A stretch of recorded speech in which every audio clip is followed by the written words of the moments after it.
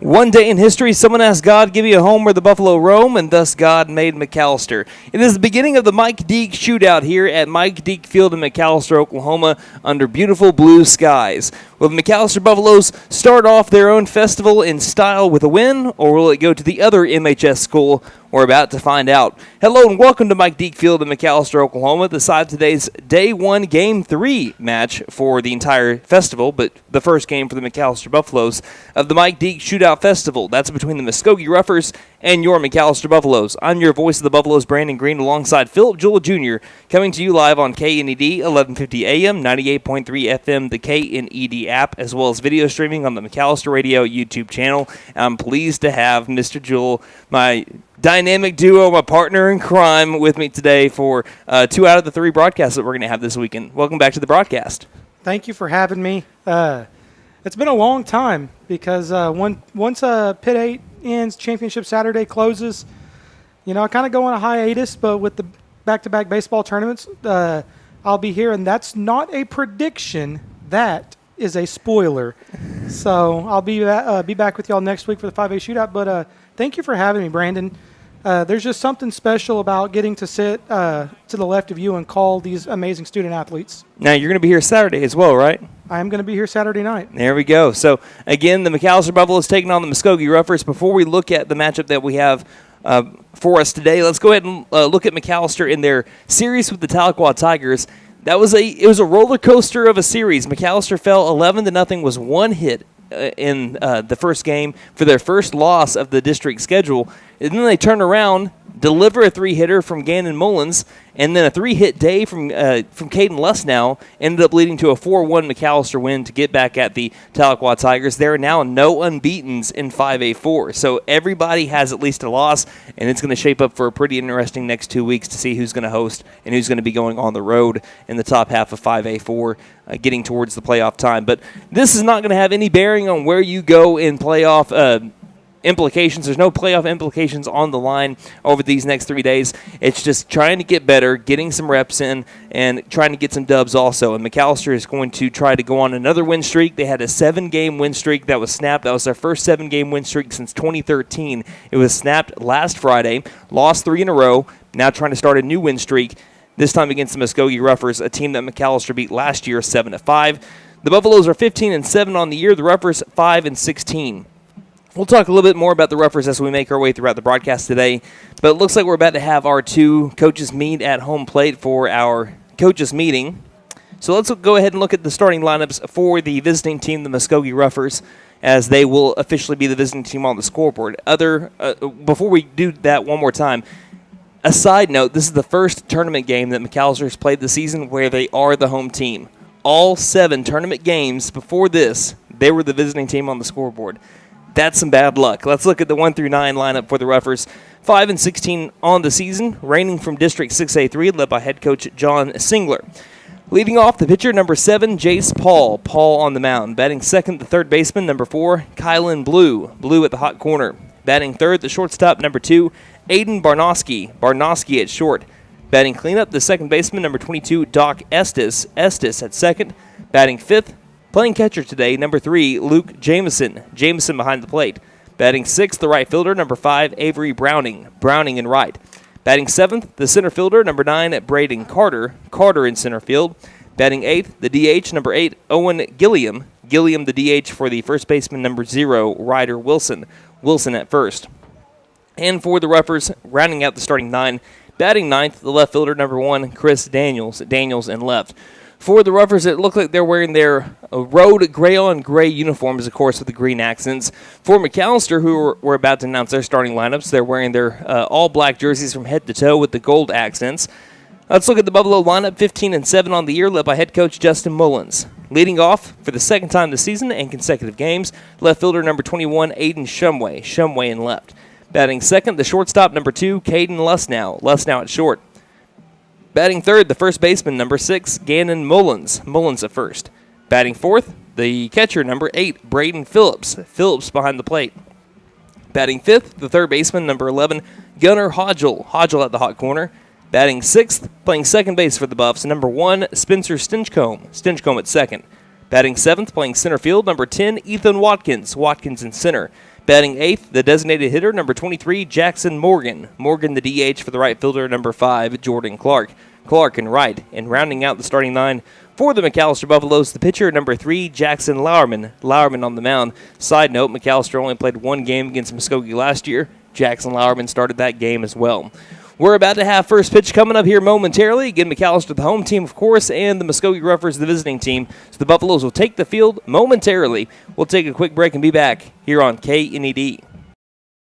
Beat the heat with American Standard Heating and Air Conditioning and Freeze and Flare, your local champs for cool perfection. Proud McAlester Buffalo supporters. Score with financing offers upon approved credit. See dealer for details. Call 918-217-8785 or visit freezeandflare.com to hit it out of the park.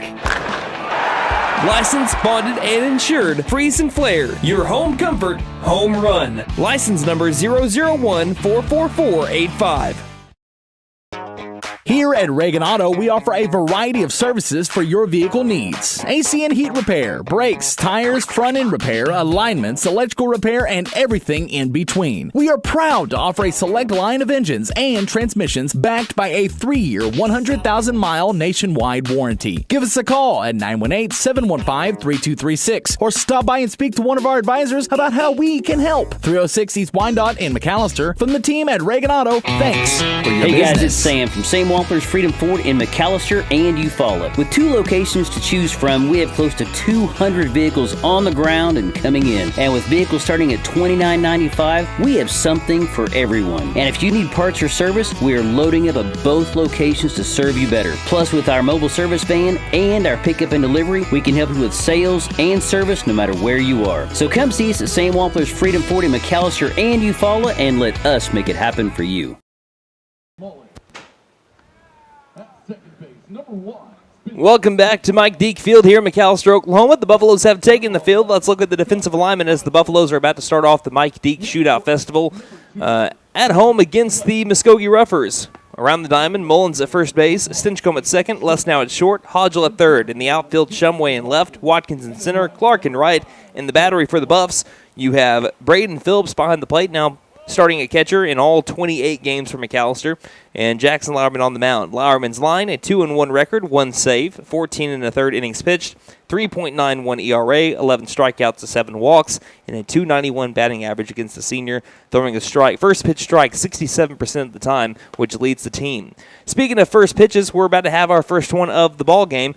Brought to you by Big V Feed Center in McAlester, Hatco Farm and Ranch in Kiowa, and Shakota Wholesale Feed Company in Shakota for your spring feeding program needs. Go see all of them, or just the closest one to you. Again, Brandon Green along with Philip Jewell Jr. Let us know where you're listening from or watching from today on Twitter at Buff Sports Radio, or let us know on Facebook at facebook.com/McAlester Radio underneath our last post. Lauerman is ready. Jace Paul is ready. The first pitch of the ball game is going to be a fly ball right side out of play, and it's baseball time here in the Heartland. Wind has been blowing out to right field quite a bit today. It's actually blowing in from left field, I would say. So it's blowing towards the right field foul line. So if you're parking, even if you're parking far away, the wind could put it into a jet stream where it could still hit your vehicle. Sorry for the bad news. The 0-1 will be a fastball skipping down low to move the count to 1 ball and 1 strike.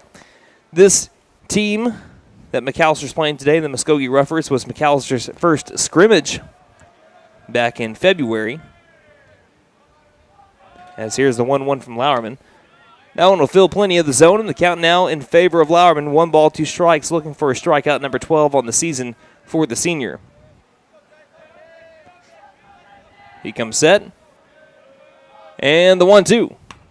Off the top of the bat, rolling towards Lauerman. He grabs it and flips it over to first. Easy play. 1-3 ground out for out number 1.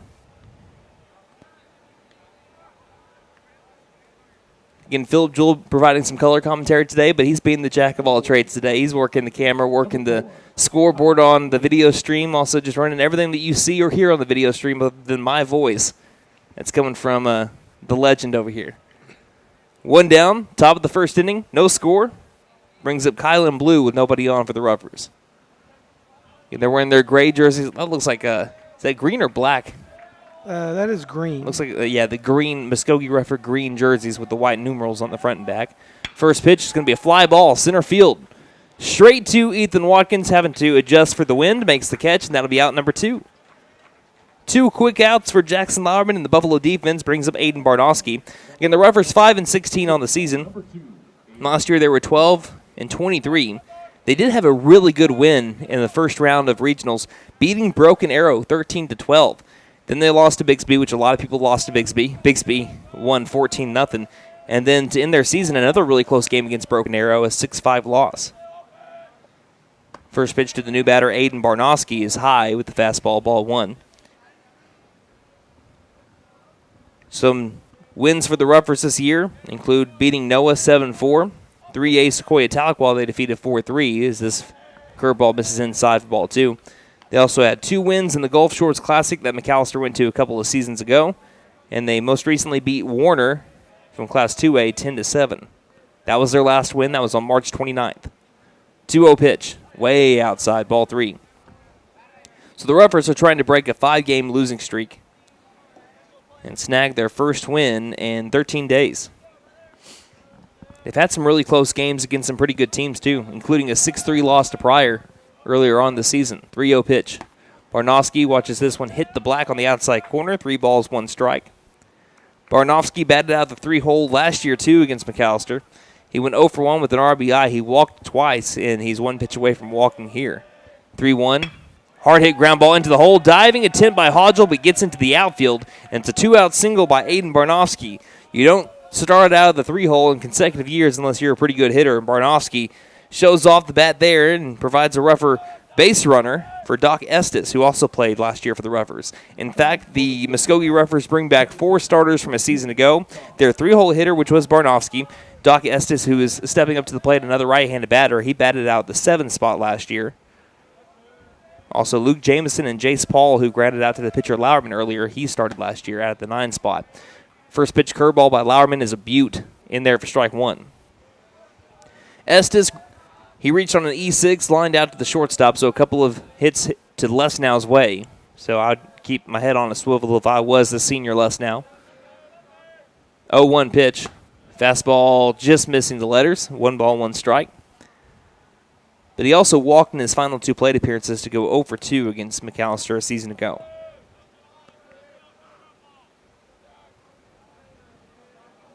1 ball, 1 strike.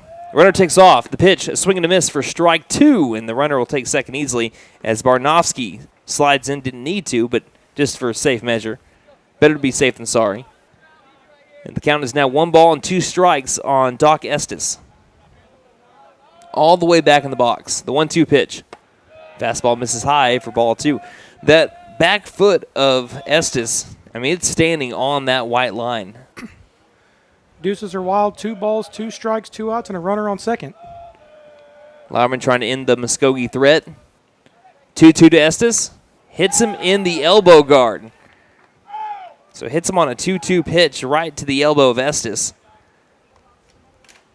Nobody hurt there. In fact, that might actually make things better for McAllister's defense. Now there's a force out of any bag. You just want to make sure that you keep those runners at first and second. It brings up Luke Jameson. Jameson batted out the 8 spot a year ago. He struck out twice, reached on an E6, and then grounded out to short. McAlester did not play a very good defensive game last year against Muskogee. That was the final regular season game of the season. Again, at Muskogee, McAlester booted the ball 5 times. Muskogee only did that once. Good lead at second base. Lauerman deals. First pitch, chopper. Down the third base line. Going to be a tough play for Hodgel. What a throw over to the right side. He sails it over to the right, and that's going to lead to a run scored for the Roughers. They're going to try to wave home the next run. Here comes the throw at the plate. It's up the first base line. The throw over to third is not in time. And on an E5, we have 2 runs scored to put the Roughers on top. 2-0 early. Talked about McAlester booting the ball around. That's their first error of the day. And I think that Hodgel had a little bit more time to set his feet and throw over to first, but again, with the slow roller, and that's what I thought off the bat too, he was going to have to be quick with it. He didn't have any time to set his feet. He did it in one fluid motion, which led to a wide throw, a really wide throw of the first base bag. So the Roughers up early on McAlester, 2-0. And we have a courtesy runner. Well, I'll get you a name on him in just a moment. Looks like it's a number 26 for the Roughers, and that would be Reiner Mabasa. I hope I'm saying that correctly. Now up the left-handed batter, Avery Browning trying to keep this inning going. First pitch, Letter high strike. Count 0-1. So the Buffaloes with an early deficit here.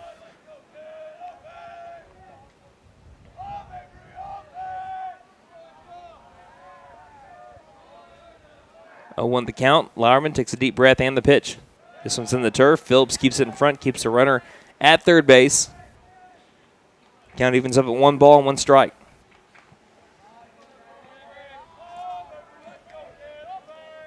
Again, Browning did not start for the Roughers last year.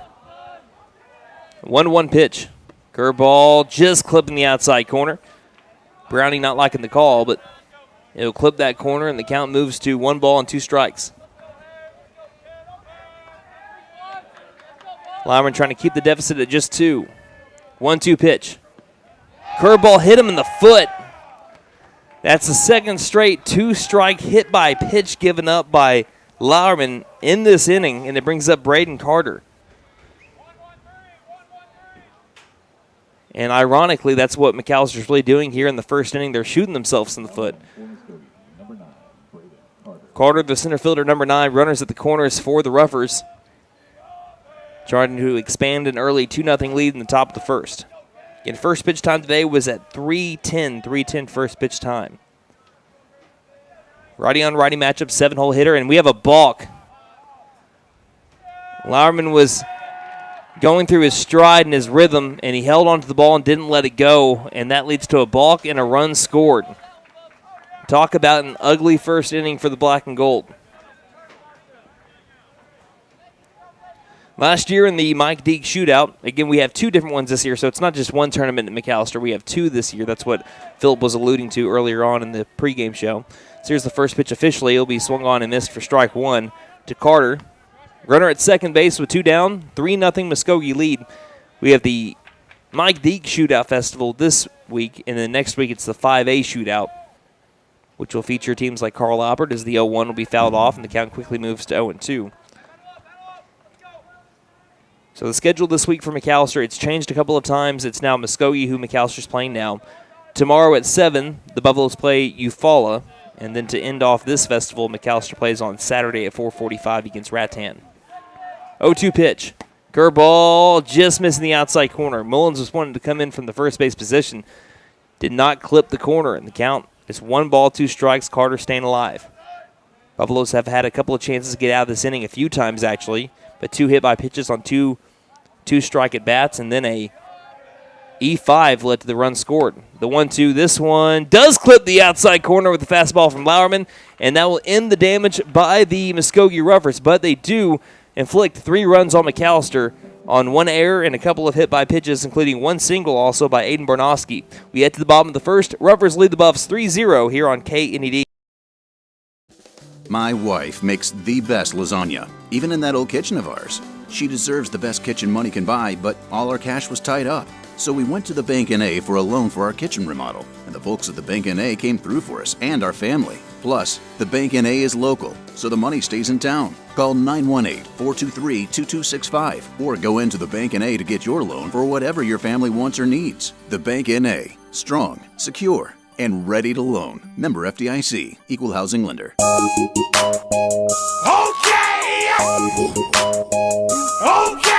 Tire and Auto says come meet our new owner, Dylan Hackler. We're a Michelin dealer and we're stocked up with Cooper, Toyo, Hankook, and Max's Buckshot Mutters and Farm and ATV tires. Tire light on? We can fill your tires with nitrogen. We do brakes, alignments, struts, and oil changes too. You'll appreciate our fast, friendly service. All work's guaranteed and estimates are free. OK Tire and Auto, 801 North 1st, McAlester. Call 918-423-2121. Good luck, Buffs. Have a great season.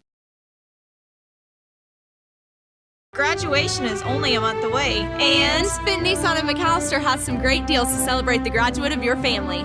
come get a 2024 Nissan Kicks for only $299 a month. Or come get a 2024 Nissan Sentra for only $299 a month. And remember, we don't just sell great vehicles, we buy them too. Don't forget to tell them Maddie sent ya. Fenton Nissan is your best deal dealer. Shop us online now at fentonnissan.com. Welcome back to Mike Deak Field in McAlester, Oklahoma. Day 1 of the Mike Deak Shootout Festival. The Buffaloes are down 3-0 early after an error and a couple of hit by pitches. Only 1 hit by the Roughers And the first inning led to the 3-0 deficit for McAlester so far, so they're trying to bounce back. We do have Brian tuning in, says listening from Florida, saying let's go Buffaloes, get that W. McAlester will try to do so, trying to win their second game in a row, coming off of a very emotional win, I'd say, on Tuesday, bouncing back from an 11-0 loss on Monday. So trying to start a new win streak after a 7-game win streak was snapped last Friday. Again, Brandon Green along with Philip Jewell. If you hear a familiar voice from football season, or maybe you listen to Pitt 8 basketball on Rock 105.1, then he's helping me out for the next couple of weeks, it seems. He'll help me out in this festival today and Saturday. Aiden Shumway digs into the right-handed batter's box. Paul's ready. We're about to go around the defense in second as this first pitch swinging fastball will be fouled off for strike one. It's Wilson at first, Estes at second, Barnowski at short, Blue at third, Daniels on left, Carter in center, Browning in right. In the battery for the Roughers, Jameson behind the plate, Jace Paul on the mound. His curveball hits the inside corner on Shumway, and the count's now 0-2. Shumway leading the team with a .500 batting average, .582 on base percentage, but right now down in the count, 0-2. Here's the pitch from Paul. Fastball nearly diced up Shumway, left it alone, though. Good eye by the senior, and the count's now 1-2 strikes. He usually has pretty good vision for the plate. 5 strikeouts on the year by Shumway. And starting in, that's 22 out of the 23 games. The 1-2 curveball misses outside. Count's now 2-2. He had a late start to the season last year from McAlester as a junior, but in this festival batted 200 with 2 RBI, including a 2-for-3 day against Poto. That was in the Saturday game. 2-2 pitch to Shumway. Swings and misses, though, for strike 3. So only the 6th strikeout of the season for Shumway. Again, he struck out against Tahlequah on Monday. That broke up a 15-game streak of no strikeouts for Shumway. And that brings up Caden Lesnow. So McAlester trailing 3-0 bottom of the first inning after Jace Paul was just painting the black on that last pitch against, or last at bat against Shumway. First pitch to Lesnow. Fastball misses outside for ball 1. Lesnow in the Tahlequah series, he had a heck of a game on Tuesday. He went 3 for 4, was a home run shy of the cycle. Was a major piece of McAllister's 4-1 win against the Tigers. 1-0 pitch. This time he swings in front of a curveball. 1 ball, 1 strike. On the series, he went 3 for 6. Again, a double and a triple.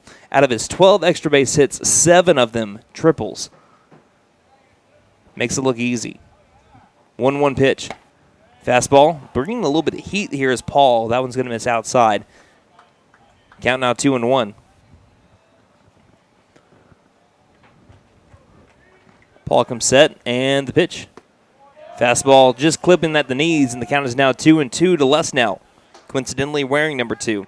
Lesnow last year against the Roughers went 2 for 4 with an RBI, and get this, he hit another triple. That was an RBI triple in his second at bat. 2-2 pitch. This one skips into the catcher, Jameson. Nice slick backhand. The count's now full at 3-2. Buffalo's looking for their first base runner. As Paul fires the payoff. Curveball, and that one just missed well up and inside, and that'll be ball 4. So the Buffaloes have their first base runner, and it's the leader in stolen bases for McAlester. Caden Lesnow with 17 stolen bases. The Buffaloes have 102 on the season. They're averaging about 5 stolen bases a game. So they like to run, and the thing is, it's not just 1 or 2 runners that run for McAlester. It's really 1 through 9 in the lineup. So I'm looking, I believe only 2 people in the McAlester lineup does not have 10 stolen bases or more. It's the first pitch to Mullins. It's in there for a strike. Runner at first with 1 down. 3-0 McAlester deficit, bottom of the first. See if Lesnow can get a good jump at first base. He's got a great lead. He takes off for second. The pitch is high. The throw down to second is not in time. Sliding in safely with his 18th stolen base of the year. Leading the Buffalo base runners is Caden Lesnow. And the count is now 1 ball, 1 strike on the high fastball. Now into scoring position for Gandon Mullins, who again leads the team with RBI with 20 of them. Wind blowing straight in from left center field. 1-1 pitch to Mullins, and he fouls this one off. Now down at the count 1-2. Mullins batting .262 on the season, .367 OBP. .367 with runners in scoring, so the same as his on-base percentage. It's good for 65% of his hits with runners in scoring. 1-2. Missing low. Count evens up. 2 balls, 2 strikes. on Mr. Mullins. He brought in an RBI against the Tigers in the series on a sac fly. He also walked twice in the Monday game of the series. Pickoff over to second, and falling off of the mound as he threw to second was the pitcher, Paul. He gets the ball back, though, and he's okay. We've had the turf monster snipe some guys today. He did. He sniped him clear off of third base earlier. Yeah, we had that game. Broke him. No, that was Hugo against who? Salazar. 2-2 misses outside. The throw down over to third. Gets into the outfield. Les now is going to try to take home. He'll take it with ease. And the Buffaloes get a run back as they manufacture another run. This will go down as a stolen base for Les now, and then an depends on what the scorer wants to give him, E2 or E5, leading to Les now swiping home. And the count works to full on Gannon Mullins. Caden Les now out there looking like Swiper the Fox. Swiper no swiping. Swiper no swiping. Payoff to Mullins. Curveball misses outside, and the Buffaloes draw back-to-back walks. That's a fantastic plate appearance for Gannon Mullins. And it brings up the cleanup hitter, number 8, Braden Phillips. Phillips has had, I would say, the worst of luck of any McAlester batter this season. He makes plenty of contact. His contact percentage on the season is up there with 84%, so he doesn't strike out often, and he hits the ball on the ground, and he hits it hard, but every time he does so, it seems like it's going straight to a middle infielder. The shortstop or the second baseman arrived at the middle, snagged by the pitcher. He's batting .242 on the season, .342 on base percentage, but he has 15 RBI, which looks like it's tied for third on the team.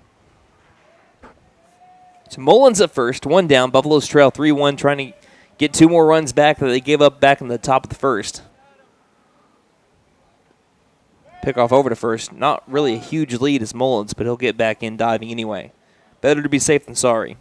Some other games that Muskogee has played in this year that are common opponents for McAlester.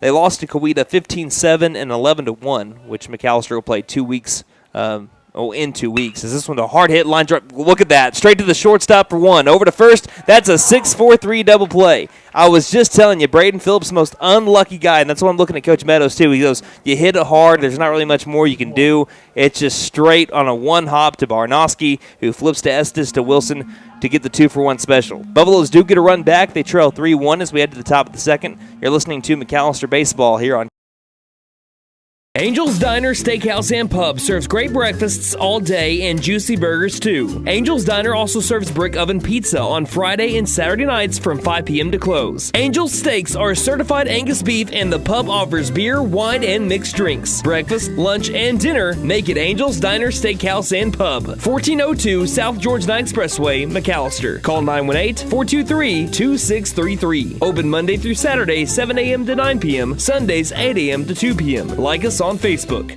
Hi, my name is Gail, and I invite you to T&W Tire, an Oklahoma-based company formed in 1987. In 2020, T&W Tire acquired the McAlester location, where Doug and I have worked for over 20 years, providing service to McAlester and the surrounding areas. Our trained technicians continue to provide quality service for brakes, suspension, and alignments, along with 24-hour road service. We carry Goodyear, Michelin, and many other brands to fit your budget. Stop by T&W Tire, Highway 69 and Peaceable Road, McAlester. Call 918-426-6571. Go Buffs!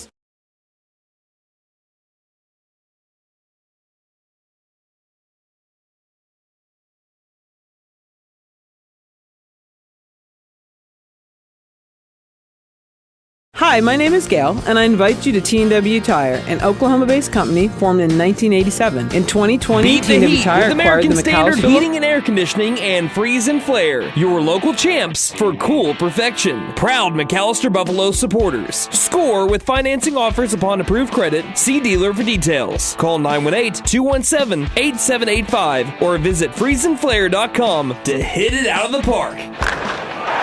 Licensed, bonded, and insured. Freeze and Flare, your home comfort, home run. License number 001-44485. We're in McAlester, Oklahoma. Mike Deak Field. After one inning of play, the Buffaloes trail the Muskogee Roughers 3-1. We've only had one combined hit between these two teams, and we have 4 runs scored. There have been one error by each team, 2 free passes by each team, but the one error for McAlester led to 2 runs being scored. They ended up scoring another run, I believe, on they scored 1 run on the balk, and then the other 2 on an E5. So McAlester, not great defense, trying to turn things around here in the top of the second inning. First pitch to the new batter, misses low and outside for ball 1 to Owen Gilliam. He's the designated hitter, wearing number 8 on his back and his front. 8-9-1 batters for the Roughers. Here in the top of the second, Lauerman deals. Line drive, right center field. Clark hops for it and makes the catch. Again, he ran in on it, and he's got to take into account for the wind as it was blowing towards the right field line. Had to make a little bit of a hop, makes the catch, and that's an easy out, number 1. Now batting for the Roughers, left fielder, that brings up Chris Daniels. Of course, Jordan Clark had one of the biggest catches of the game on Tuesday, bases loaded. McAlester was leading 4-1 in the bottom of the 5th on a 3-2 count, as this one is fouled backwards for the first pitch to Daniels for strike 1. On a 3-2 count, it was popped up over to right. He lost it in the lights and then found it the very last second, did a full dive extension to keep the McAlester lead and keep the game at 4-1, which McAlester would end up winning by. The next pitch to Daniels misses low for ball 1. 1 ball, 1 strike to the left fielder. 3-1 Muskogee advantage, and the 1-1 from Lauerman. Curveball that misses eye level, and the count's now 2-1. But I was talking to Philip actually during the commercial break in between half innings. One thing I found really interesting about the Roughers' schedule is they played Sallisaw, and you might think that's not really that interesting. I mean, a lot of teams play Sallisaw in Oklahoma. This one misses low and outside. Counts now 3-1. No, they played Sallisaw in Gulf Shores. They traveled to Gulf Shores to take on a team that was inside their own state. I said they traveled almost 1,000 miles to play a team they could have traveled 60 miles for. As this one, maybe not even that. This one fills the zone, and the count now I think it's 3 balls, 2 strikes. What do you have it at? That's full. Full. Okay, the scoreboard here at Mike Deak has it at 3-1, but it is 3-2. 3-2 pitch will be fouled straight back, and that'll be keeping the count at 3 balls, 2 strikes. I'm going to talk to my board operator right now. They're saying that they're on the app. On the radio side of things on KNED, we're not on right now, Wyatt. Here comes the 3-2 pitch. A swing and a miss for strike 3. So Lauerman strikes out Chris Daniels for strike 3, and that brings up the top of the order. Jace Paul.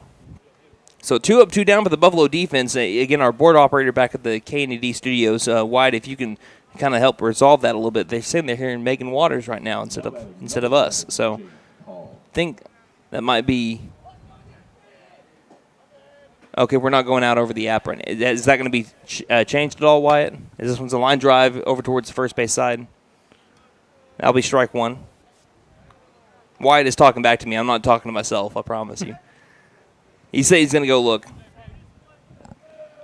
Jace Paul grounded out to the pitcher. In his first at-bat, we're back to the top of the order with 2 down, nobody on. The 0-1 misses high, and the count's now 1 ball and 1 strike. Thank you to Mary Martin for letting us know that.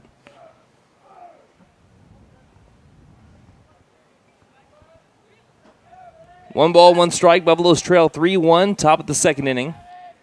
Lauerman deals. Curveball misses outside. Count at 2-1.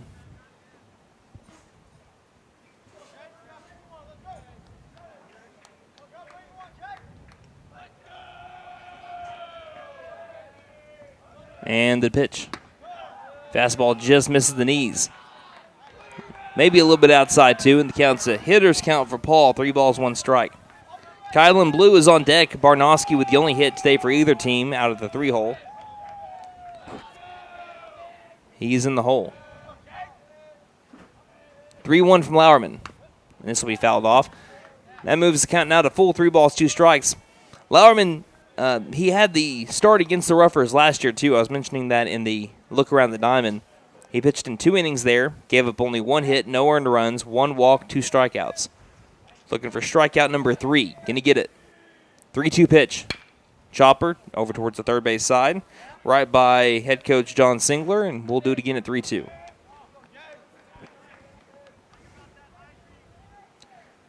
Why, just let me know if we do get that resolved on the KND app, please. 3 balls, 2 strikes. Lauerman deals. Curveball laying it off. He wanted to go after it first, but Paul, nice eyes, and he's able to keep the bat back. And it leads to a 2-out walk to bring up Kylan Blue. all the credit to the Roughers. They were able to manufacture runs. Again, first, quickly 2 outs back in the first inning led to a single, hit by pitch, E5, hit by pitch. Again, a balk in there led to another run scored. Buffalo's just hoping that early deficit doesn't come back to hurt them.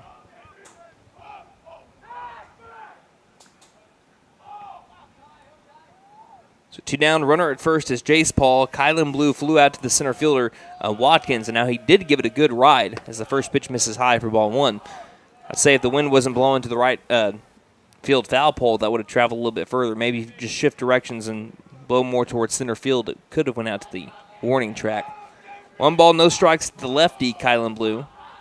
All the way back in the box with a slightly closed stance, pick off to first, and back in standing is Paul.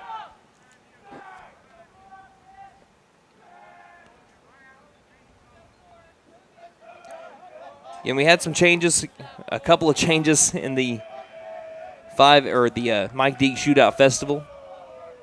Good lead. Here's the 1-0, misses high, and now the count is 2 balls, no strikes.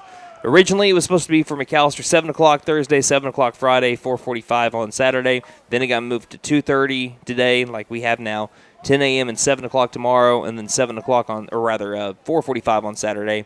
Now, just take away the 10 a.m. game, and we still have what you see, at least for McAlester varsity. 2-0. Pops it up left side. Shumway trying to track it down towards foul territory, and it lands, they're going to say fair, past the diving Lesnow. The throw over to third is not in time. I don't think Coach Meadows agrees with the call. It looked like it landed foul to me. That's what I was thinking. I was thinking it was just on the left side. Lesnow dove for it, and his glove was on the line, and then the ball was past his glove. Yeah. So I didn't think that one landed fair, but the home plate umpire begs to differ. Coach Meadows and Coach Homer, both in the McAlester dugout, says it's not close. One of the coaches in the McAlester dugout even showed with his hands how far that ball was from the line. I don't think it was that far, but it looked like it was well off the left field line. So that's going to go down as a double here for Kylan Blue to bring up Aiden Barnowski, who has the only hit today, well, the only other hit, as this one's fouled off to the left side. That's another thing. That ball was destined for foul territory. It wasn't even going to be close, but with the wind blowing the way it is towards the right field foul pole, that brought it back to where it was even a discussion. Yep.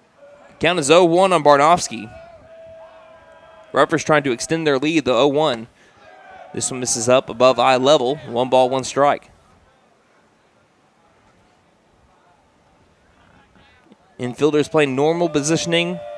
In left field, with the wind blowing the way it is, Shumway's playing shallow. Center fielder Watkins playing average depth, but shifted to the left. The 1-1 misses down low and outside. The count goes in favor of the 3-hole batter, Barnowski. And Clark is playing deep. I'd say about average positioning also. 2-1. So we got an update from Wyatt back at the K&D studios. The streaming computer decided to update. Don't you love when that happens? 2-1 pitch. Curveball misses outside, and the count moves to 3 balls, 1 strike. Always at the most inopportune moments, too. Because if the streaming computer decides to update, that means that the app and the website, both of them, you can't get it. Well, I remember we called the football game. This I think it was Sepulpa. And like the last 3-4 minutes of the football game. 3-1 ground ball at the middle will score. A run might score 2. Watkins grabs it. They're going to try to wave home the run. Watkins fires from center field, and it'll be in front of the home plate area where it's snagged by Phillips. And it's a 2 RBI single again for the second consecutive inning. The Roughers doing damage with 2 down. And it extends their lead to 5-1. And the Roughers right now feeling good about maybe ending this 5-game losing streak that they've been in. It's a 2 RBI single by Aiden Barnowski, advancing to second on the throw to bring up Doc Estes. First pitch to Estes. He fouls this one off for strike 1. Roughers are in a tough district, 6A3 right now. They're 8th. They haven't won a game in district play. Like I said, just taking on a lot of tough district opponents. But they are coming out swinging here, making the most out of McAllister's mistakes in the first inning. As this next pitch misses, what do you have to count at? 1-1. 1 ball, 1 strike. But here in the second inning, it's just get on, move over, get base hits. It went 1-1. Fastball misses high for ball 2. It went line out to right, strikeout, walk, double, single.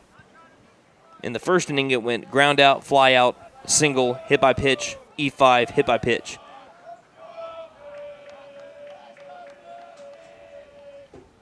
Lyerman looks at the runner at second base and deals a 2-1. Outside corner, clips it. 2 balls, 2 strikes. Buffalo's trying to get back out of the inning. They have even more room to make up. Down by 4 right now, 5-1, top of the second. 2-2 from Lauerman. Curveball that just never left the hand right. Misses up, and that'll be ball 3. Now, that wind could help out a right-handed pitcher. Maybe deliver a little bit of extra bite to your curveball or slider or whatever you throw. Keep an eye on the runner at second as he's going to go. It's full count with 2 outs. 3-2 stays put as there's a line drive towards Lesnow, who hops and makes the catch for out number 3. Dun-dun-dun, dun-dun-dun. If that gets past him, that scores another run for the Roughers as it was given a ride by Doc Estes. But he snags it, makes the catch, and the Buffaloes have more work to do. Down by 4, 5-1. We head to the home half of the second here on KNED. Here at Reagan Auto, we offer a variety of services for your vehicle needs. AC and heat repair, brakes, tires, front end repair, alignments, electrical repair, and everything in between. We are proud to offer a select line of engines and transmissions backed by a 3-year, 100,000-mile nationwide warranty. Give us a call at 918-715-3236 or stop by and speak to one of our advisors about how we can help. 306 East Wyandotte in McAlester. From the team at Reagan Auto, thanks for your business. Hey guys, it's Sam from Sam Wampler's Freedom Ford in McAlester and Eufaula. With 2 locations to choose from, we have close to 200 vehicles on the ground and coming in. And with vehicles starting at $29.95, we have something for everyone. And if you need parts or service, we are loading up at both locations to serve you better. Plus, with our mobile service van and our pickup and delivery, we can help you with sales and service no matter where you are. So come see us at Sam Wampler's Freedom Ford in McAlester and Eufaula and let us make it happen for you. My wife makes...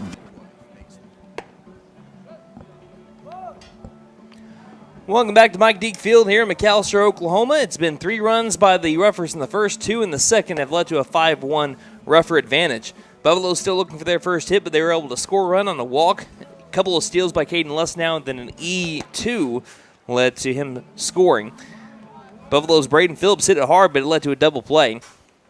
And like I said, just the worst luck from Braden Phillips. We'll see if that changes when he comes back around. But Gunnar Hodgel batting out of the 5 spot for the second consecutive game. Third baseman number 11 trying to start a new rally. McAlester down by 4. But if we know anything about the McAlester offense, they are a gritty offense. They will find themselves down in games, sometimes by as much as 6 or 7 runs. His first pitch misses inside for ball 1. And they'll find ways to score late and win the game. Did it against Red Oak earlier this year. Did it against Tulsa Edison, down to their final 6 outs. Trailed by 4 as the 1-0. Misses high for ball 2 to Hodgel. 2 balls, no strikes. Hodgel batting .345 with a .481 OBP. Has 16 walks, which is good for second on the team. 2-0 pitch. As he checks at one that might have been high. And that's what Coach Mullins is saying over there at third, too. Say, hey, that's high. Leave that one alone. 2 balls, 1 strike. He had the weirdest stat line against Tahlequah. First game, 0 for 3, 3 strikeouts. Second game, 0 for 0, 3 walks. 2-1 misses high. Counts now 3 balls, 1 strike. Like a tale of 2 days, ain't it? That's a tale of 2 days for sure. Hitters count for Hodgel. The pitch.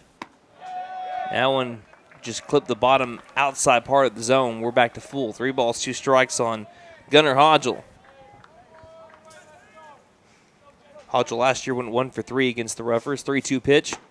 This fastball clips the inside corner. Hodgel thought he had another walk, but he gets the backwards K instead, and that's the second strikeout of the day for Jace Paul.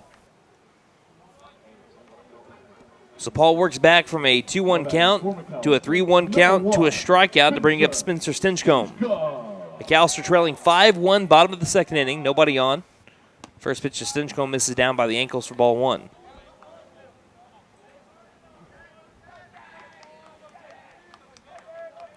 Roughers can't have that many more district games to play this season. Here's the 1-0. Be a called strike one. Didn't matter where it would, if he went around or not. 1 ball, 1 strike on Stinchcomb. Batting .339 with a .400 on base percentage. 1-1. This one's another called strike at the knees. And right now, Paul just like an Aerosmith song, living on the edge. Right around the corners. 2-strike pitch to Stinchcomb. Pops this one out, and Jetstream will take this into the sea of concrete. We'll still do it again. 1 ball, 2 strikes. AKA the parking lot. Let's look at the district standings for Muskogee. See how many district games they have left, if they have any left at all. The 0-2 pitch, rather 1-2. Misses outside. Count moves to 2 balls, 2 strikes. So Muskogee's in the same district as Owasso, Norman North, Stillwater. Next pitch. Checks at it, didn't matter. This is, I don't see a strike 3 call. They're going to say, did he go? And the first base umpire says, yes, he did. I thought it was a called strike 3 anyway. It was close enough to be a called strike 3. Stinchcomb went around anyway, says the first base umpire, and it's back-to-back strikeouts by Jace Paul to bring up Ethan Watkins. McAlester trailing 5-1. But going back to my earlier point, Owasso, Norman North, Stillwater, Sand Springs, Moore, Jinx, Bartlesville, all in your District 6A3. Paul misses this one outside. Ball 1. 2 down, nobody on for the Buffaloes, trailing 5-1, bottom of the second. 8-hole batter, Ethan Watkins up. And it looks like Muskogee, as this next one misses outside as well, to move the count to 2-0. They do have district play on Monday and Tuesday against Stillwater, and then against Bartlesville the next week. 2-0. 2-0 swinging is Watkins right over the top of a fastball. 2 balls, 1 strike now to Ewott. He batted out the 6th hole last year against Muskogee, went 0 for 4, 3 strikeouts and a flyout to the left. 2-1. Swings and misses at a low fastball, and the count's now 2-2. He went on a tear, and it brought up his batting average to .304 now, with a .507 on base percentage. But Paul right now doesn't care about any of that. He's looking to strike out the side. Paul deals. And he'll have to wait 1 more pitch as this one skips off the plate. Another full count coming up for the Roughers from Jace Paul to Ethan Watkins. A lot of deep counts here in this inning, too. 3-2 pitch. And staying alive like the Bee Gees, Watkins fouls this one off into the netting. 3-2 again.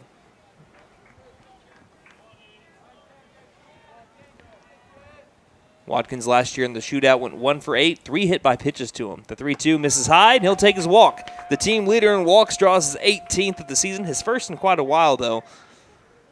And that will bring up Jackson Morgan. Morgan's been making some contact, but he's just still looking for that first hit. He's 0 for 11, 2 walks, hit by pitch.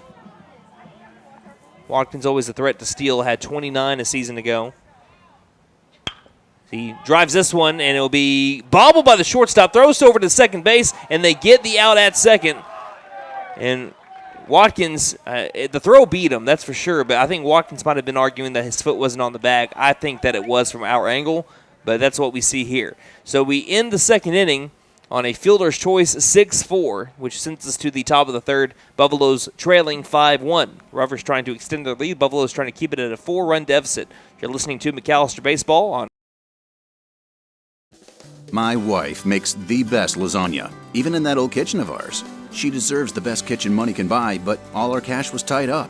So we went to the Bank N.A. for a loan for our kitchen remodel, and the folks at the Bank N.A. came through for us and our family. Plus, the Bank N.A. is local, so the money stays in town. Call 918-423-2265 or go into the Bank N.A. to get your loan for whatever your family wants or needs. The Bank N.A. Strong, secure, and ready to loan. Member FDIC. Equal housing lender.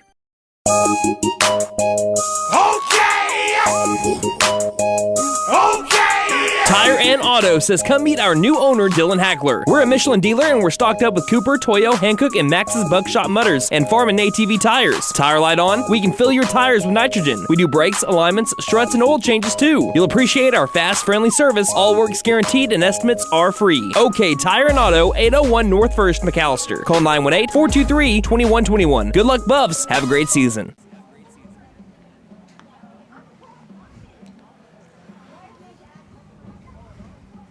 Buffaloes have had a really good start to their innings defensively, and then things started to unravel a little bit after that. The first inning was more so of their own doing, and in the second inning, the Roughers just took advantage.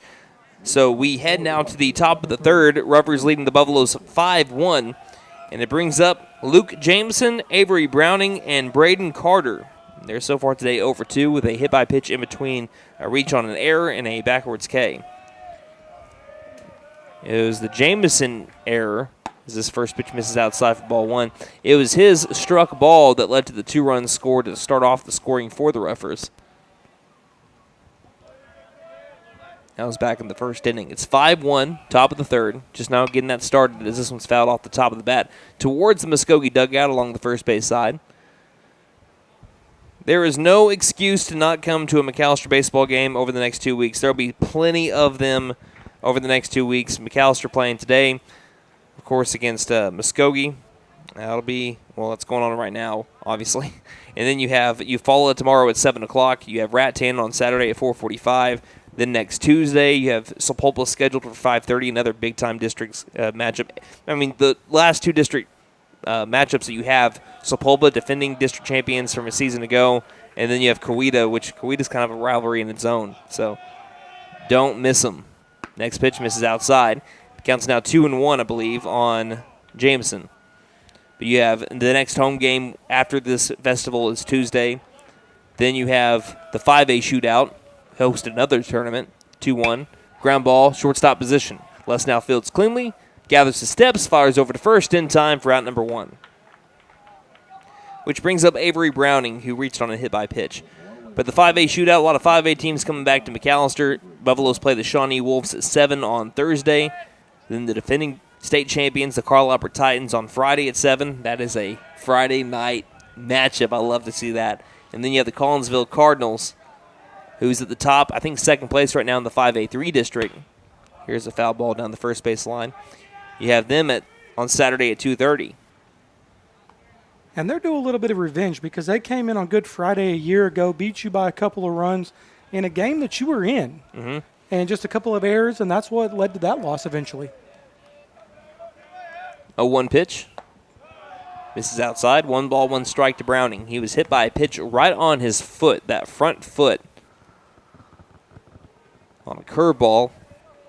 That was back in the first inning. 1-1. Line drive. 1 hopper to the second baseman, Stinchcomb. Flips over to first in time for out number 2. And the first 2 batters of these innings have not been the problem for the Buffaloes. All 5 runs scored by the Roughers all started with 2 down in the inning. McAlster's been able to get the first 2 outs each time. So what can they do to try to end a smooth third inning? They'll take on Braden Carter, who struck out looking back in his first plate appearance. First pitch to Carter. Tries laying down a bunt, went for it as it was low for strike 1. Hodgel playing in on the infield turf, third base side.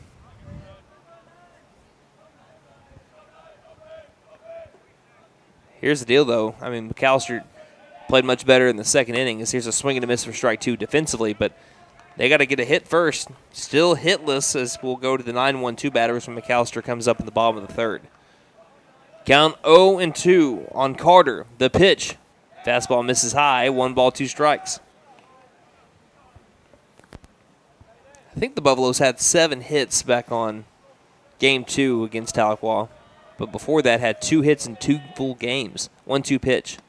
Curveball low and outside for ball 2. So they're wanting to get their rhythm back offensively. It looked like it was a good day for that on Tuesday.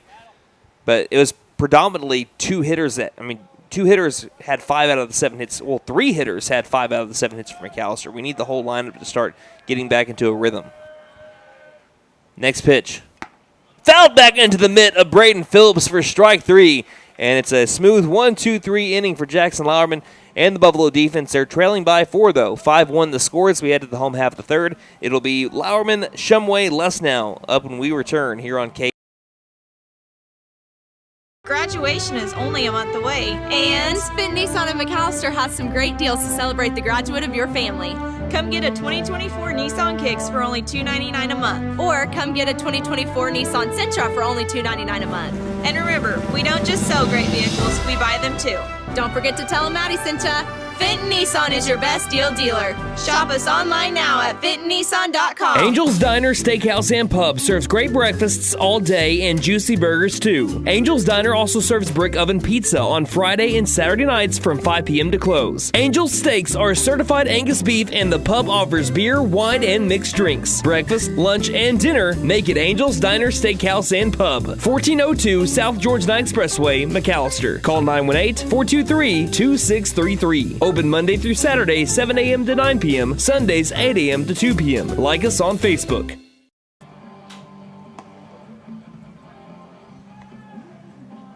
To the bottom of the third we go. McAlester looking for their first hit, looking to get some runs back as they trail 5-1.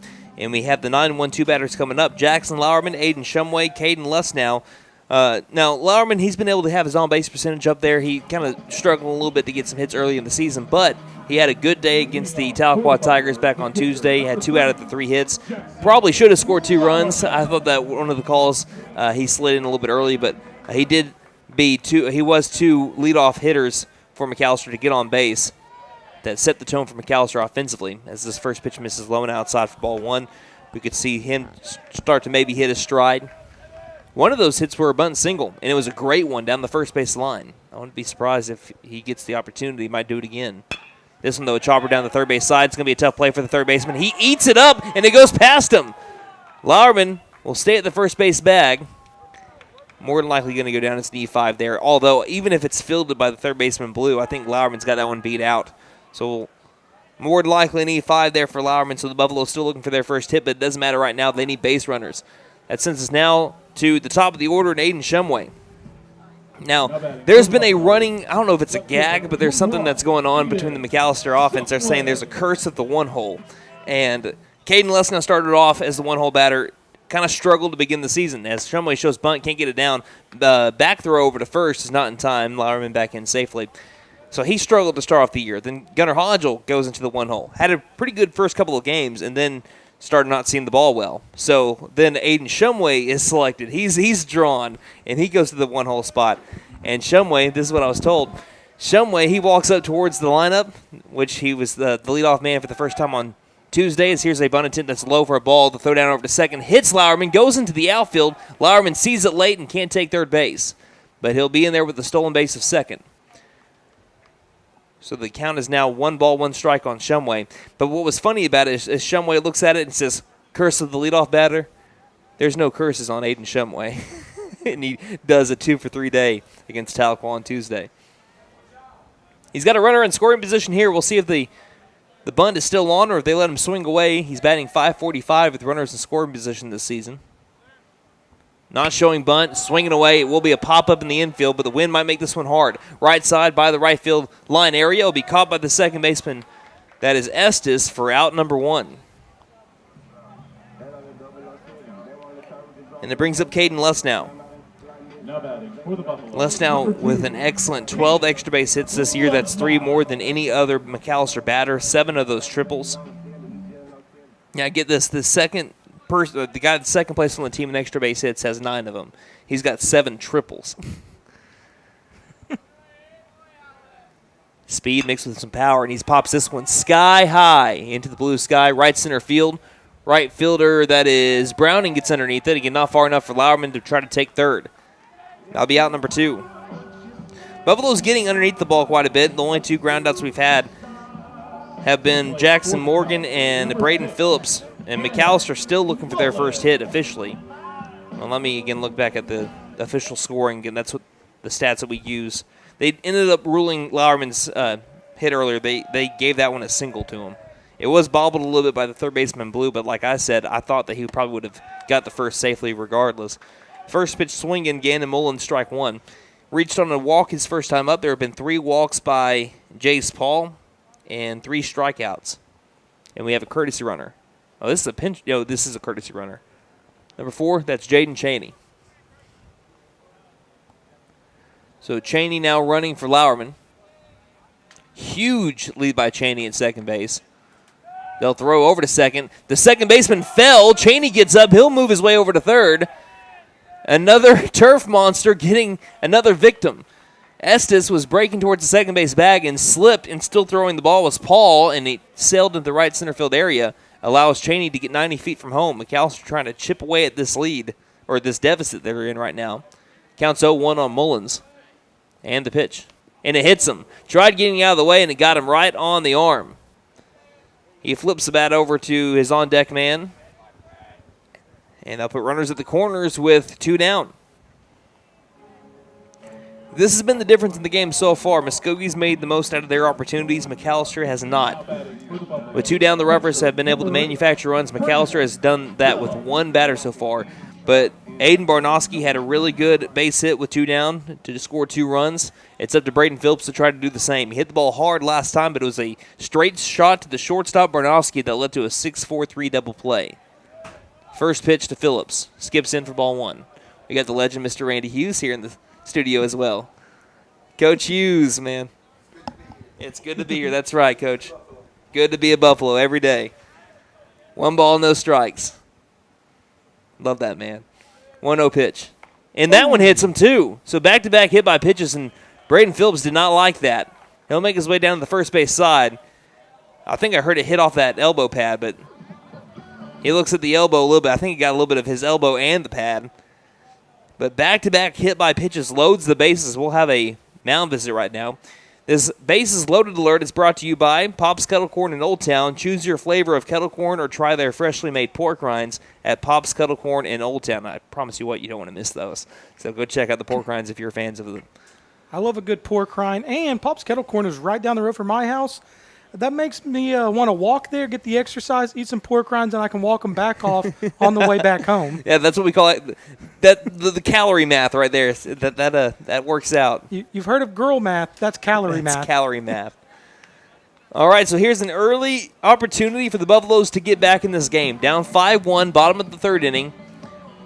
The batter representing the tying run is at the plate in Gunnar Hodgel. He struck out looking his first time up. 2 down after back-to-back hit by pitches. Hodgel tries to deliver for McAlester. He's batting .389 with runners and scoring. 12 RBI in the season. First pitch to Hodgel. Misses high for ball 1. After a quick mound visit, Jace Paul trying to work out of his own pickle that he's got himself in. 1-0's the count. 1-0's the pitch. He's back to the zone, clipping the bottom right side of it, as there's a back pick over at third base, and if it doesn't hit Cheney was slow getting back over to the third base bag, he might be out. It hits Cheney, though, on the throw over to third. You'll see that sometimes. Sometimes you're just thinking that's going to go right back to the pitcher. You got to keep your head on a swivel. Count is 1-1 on Hodgel. And the pitch. Misses way high. 2 balls, 1 strike. First time today this young man is actually pitching in kind of a predicament. Mm-hmm. So it's good to see how he can hold his composure here. Good point. Paul, the 2-1 pitch. That one misses high right now. He's overthrowing everything right now. Yep. Everything's missed high. Really nothing missing low. So 3 balls, 1 strike. Hitter's count for Hodgel. It's got to be in one spot for him to swing at. One that he can drive. 3-1 from Paul. And that was it. And he's right on it. Fouls it straight back. The count's now full at 3 balls, 2 strikes. Runners will be taken off with the pitch.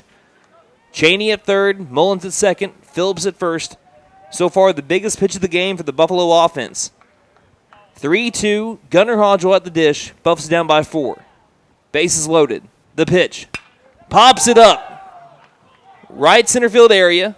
Sky high. Second baseman gets underneath it. Estes makes the catch. Buffaloes leave him loaded.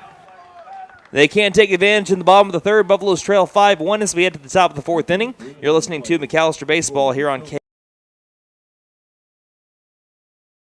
Hi, my name is Gail, and I invite you to T&W Tire, an Oklahoma-based company formed in 1987. In 2020, T&W Tire acquired the McAlester location, where Doug and I have worked for over 20 years, providing service to McAlester and the surrounding areas. Our trained technicians continue to provide quality service for brakes, suspension, and alignments, along with 24-hour road service. We carry Goodyear, Michelin, and many other brands to fit your budget. Stop by T&W Tire, Highway 69 and Peaceable Road, McAlester. Call 918-426-6571. Go Buffs!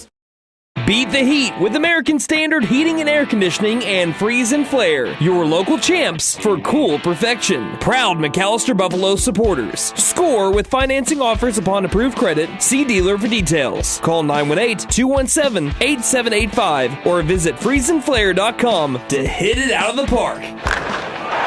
Licensed, bonded, and insured. Freeze and Flare. Your home comfort, home run. License number 001-44485. Here at Reagan Auto, we offer a variety of services for your vehicle needs. AC and heat repair, brakes, tires, front-end repair, alignments, electrical repair, and everything in between. We are proud to offer a select line of engines and transmissions backed by a 3-year, 100,000-mile nationwide warranty. Give us a call at 918-715-3236 or stop by and speak to one of our advisors about how we can help. 306 East Wyandotte in McAlester. From the team at Reagan Auto, thanks for your business.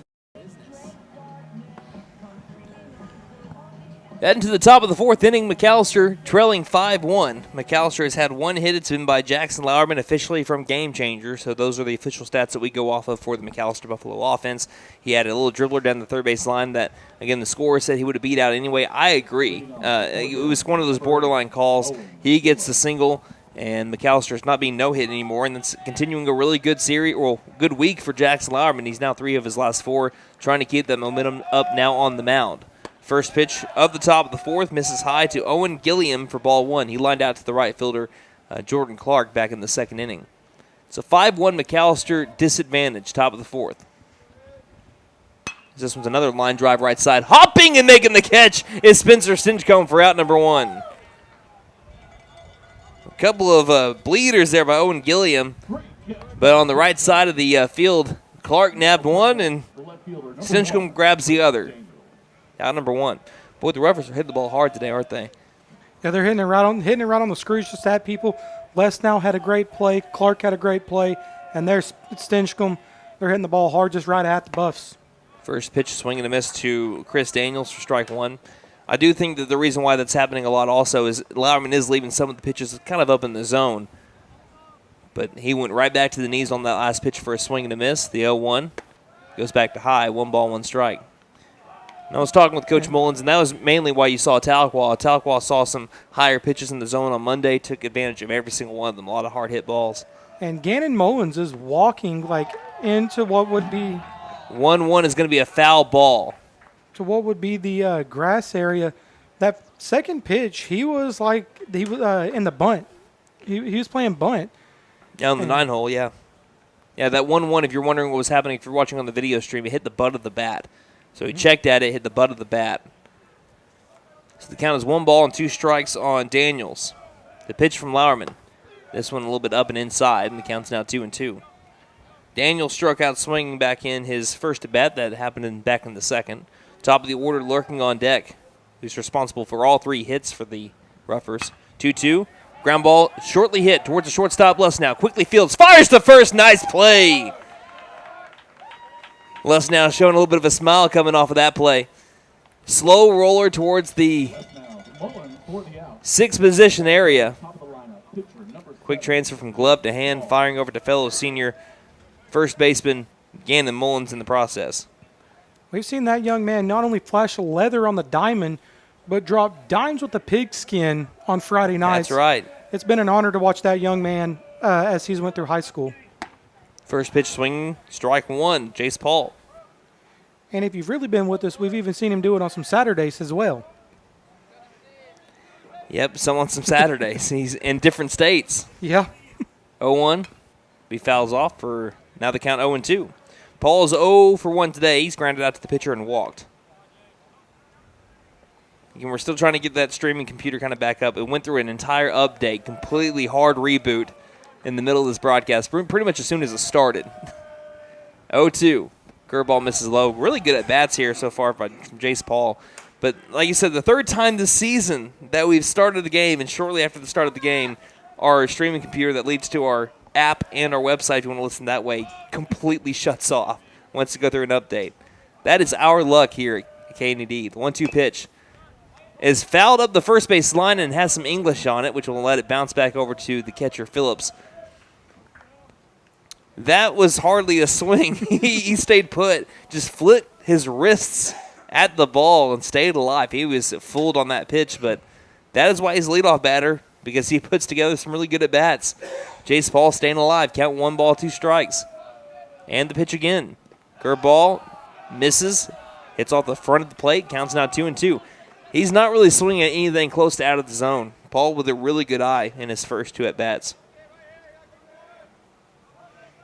Can't say enough about his approach. Slightly closed stance. 2-2. Line drive, right field, straight to Jordan Clark for out number 3.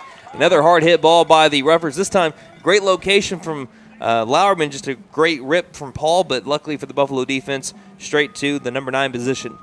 We played half a 7-inning ball game. McAllister's got to make up some room. They're down 5-1, and they'll bring up to the plate their 6, 7, 8-hole batters. You're listening to McAlester Baseball here on.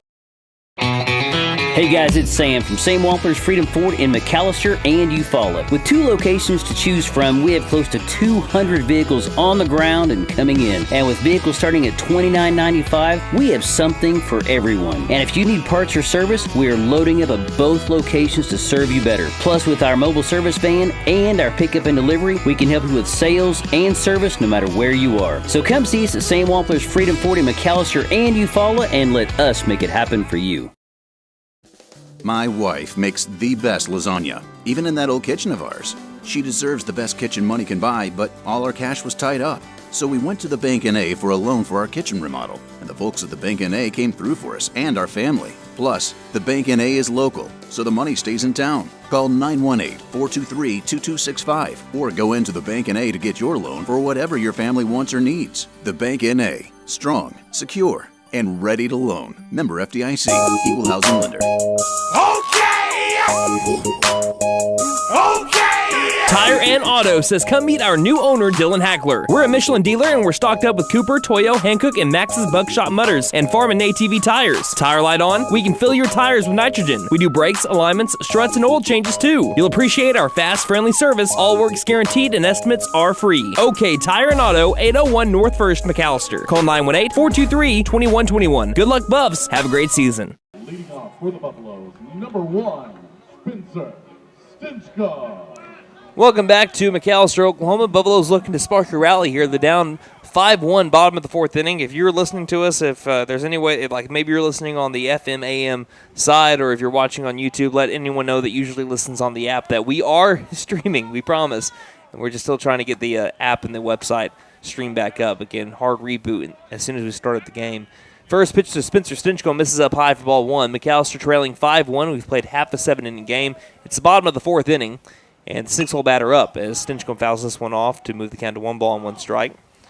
Stinchcomb, he put the ball in play often against the Roughers last season. 2 ground outs to third, a ground out to short, and he flew out to the third baseman in foul territory in his final at bat to go 0 for 4. That was in last year's 7-5 win for McAlester over Muskogee. This next pitch, trying to frame it, you could tell was the catcher Jamison because he totally missed the ball. He was trying to bring it back into the inside part of the plate. Just moved the glove a little bit too early. Counts now 2-1 on, I believe 2-1 on Spencer Stinchcomb. The pitch from Paul. Ooh, that's a rough spot. They call the upper strike, and the count now moves to 2-2. That looked like a ball to me. The count now moved to 2 balls, 2 strikes. That's a tough pitch for Stinchcomb to take. Paul deals. Misses low and outside, and the count's full at 3 balls and 2 strikes. Stinchcomb coming into today batting .339, 84% contact percentage. Struck out his first at bat. Another 3-2 pitch coming up from Paul. And it's a line drive right side area. It'll bounce into the outfield, and McAlester has their first no-doubt hit. You don't have to have a scorer's decision on this one. Stinchcomb drives it to right field. Be 1 for 2 on the day, and that's just what the doctor ordered. A base runner for the Buffaloes. They need to get him around to score. I'd say where McAlester starts to come alive, though. I mean, watch out in the 5th, 6th, and 7th innings. This is where their offense really hits their stride. First pitch, Watkins showing bunt, pulled back and it hit him. Or no, we have a balk first. A balk from Paul. There's a balk from Paul that moves Stinchcomb over to second base. So normally when Paul is pitching when there's nobody on, he kind of jerks right before he goes to the plate, like a second motion almost. So I guess he just kind of went to that same motion. And never really came set. Yeah. Now a great bunt down by Watkins. It'll be barehanded by the pitcher, Paul. Air mails it, and Stinchcom's going to score. Watkins towards second. Mullins is waving him towards third. He steps on the bag, makes his way there. There'll be a late throw. It won't be nearly in time. Put the ball in play. Good things happen. McAlester now trailing 5-2, and they still have nobody out. As I just received word from Wyatt, the Cadillac Kid Hubbard on KNED, our stream, our online app and website, they're back up. So good news there. Just in time, right? Brings up Jackson Morgan on a great bunt by Watkins. This first pitch is a swing and a miss for strike one. Morgan grounded out to the shortstop earlier.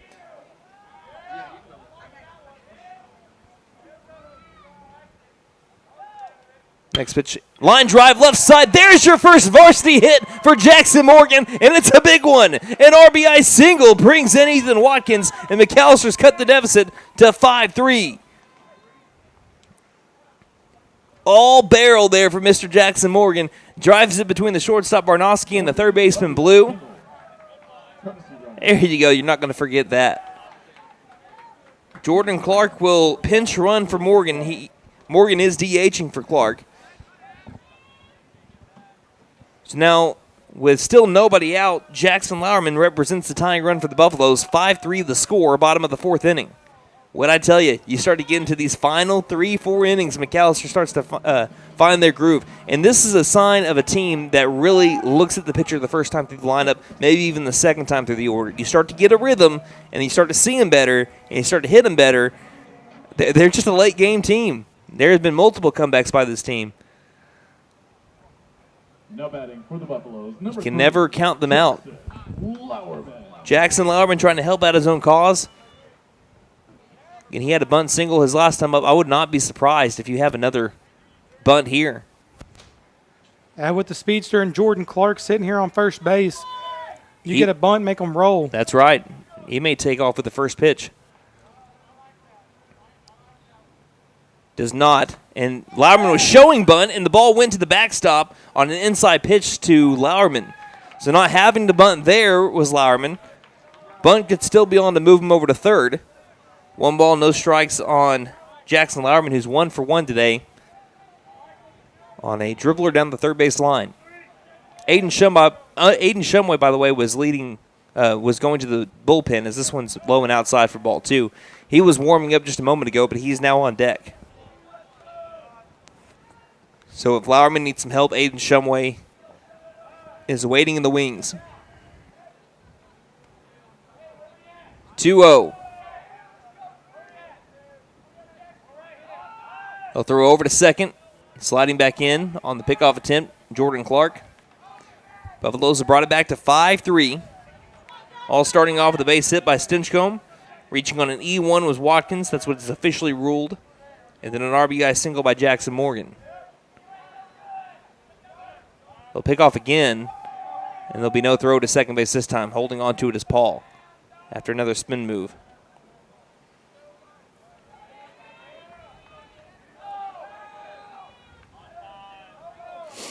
Runner in scoring position for Lauerman. We'll see if the bunt's still on. They'll spin again. Now they got Clark. He's in a rundown. He's gotten out of one of these before. Can he get out of it again? Clark running towards third base back. The flip late. Did he get there in time? He's safe. Looking like Benny the Jet Rodriguez. Jordan Clark, for the second time this season, works out of a pickle. It was a race to third, and Clark won it. Clark has almost been picked off twice this year. The other time was over in Edison, and he beats himself out of a pickle. And I don't know if we're going to be having a mound visit here. That was 3 consecutive pickoff attempts over to second. And it will be a mound visit. We might have a pitching change. This is the second mound visit that we've had with Jace Paul and the Roughers middle infield, or rather the entire infield right here, the catcher included. I think we can take a 30-second break and be right back on KNED. Graduation is only a month away, And Finn Nissan of McAlester has some great deals to celebrate the graduate of your family. come get a 2024 Nissan Kicks for only $299 a month. Or come get a 2024 Nissan Sentra for only $299 a month. And remember, we don't just sell great vehicles, we buy them too. Don't forget to tell them Maddie sent ya. Fenton Nissan is your best deal dealer. Shop us online now at fentonnissan.com. So we're back as we had a mound visit now between the Roughers and Jace Paul and really the entire infield there after a unsuccessful pickoff. I mean, it was successful at first, but Jordan Clark, like I said, he's got so much speed. He's watched some Sandlot before, you can tell. That's a good feeling. So the Buffaloes get over to third base. Now, again, if Lauerman's going to bunt now, it's just trying to bring in the run. We'll see if it's still on. The count is 2-0 on Jackson Lauerman. And the pitch does not show bunt. Drives this one over to left field. This should easily score a run. It'll be caught by the center fielder, Carter. He's coming home. The throw from center field not nearly in time and up the first base line. And the Buffaloes pull it back within one. It's a 5-4 game on the sac fly from Jackson Lauerman, his 5th of the season.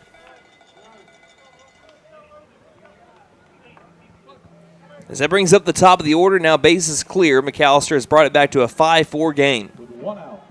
Now batting for the Buffaloes, number 21. Shumway's over 2. He is struck out and flown out to second base.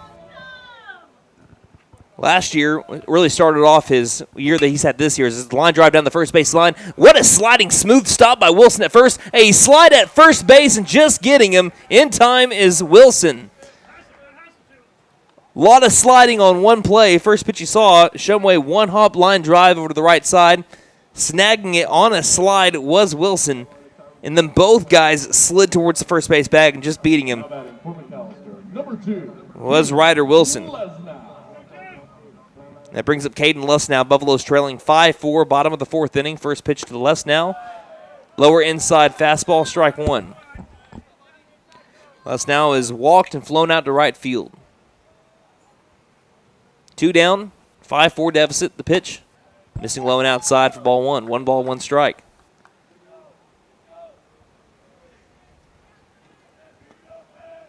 Lussnow in the shootout last year went .333 as he swings and misses over the top of a fastball.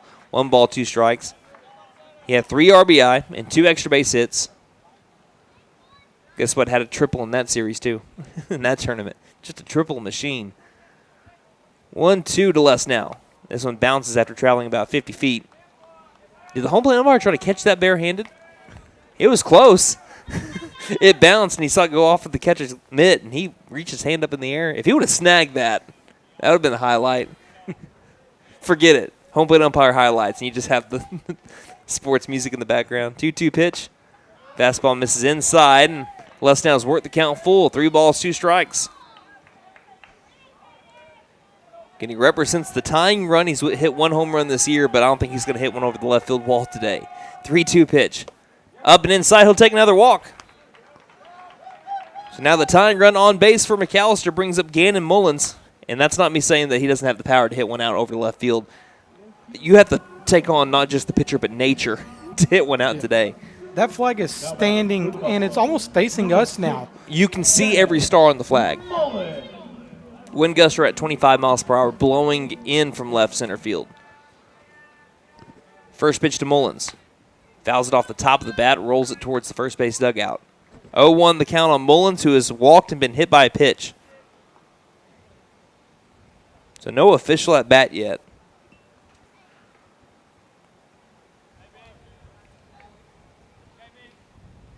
Count 0-1, and stepping off is Jace Paul.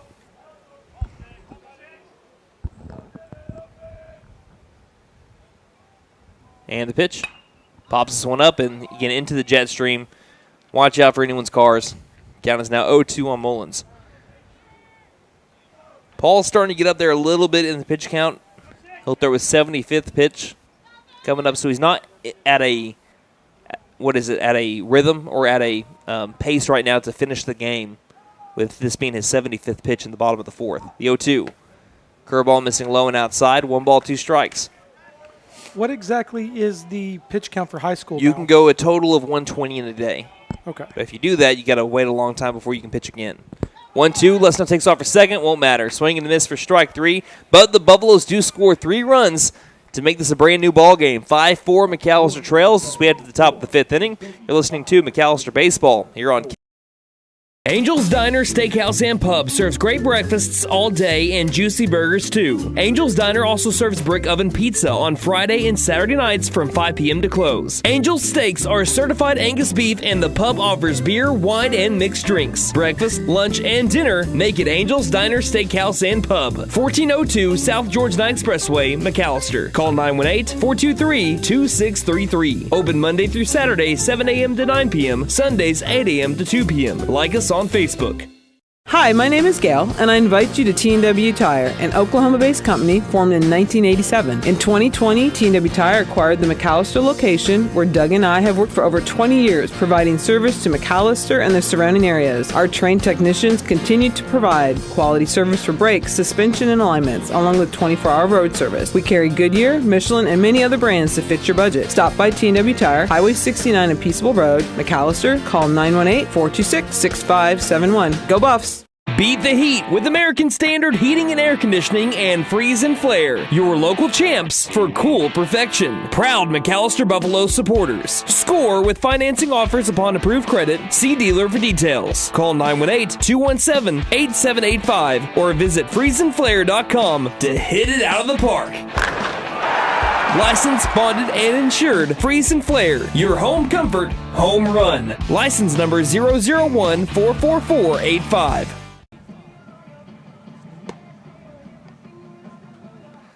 Welcome back to Mike Deak Field in McAlester, Oklahoma. The Buffaloes have brought it back to a 1-run game. It's 5-4 as we head to the top of the 5th after a 3-run bottom of the 4th. Up for the Roughers will be the 2-3-4 batters. This is where they've had their magic. All 3 of their hits from Kylan Blue and Aiden Barnofsky. Blue is 1 for 2 with the double. Barnofsky 2 for 2 with 2 singles and a 2 RBI single. So this is where the Roughers have had their time to shine. First pitch to Blue, curveball misses outside, ball 1. And Lauerman has seen a little bit of help in the bullpen. Aiden Shumway was warming up in the previous half inning. This is pitch number 80 from Action Jackson as the fastball catches the outside corner. Count moves now to 1-1 strike. See how many earned runs are actually on Lauerman today. Don't think it's actually that many, if any. 1-1. This one misses high, and the count is 2-1 strike.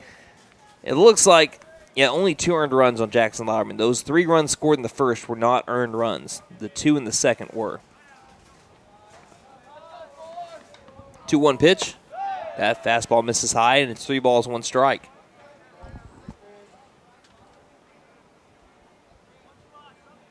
Blue has flown out to center field and doubled, and that double was just riding that left field line, just past a diving shortstop of Caden Lesnow.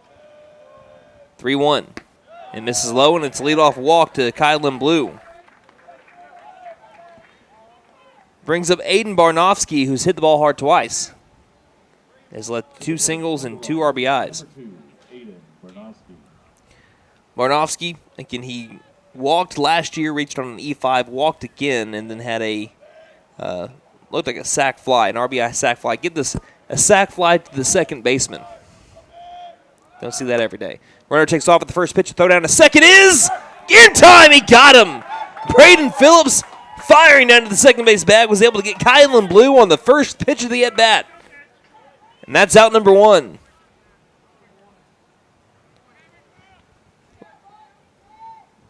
Like on the back of your pencil, he erases him off of the base paths. Back to an empty base paths for Aiden Barnofsky. That's a big throw out, the 1-0.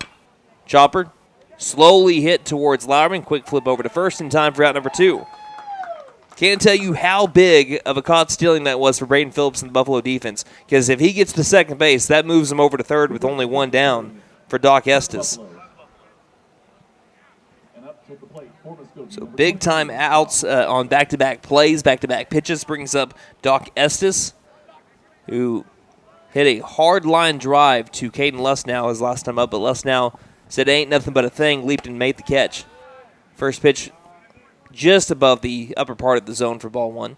2 down, McAlester is leading 5-4. Again, we're running behind today, so if you're wondering, where we're at the top of the 5th in our third game of the day as this next pitch misses up high for ball 2. Our first game, this is what kind of put us behind. Our first game was a 22-6 game. Eufaula defeated Broken Bow. Had a lot of outfielders trying to battle the wind. It was a lot stronger than it is right now. 2-0 from Lauerman. Fastball can't clip the outside corner. Phillips wanted it, but from our view, again, we don't have the greatest views of inside and outside pitches, but that one did look a little bit outside. Count is 3-0 now to Estes. Lauerman gets back into the zone with one right down Broadway. 3 balls, 1 strike. Both teams have 3 hits apiece. 3-1 pitch. Fastball right at the letters, strike 2. So Lauerman has worked himself back to 3 balls, 2 strikes. Trying to essentially have a 1-2-3 inning here. Comes set, takes a deep breath, the 3-2.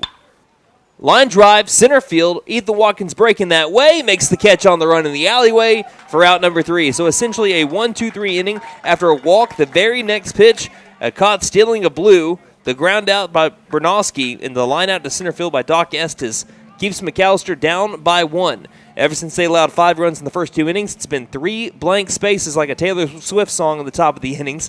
We head to the bottom of the 5th, McAlester trailing 5-4 here on. Here at Reagan Auto, we offer a variety of services for your vehicle needs. AC and heat repair, brakes, tires, front-end repair, alignments, electrical repair, and everything in between. We are proud to offer a select line of engines and transmissions backed by a 3-year, 100,000-mile nationwide warranty. Give us a call at 918-715-3236 or stop by and speak to one of our advisors about how we can help. 306 East Wyandotte in McAlester. From the team at Reagan Auto, thanks for your business. Hey guys, it's Sam from Sam Wampler's Freedom Ford in McAlester and Eufaula. With 2 locations to choose from, we have close to 200 vehicles on the ground and coming in. And with vehicles starting at $29.95, we have something for everyone. And if you need parts or service, we are loading up at both locations to serve you better. Plus, with our mobile service van and our pickup and delivery, we can help you with sales and service no matter where you are. So come see us at Sam Wampler's Freedom Ford in McAlester and Eufaula and let us make it happen for you.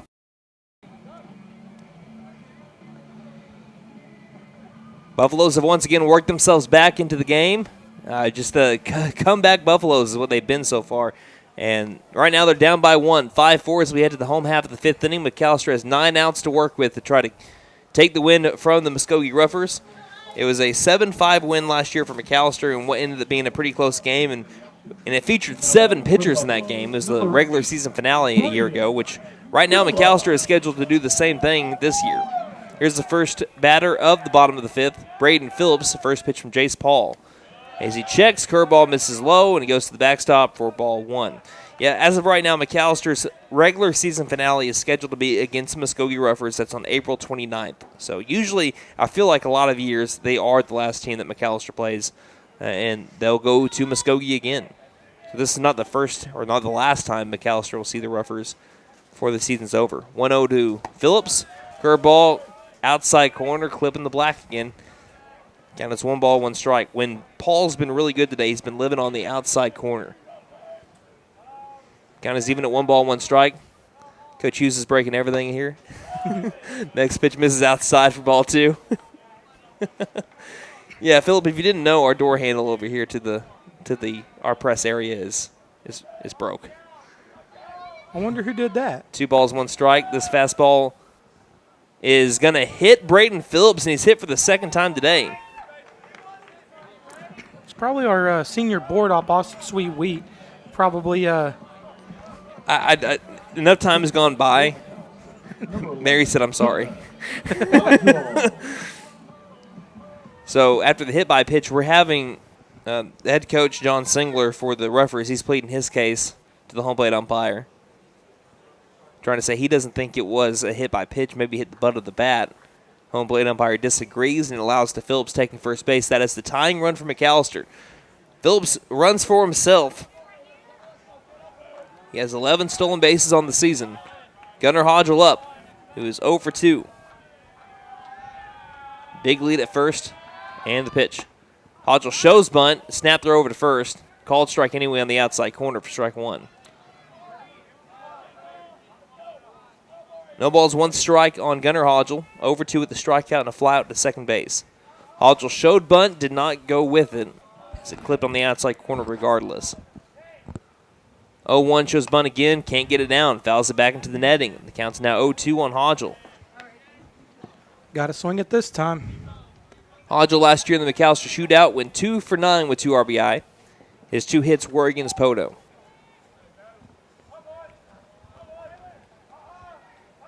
Down to the count big right now, the 0-2. Phillips takes off for second. The pitch is high. The throw down to second. Sails into the outfield. Popping up as Phillips without his helmet, looking like Jason Witten, and he'll make his way to third.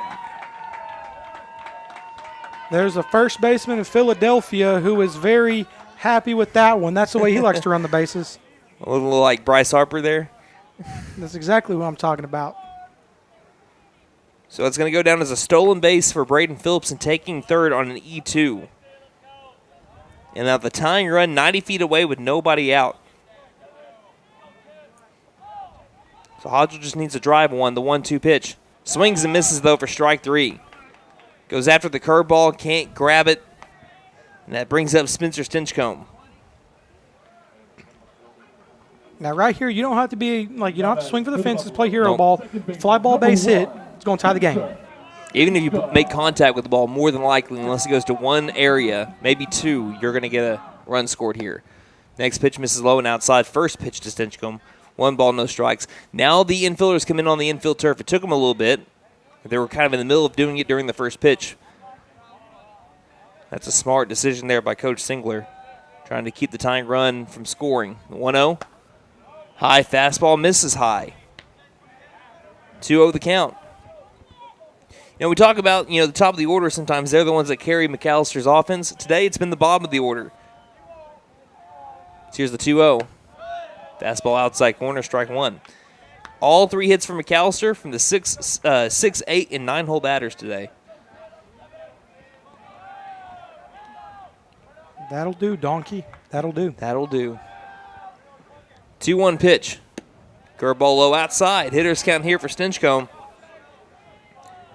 Stinchcomb good for second on the team in batting average with runners and scoring, 486. 81% of his hits coming into today with runners and scoring. Hitters count for Stinchcomb. The pitch. Fastball pounding the mid harder than it has all day today. Paul delivers to Jameson for strike 2 on the upper quadrant fastball called for strike 2. 3-2 the pitch. Coming up to Stinchcomb. Big time moment for the junior. And the pitch. Misses down in the turf. A big backflip. I don't think he meant to throw that high with Spencer Stinchcomb, and he'll take first base. And it brings up Ethan Watkins. Watkins laid down a sack bunt, but then ended up reaching third base on a throwing error. Number 10.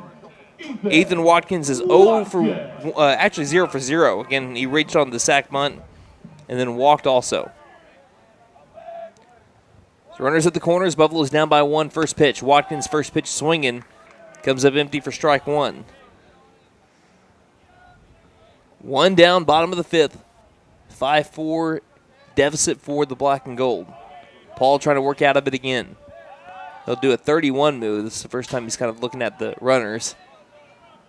Phillips over at third, almost like he's trying to dare Paul to throw it.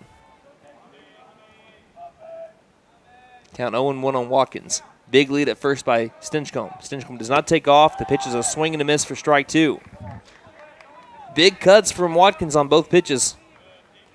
I'll tell you what, every time he hits the ball, he hits it hard. Watkins with 6 extra base hits on the season. 0-2, Stinchcomb takes off. The pitch is a called strike. The throw will go back to the pitcher, and it's good morning, good afternoon, good night to Ethan Watkins. Strikes out looking, and it's up to Jackson Morgan. He had his first varsity hit for the McAlester Buffaloes. Well, that's not going to be Morgan anymore. It's Jordan Clark. For the Buffaloes. Jordan Clark came in as a pinch hitter, or rather pinch runner for Jackson Morgan. Now he's in that 8-hole spot. Clark in a big-time position. Tying run at third, go ahead, run at second. 2 down, bottom of the 5th. First pitch to Clark. Curveball misses low and outside for ball 1. It's been a few games since Clark has come up to the plate. He's batting 175 on the year, 327 on base percentage. But when he gets into a rhythm, he can swing the bat pretty good. 1-0 pitch. And he takes a big cut on the high fastball for strike one. 1 ball, 1 strike. He does have 2 extra base hits, 4 RBI in the year. Buffaloes would love to see him have number 5 and number 6. 1-1. Fastball outside corner, strike 2. And Paul is 1 pitch away from working out of it.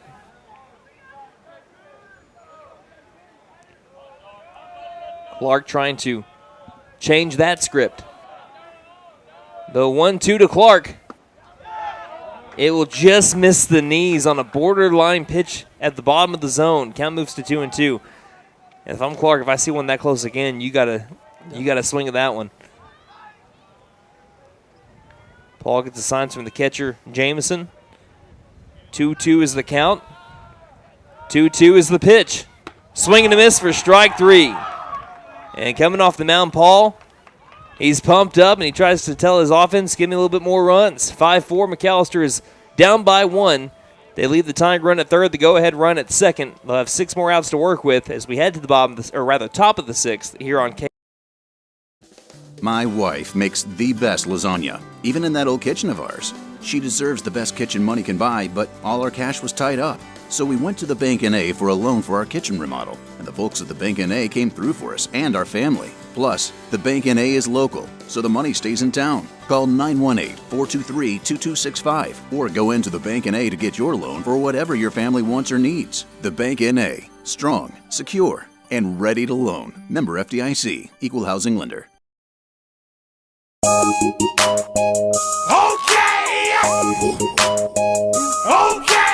Tire and Auto says come meet our new owner, Dylan Hackler. We're a Michelin dealer and we're stocked up with Cooper, Toyo, Hankook, and Max's Buckshot Mutters and Farm and ATV tires. Tire light on, we can fill your tires with nitrogen. We do brakes, alignments, struts, and oil changes too. You'll appreciate our fast, friendly service. All work's guaranteed and estimates are free. OK Tire and Auto, 801 North 1st, McAlester. Call 918-423-2121. Good luck, Bubs. Have a great Graduation is season. only a month away. And Spin Nissan of McAlester has some great deals to celebrate the graduate of your family.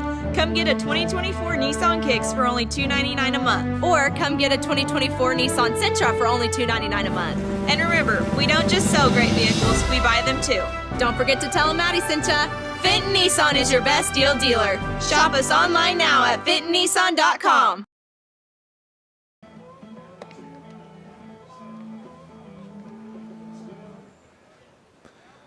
We now head to the top of the 6th inning. McAlester trailing the Muskogee Roughers by 1. McAlester, again, left the runners at second and third in the previous half inning, trying to keep the deficit at 1 for the 9-1 two batters that'll be coming up in the bottom of the 6th. So it'll be Chris Daniels, Jace Paul, Kylan Blue up for the Roughers. Get this, McAlster's actually brought more runners up to the plate than the Roughers have through 5 innings so far. First pitch to Daniels. Ground ball right back up the middle. Hits off of Lauerman. Flip over to first, and that's what we call efficiency and also cat-like reflexes. Lauerman watched a scorcher come right back at him. Knocked it down, threw over to first, and that's out number 1. Back to the top of the order we go.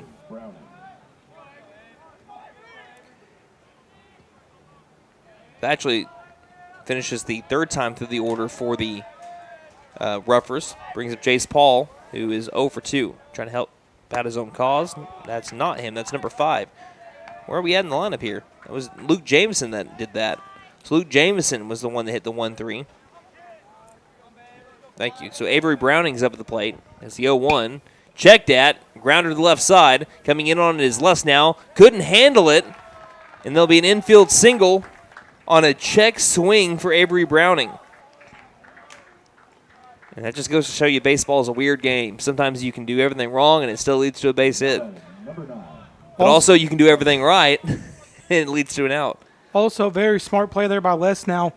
As he was bringing that ball out for a transfer, he could have threw it, and that ball may have ended up down the first base line.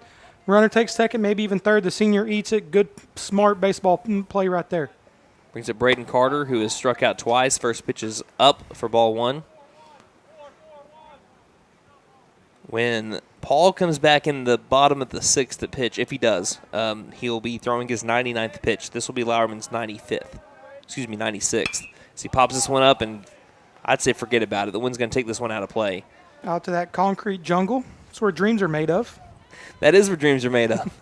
Back in the day, before we had all this turf, if you wanted to have practice, and you didn't want the field to get all torn up because of mud and natural grass, all that stuff, you had to go out. And we didn't have turf in the indoor at the time. Sometimes we did infield out in the concrete in the parking lot. The stories that those old bucket of balls could tell. We did not slide, by the way. Promise you. Pick off over to first, not in time. But to try to sound cool to girls, we did. We said, yeah, we slid all the time in the parking lot. If you're wanting to play, if you want to make varsity for McAlester, you gotta be tough, right? Exactly. That 2 miles in 14 minutes back in the day. That is right. The 1-1 fills the zone. Move the count to 1 ball, 2 strikes. Here on Braden Carter. I had nightmares about making the 2 mile run in 14 minutes. The first year I did it, my freshman year, I made it, no joke, in 13:59. I ran 1 mile, and this is the 1-2 will be swung on. So we hold that thought. Shallow fly ball right field. Clark is underneath it. Makes the catch, and that'll be out number 2. And brings up Owen Gilliam, who has hit the ball hard twice, both to the right side, but both outs. You were saying? The highlight of my athletic career, when I was in my peak athletic form, Coach S would always time us because we would have to run 1.5 miles in 9 minutes. Yeah. Or 10 minutes. And I ran a 1 mile, no lie, in 6 minutes and 2 seconds. Here you go, buddy. That was like peak athletic form, and after that I was like, I can retire now. Buffalo's down 5-4. It's the top of the 6th inning. McAlester trailing 5-4, as I just mentioned, with the runner at first. Owen Gilliam up at the plate. Pickoff over to first is not in time. Now, again, like I said, Gilliam has hit the ball hard twice. He's lined out to right field on a frozen rope, and then he hit another hard line drive over at Spencer Stinchcomb, who made a leaping catch. Technically, Gilliam's line drive over to right, Clark made a leaping catch for that too. McAlester has made 3 jumping line drive catches today. So here's another hard hit ball straight over to left. Now he flips over to the second baseman Stinchcomb. Little high, but no problem for the junior. Makes a snag and gets the force out for out number 3. Buffaloes have 6 more outs to work with. They'll have the 9-1-2 batters up, trailing 5-4. You're listening to McAlester Baseball. You're on K. Angel's Diner, Steakhouse, and Pub serves great breakfasts all day and juicy burgers too. Angel's Diner also serves brick oven pizza on Friday and Saturday nights from 5 p.m. to close. Angel's Steaks are certified Angus beef, and the pub offers beer, wine, and mixed drinks. Breakfast, lunch, and dinner make it Angel's Diner, Steakhouse, and Pub. 1402 South Georgia Expressway, McAlester. Call 918-423-2633. Open Monday through Saturday, 7 a.m. to 9 p.m. Sundays, 8 a.m. to 2 p.m. Like us on Facebook. Hi, my name is Gail, and I invite you to T&W Tire, an Oklahoma-based company formed in 1987. In 2020, T&W Tire acquired the McAlester location, where Doug and I have worked for over 20 years, providing service to McAlester and the surrounding areas. Our trained technicians continue to provide quality service for brakes, suspension, and alignments, along with 24-hour road service. We carry Goodyear, Michelin, and many other brands to fit your budget. Stop by T&W Tire, Highway 69 and Peaceable Road, McAlester. Call 918-426-6571. Go Buffs!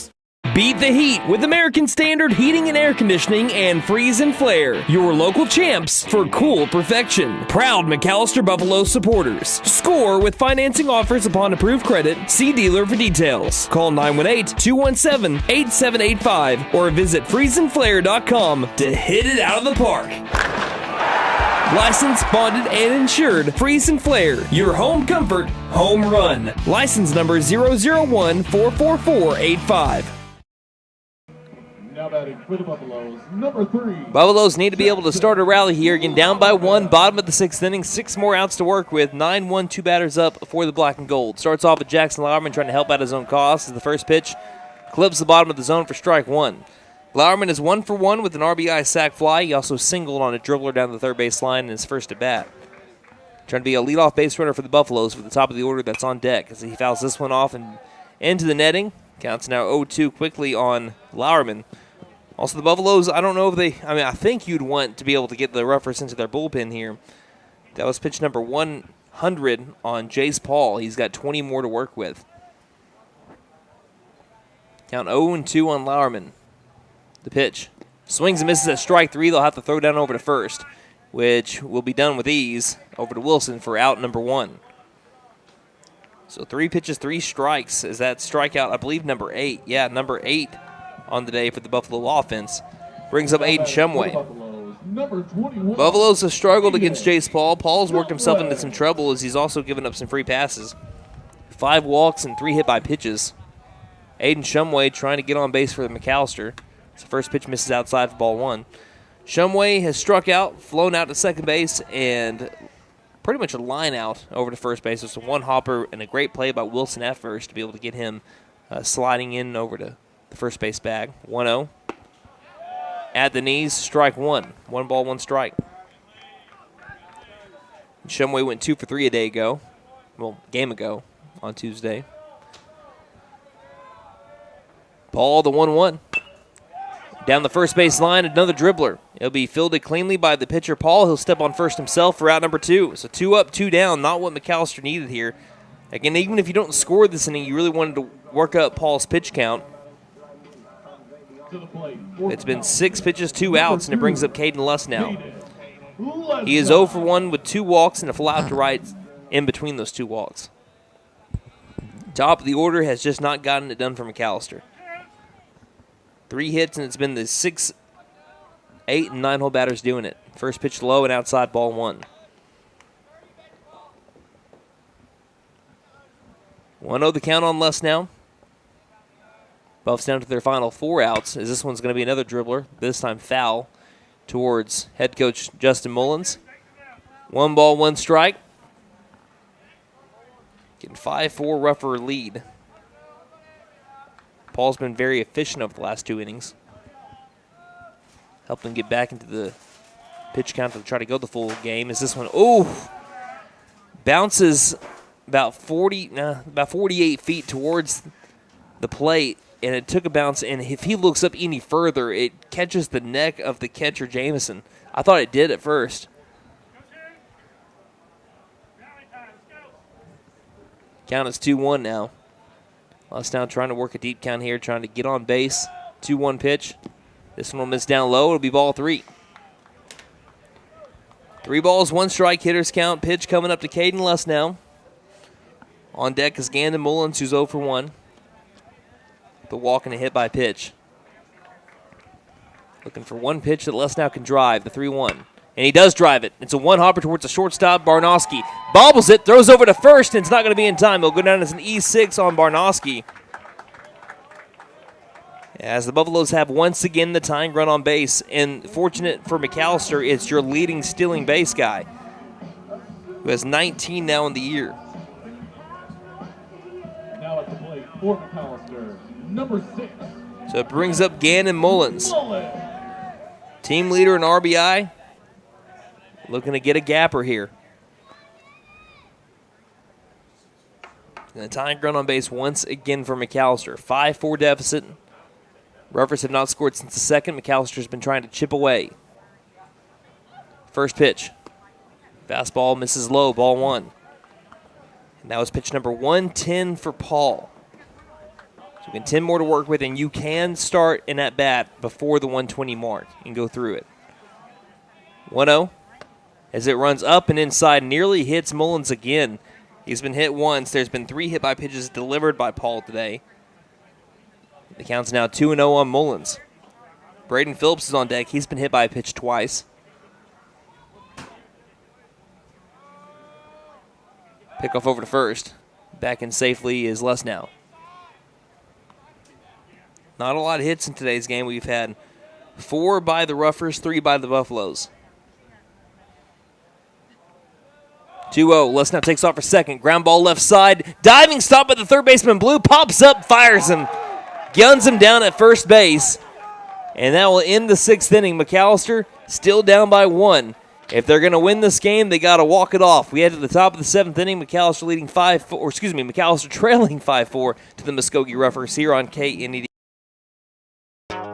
Here at Reagan Auto, we offer a variety of services for your vehicle needs. AC and heat repair, brakes, tires, front end repair, alignments, electrical repair, and everything in between. We are proud to offer a select line of engines and transmissions backed by a 3-year, 100,000-mile nationwide warranty. Give us a call at 918-715-3236 or stop by and speak to one of our advisors about how we can help. 306 East Wyandotte in McAlester. From the team at Reagan Auto, thanks for your business.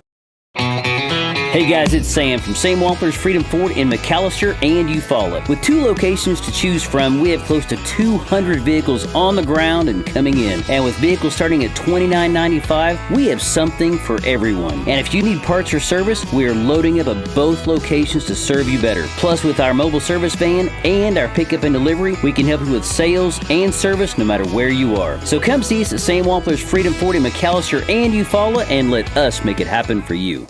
My wife makes the best lasagna, even in that old kitchen of ours. She deserves the best kitchen money can buy, but all our cash was tied up.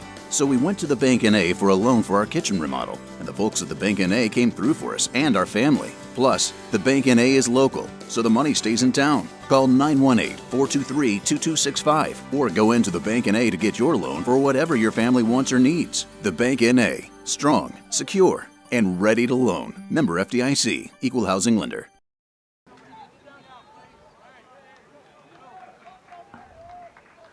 Jackson Lauerman in for a 7th inning of work as the Buffaloes are trying to maintain a 1-run deficit. Top of the 7th, 9-1, 2 batters up for the Roughers. First pitch, pops it up, left side, playable. Shortstop, Caden Lesnow underneath it, makes the catch. Easy out number 1, can of court catch. Brings up the top of the order. 1 pitch, 1 out. Again, another efficient first out for Jackson Lauerman, throwing his 100th pitch. Brings up Jace Paul. Paul's the opposing pitcher. Paul will have 8 more pitches to work with when he comes up to pitch, if he does, if they decide to do so, in the bottom of the 7th inning. Throw his 113th if he comes back. First pitch curveball, outside corner, called strike 1 to Paul. He is grounded out to the pitcher, walked, and lined out to right. They have had a combined 7 hits, 4 by the Roughers, 3 by the Buffaloes. 0-1, skips in, counts now 1 ball and 1 strike. McAlester had a much better day offensively on Tuesday. Again, they had 2 hits in 2 games going from Saturday to Monday. Just were not hitting the ball well. If you want to look at the bounce back and how remarkable it was for McAlester going from Monday to Tuesday, as this curveball's in there for strike 2. The Buffaloes batted .062 against Tahlequah on Monday. Only had 1 at bat with runners in scoring position. Tahlequah batted .462. Here's the 1-2. Pops it up, left center field. Going back is Watkins. Now has to readjust, and they nearly run into each other. Shumway and Watkins in the alleyway. Watkins makes the catch for out number 2 to bring up Kylan Blue. But again, Tahlequah batted .462. McAlester was .062 on Monday. Give yourself 24 more hours. McAlester batted .292 on Tuesday, and Tahlequah was .120. That is a bounce-back day. First pitch to the lefty Blue is high for ball 1. Buffaloes are hoping that 2 bad innings does not come back to hurt them, especially the first inning where all 3 runs were just self-inflicted wounds by the Buffaloes. 1-0, ground ball right side. Second baseman Stinchcomb easy fields, throws over to first in time for out number 3. Another 1-2-3 inning. Now it's time for the Buffaloes to put on those rally caps. They're down by 1, 5-4 the score. 8 more pitches to work with for Jace Paul, who is coming out for his 7th inning of work. It'll be Braden Phillips, Gunnar Hodgel, Spencer Stinchcomb, the middle of the order when we return here on.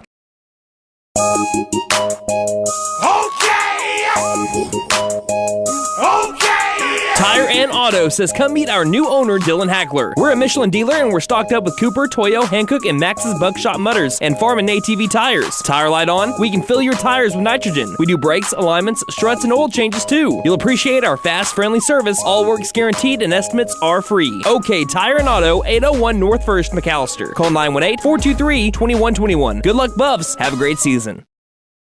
Graduation is only a month away, And Finn Nissan of McAlester has some great deals to celebrate the graduate of your family. come get a 2024 Nissan Kicks for only $299 a month. Or come get a 2024 Nissan Sentra for only $299 a month. And remember, we don't just sell great vehicles, we buy them too. Don't forget to tell them Maddie sent ya. Fenton Nissan is your best deal dealer. Shop us online now at fentonnissan.com.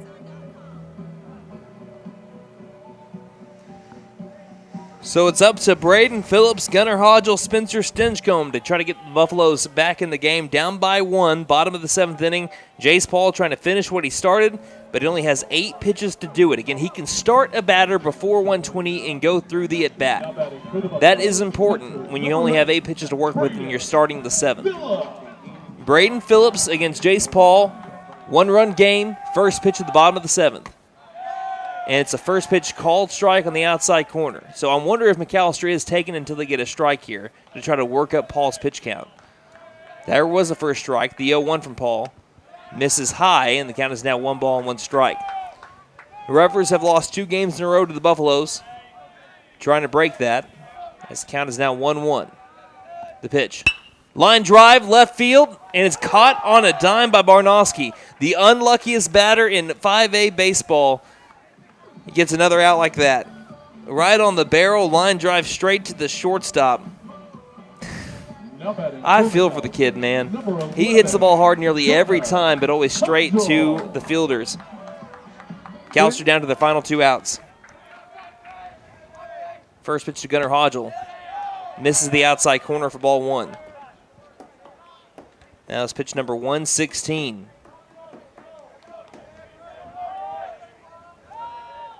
1-0. Right down the middle, strike 1. 1 ball, 1 strike.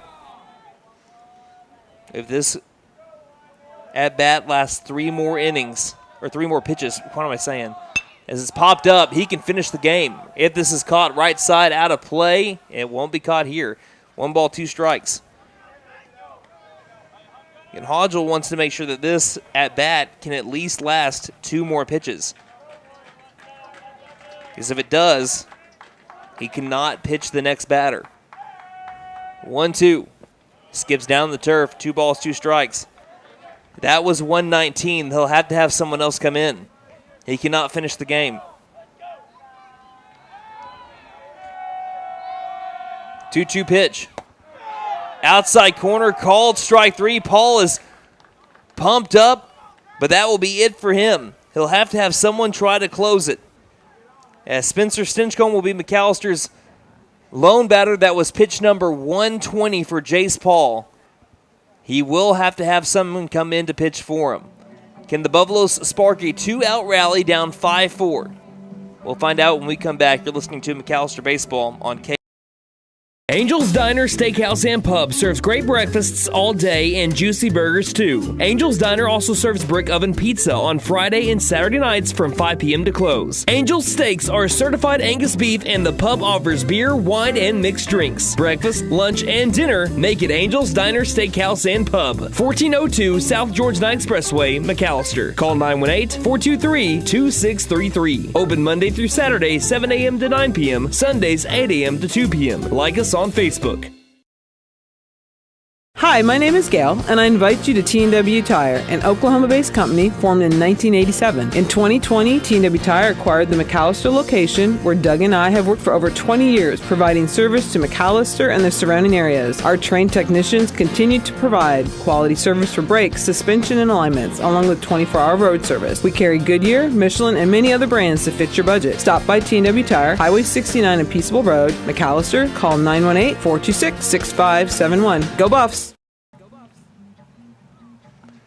We have a call to the bullpen brought to you by Jet Tire Service. They have been serving Pittsburgh County and beyond since 1962. They offer 18 major tire brands. Out number 2 was recorded by Jace Paul on his 120th pitch, a backwards K for strike 3 of Gunnar Hodgel. McAlester is down 5-4. It's up to Spencer Stinchcomb to move it along. Stinchcomb is 1 for 2. McAllister's had a very poor day offensively. That is just cut and dry how it's been. They have faced Jace Paul for 120 pitches, and they've struck out 9 times, and they were not able to use 8 free passes to score more than 4 runs on Paul. It is now up to, like I said, Stinchcomb, Watkins, and Morgan. If they can keep on stringing along good at-bats, rather that would be Stinchcomb, Watkins, and Clark, to try to manufacture at least one run to keep this game going into the 8th inning. The Roughers are trying to break a 5-game losing streak, and I would say on the season this would be their most impressive win. Spencer Stinchcomb, the last line of defense for McAlester. First pitch from Doc Estes. Fastball, upper part of the zone, strike one. McAllister's been able to muster up only 3 hits, all from the bottom of the order, though, which is where we're now at. 0-1. Fastball misses high. 1 ball, 1 strike. Estes throwing about the same speed as Paul. In his warm-up pitches, he was throwing a little high, too. Estes trying to get the save. 1-1 pitch. Line drive, right field. The buffs aren't dead yet. It'll go down the right field line towards the warning track. Rounding first is Stinchcomb. Going towards second to hold him up there. And we have a runner in scoring position for the Buffaloes on a line drive down the right field line by junior Spencer Stinchcomb. 2 for 3 on the day. And it's now Ethan Watkins trying to drive him in. Only the 4th hit of the day for the Buffaloes is a big one. Number 10, Ethan. All you need right here, you just need a base runner. 1 base Keep it hit. going. You get it into the outfield, it should score Stinchcomb. Just got to get it in play. Watkins is 0 for 1 today. He has walked, reached on a sac bunt, then went over to third on the error, and then struck out looking.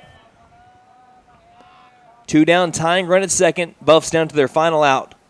First pitch to Watkins. Low and outside, great stop by the catcher, Jameson. Sliding over to the right like he's a hockey goalie. Keeps the ball from going to the backstop and keeps the runner 180 feet away instead of 90. 1-0. Fastball at the knees, strike one. 1 ball, 1 strike to Watkins. Buffaloes up on the railing of the third base dugout, waiting to jump out if the Buffaloes can score a run. 1-1. Hard hit, fly ball, deep right center field, towards the warning track. It will hit off the top of the wall, but the Buffaloes will tie the game. Watkins in at second with an RBI double, and the Buffaloes tied up in the bottom of the 7th down to their final out. 5 feet away from an Oppo Taco game-winning home run. Watkins reaches second with a game-tying double. The Cardiac Buffaloes do it again. Cardiac Mac, baby. Never say die. That is pretty much the Buffalo slogan this year. They have officially come all the way back again from 5-1 to 5-5 with their final out. Jackson Morgan back in to hit for Jordan Clark. Can Morgan walk it off for the Buffaloes? First pitch. Ground ball, first base side. Fielded, might be a play. It's bobbled at first. Flips it back over to the pitcher covering. That is Estes for out number 3. We have free baseball in Pittsburgh County. An RBI double off the very top of the wall in right center field. I mean, it missed by 5 feet, if that, for a walk-off 2-run jack by Watkins. Instead, ties the game, and we head to the top of the 8th. A whole new game. 5-5 the score. You're listening to McAlester Baseball here on Beat the heat with American Standard Heating and Air Conditioning and Freeze and Flare, your local champs for cool perfection. Proud McAlester Buffalo supporters. Score with financing offers upon approved credit. See dealer for details. Call 918-217-8785 or visit freezeandflare.com to hit it out of the park. Licensed, bonded, and insured. Freeze and Flare, your home comfort, home run. License number 001-44485. Here at Reagan Auto, we offer a variety of services for your vehicle needs. AC and heat repair, brakes, tires, front-end repair, alignments, electrical repair, and everything in between. We are proud to offer a select line of engines and transmissions backed by a 3-year, 100,000-mile nationwide warranty. Give us a call at 918-715-3236 or stop by and speak to one of our advisors about how we can help. 306 East Wyandotte in McAlester. From the team at Reagan Auto, thanks for your business.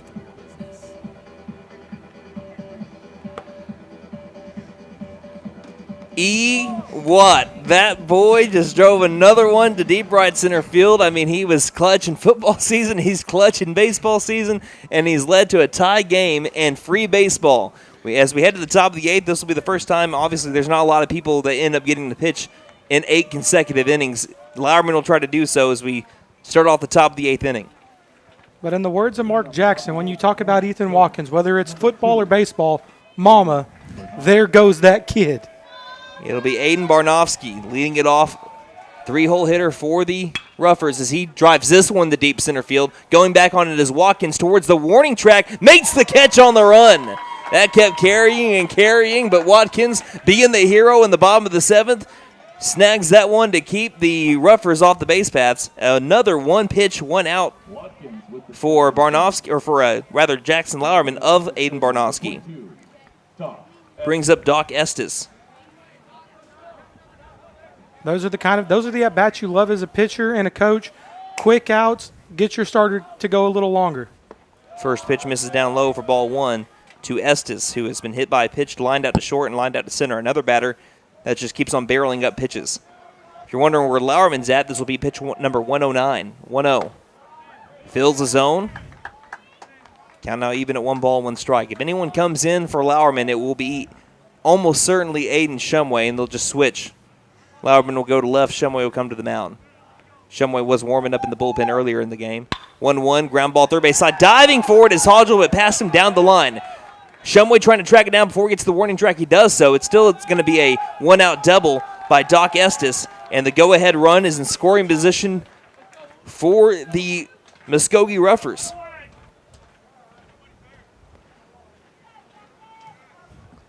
Brings up Luke Jamison. Now batting for Muskogee, number 3, Luke Jamison. Lauerman has 10 more pitches to work with. McAllister's going to use, I would guess, nearly all of them, if not all of them. No. What a battle we've had here between the two MHS schools. First pitch high for ball 1. Jamison has reached on an error, grounded out twice. Once to the shortstop, once to the pitcher.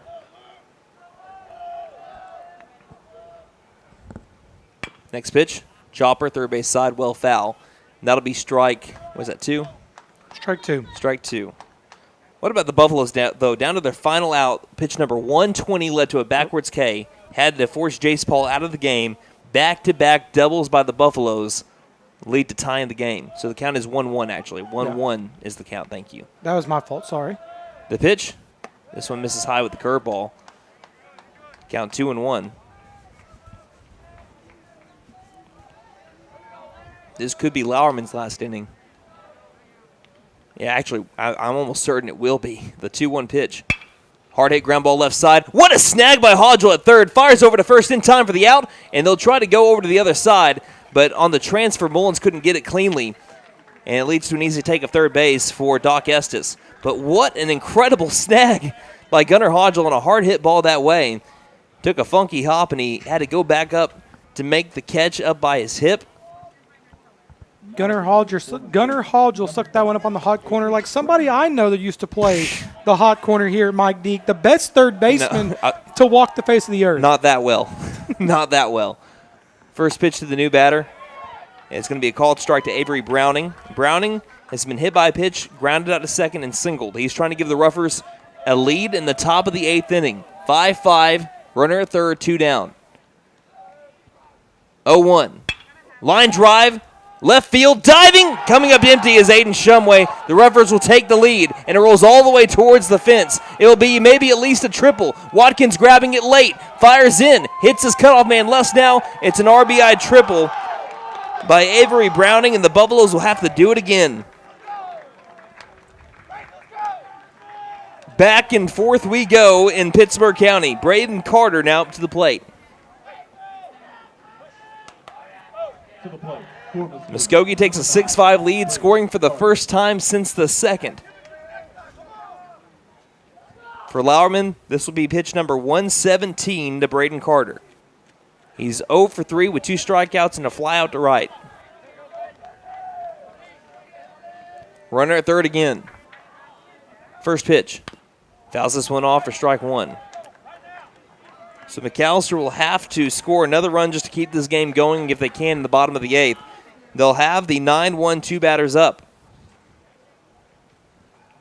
And time will be called here for the head coach, John Singler, to go speak with his batter. McAlester trying to start a new winning streak after coming off an emotional big-time win on Tuesday. The Roughers trying to break a 5-game losing streak and get arguably their best win of the season. 0-1. Tries to get a bunt down, cannot do so. That'll be strike 2.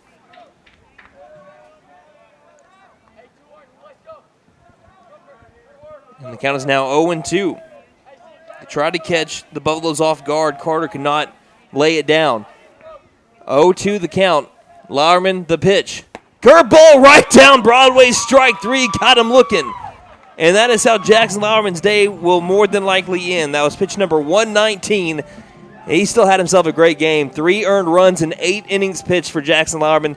Now it's back up to him as he leads off the bottom of the 8th inning to try to help spark another comeback for McAlester. Down by 1, 6-5. We head to the bottom of the 8th here on. Hey guys, it's Sam from Sam Wampler's Freedom Ford in McAlester and Eufaula. With 2 locations to choose from, we have close to 200 vehicles on the ground and coming in. And with vehicles starting at $29.95, we have something for everyone. And if you need parts or service, we are loading up at both locations to serve you better. Plus, with our mobile service van and our pickup and delivery, we can help you with sales and service no matter where you are. So come see us at Sam Wampler's Freedom Ford in McAlester and Eufaula and let us make it happen for you. My wife makes the best lasagna, even in that old kitchen of ours. She deserves the best kitchen money can buy, but all our cash was tied up. So we went to the Bank N.A. for a loan for our kitchen remodel, and the folks at the Bank N.A. came through for us and our family. Plus, the Bank N.A. is local, so the money stays in town. Call 918-423-2265 or go into the Bank N.A. to get your loan for whatever your family wants or needs. The Bank N.A. Strong, secure, and ready to loan. Member FDIC, Equal Housing Lender.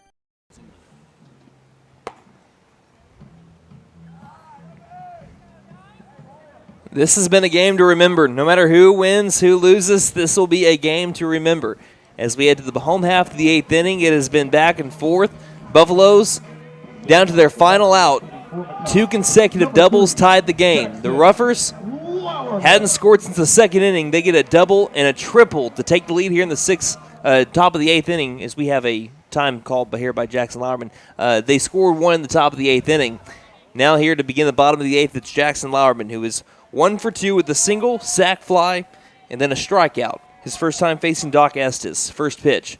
Misses high for ball 1.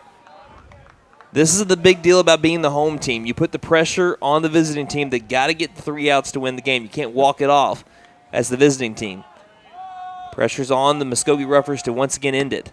Next pitch catches the outside corner for strike 1. Now Estes did deliver a big-time pitch to be able to get a ground out of Jackson Morgan to keep the Buffaloes from walking it off. Back in the 7th, 1-1 to Lauerman. Huge cut, coming up empty. It'll be strike 2. Top of the order, and Aiden Shumway will be on deck, who's 0 for 4, and he has not had an 0 for 4 game all year, I don't believe. Wind up from Estes, and the 1-2 pitch. Misses up high, count goes to 2-2. This first base runner, if McAlester can get him on base, I mean, that changes the entire vibe of the inning. If it's first pitch out, all the momentum goes to the defense. First pitch base runner, all to the offense. 2-2 to Lauerman. And he stays alive as he fouls this one back. Count will again be 2-2. Lauerman's on-base percentage coming into today, .328. He's also had a really good last couple of days at the plate. 2-2 from Estes. In the turf, ball 3. You can hear Coach Mullins maybe faintly in the background saying, win it, win it. Even though this isn't for the game, this is a huge 3-2 pitch coming up. Estes, the windup, the pitch. Misses outside. We have a leadoff base runner. The walk to Jackson Lauerman brings up the top of the order. McAlester has not had a hit from the top of the order yet. Aiden Shumway, though, coming into today batting .500. Maybe it was just a change of scenery. Maybe you just needed a new pitcher to see. Is that the case for the top of the order? First time facing Doc Estes. Shumway is 0 for 4. He shows bunt, pulls back as looked like he missed inside. I mean, you call a ball? I believe they called it a strike. On the scoreboard, it shows a strike. I never saw the home plate umpire call it a strike. Maybe I'm just in that weird part of the glass where I didn't see it, but it looked like it was in there for a strike. No, they called it the ball. It's a ball. According to the game changer, that first pitch. Well, maybe. Are we behind? Yeah, the game changer's behind also, so give me a second. Scoreboard shows a strike. That's what we'll work with right now. Game changer well behind. Lauerman takes off for second, trying to get a bunt down as Shumway, and he fouls it back. And scoreboard showing the count at 0-2.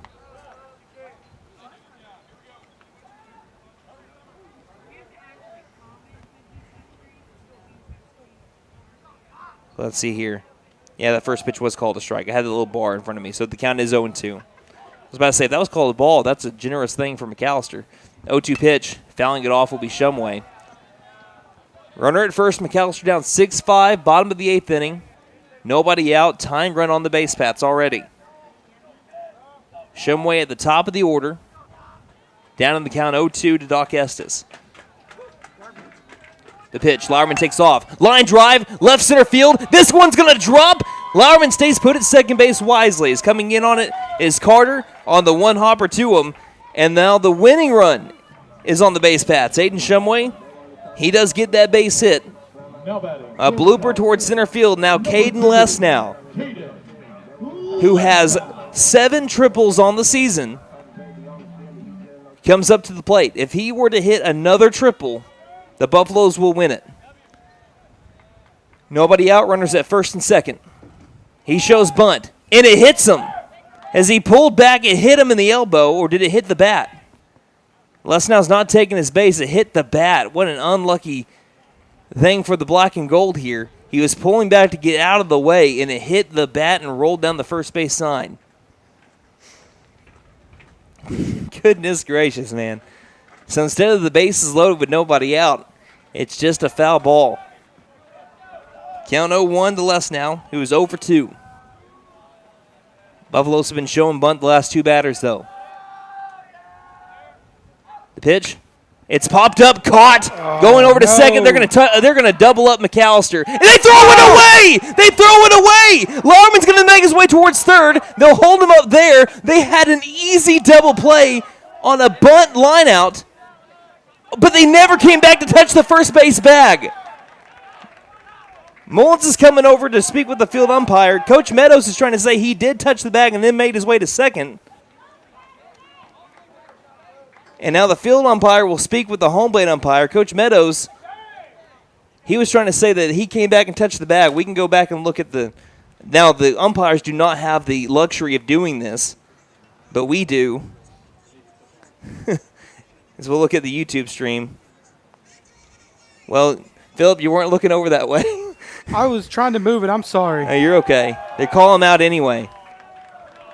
Everything happened so fast, trying to mess with the camera. I apologize. So, no, you're okay, though. But still, they get together, and they show that Shumway did not go back to the first base bag. Now, Lauerman, I think, did. Lauerman went back all the way to the second base bag when the throw happened and then made his way to third. And now we'll have another discussion as Coach John Singler, McAlester just messed up big time. They got so caught up in the throw over to first base that it went wide right and they wanted to take the next bases that they forgot. Well, the runner at first, Aiden Shumway, forgot to go back and tag. Yep.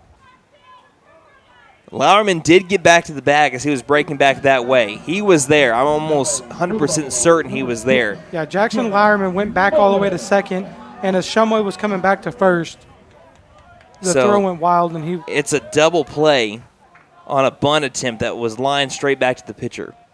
First pitch to Gannon Mullins. Tying run is still at the play, tying run is still on base, and it's 90 feet away. First pitch to Gannon Mullins misses inside.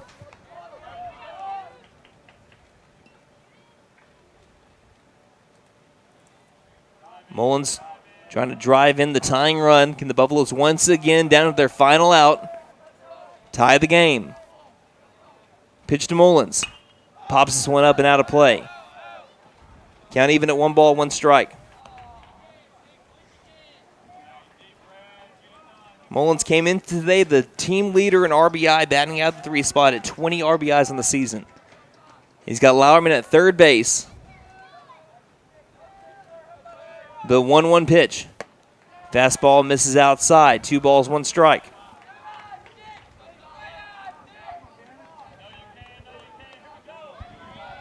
On deck is Braden Phillips, who's hit the ball hard twice, but 2 outs. 2-1. Fly ball, left field, diving towards the line. It's a base knock for Cannon Mullins. He ties the game. Buffaloes, for the 2nd consecutive inning, down to their final out, have come from behind to tie it again. An RBI base hit for Gannon Mullins makes it a 6-6 game, driving in Jackson Lauerman. And now the walk-off run is at first base. Braden Phillips, the cleanup hitter, is 0 for 2 with 2 hard hit balls. First pitch, hard hit ball again, right side diving catch by the second baseman, Blue. What a phenomenal grab by the second baseman, who ends up making the catch for out number 3. And I've said it twice this broadcast, I'll say it a third. The most unlucky batter in 5A baseball, Braden Phillips. You can't look at his batting average and think he's a bad hitter. He hits the ball hard every time, just straight to fielders. We have done it again. An RBI single by Gannon Mullins has tied us up. We head to the 9th inning. Top of the 9th, 6-6 our score. We'll have a new pitcher when we return here on KNE.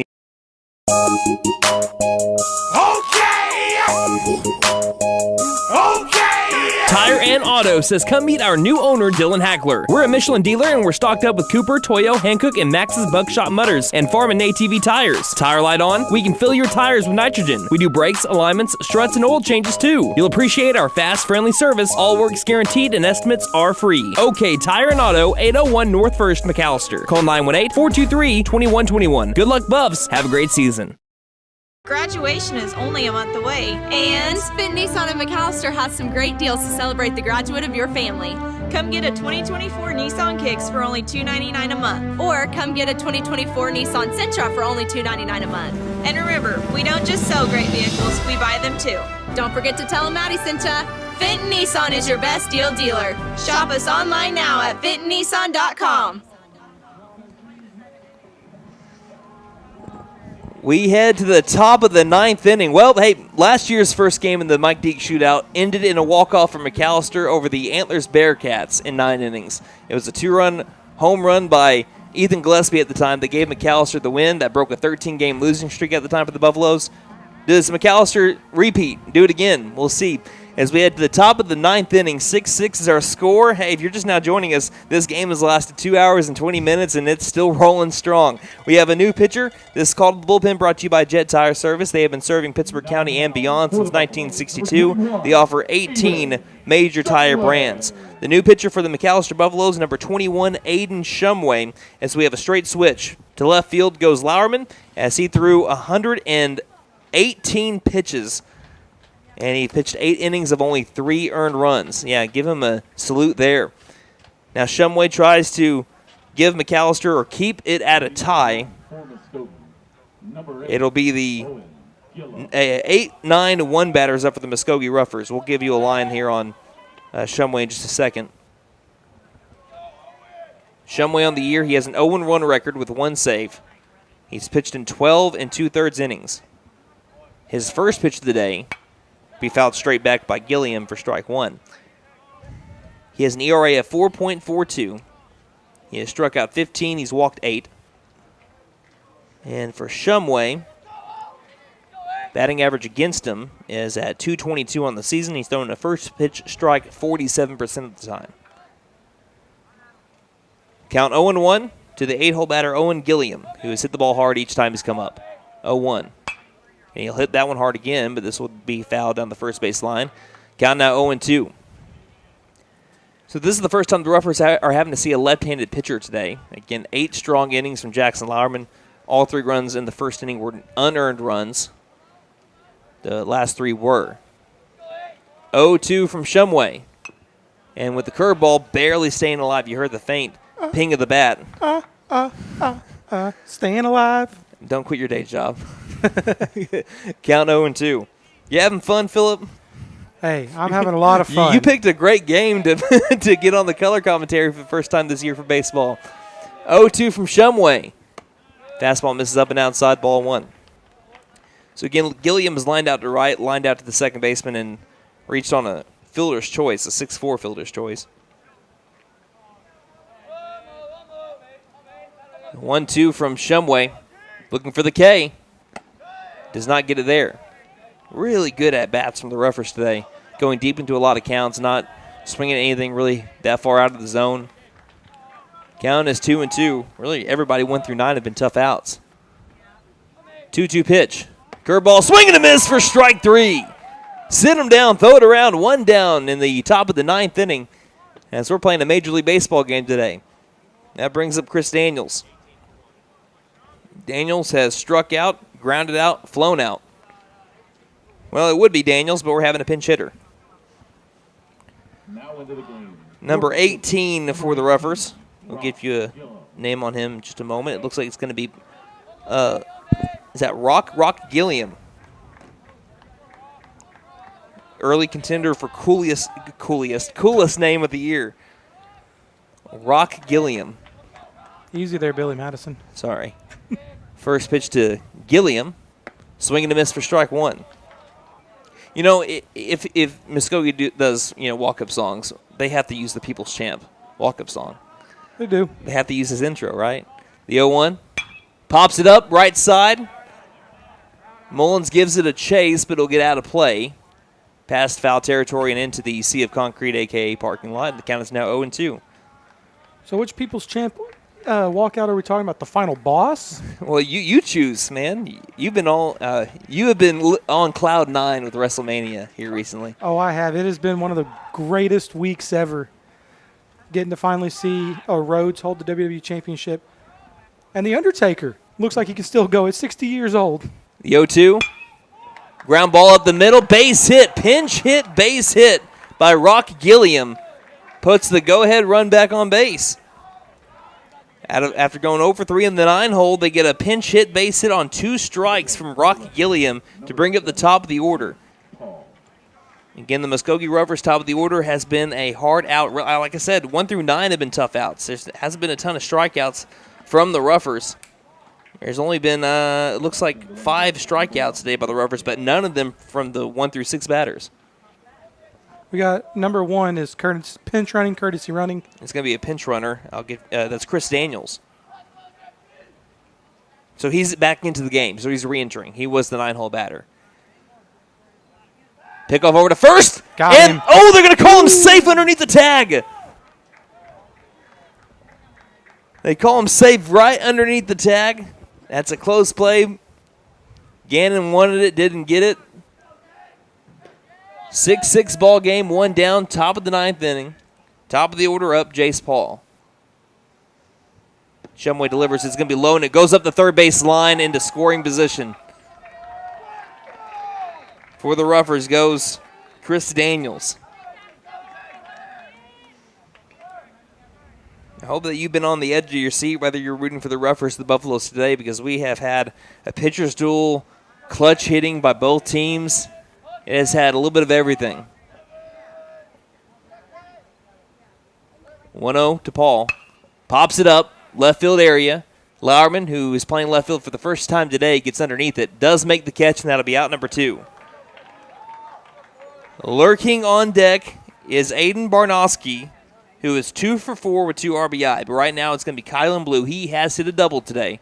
And he made a diving catch to end the bottom of the 8th inning. It prevented McAlester from going further on into the inning. It was a diving catch against Braden Phillips, who has barreled up every pitch that he has hit today. It just went straight to the middle infielders. But Blue is 1 for 3. First pitch. Curveball missing inside, ball 1. And a little bit low, too. Blue has flown out to center, doubled, walked, grounded out to the second baseman, Stinchcomb. Go-ahead run for the Roughers at second base with 2 down, top of the 9th, 6-6. The pitch from Shumway, slide steps, fastball outside corner, strike one. I feel bad for the 7 o'clock game tonight. What time do they play? Counts even at 1 ball and 1 strike.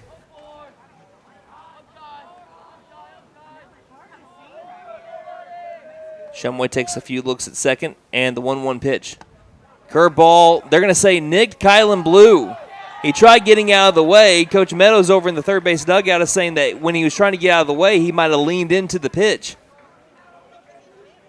And that's what Coach Mullins is trying to say, is that when he went to kind of brace for impact, he went over the front of the zone. I don't think Coach Mullins is going to get a change here. He's going to plead his case, but he's not going to get a change. And the reason why this is a big deal is because, like I said, Aiden Barnowski is now the new batter. And he accounts for a third of the Roughers' hits. And then Doc Estes is right on deck, who's hit the ball hard all 3 times, including a double that gave them the lead back in the 8th inning. So a force out of every bag, runners at first and second, 2 down, 6-6 score against the righty Aiden Barnowski. 2 for 4 with 2 RBIs. He also drove one to deep center field in his last at bat. He calls time to take an extra practice swing and digs back into the box. Every at bat as tense as possible here. First pitch to Barnowski. Fastball misses, eye level, ball 1.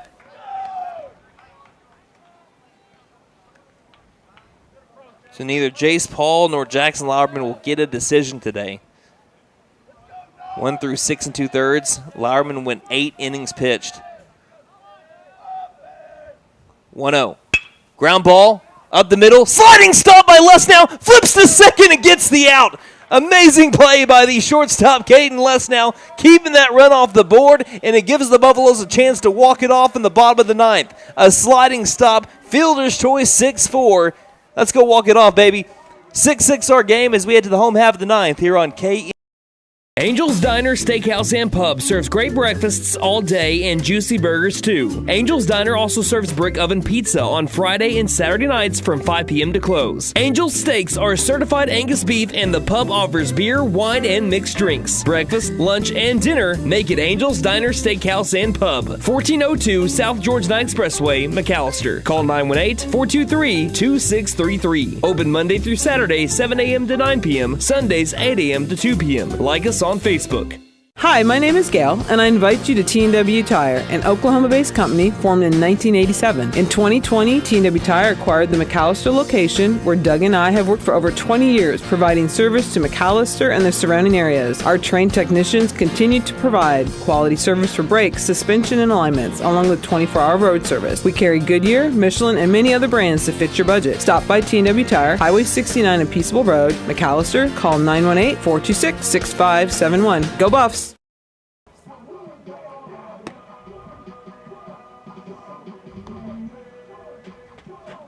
We got Roger Timmons. He's listening at work today. Thank you for checking in.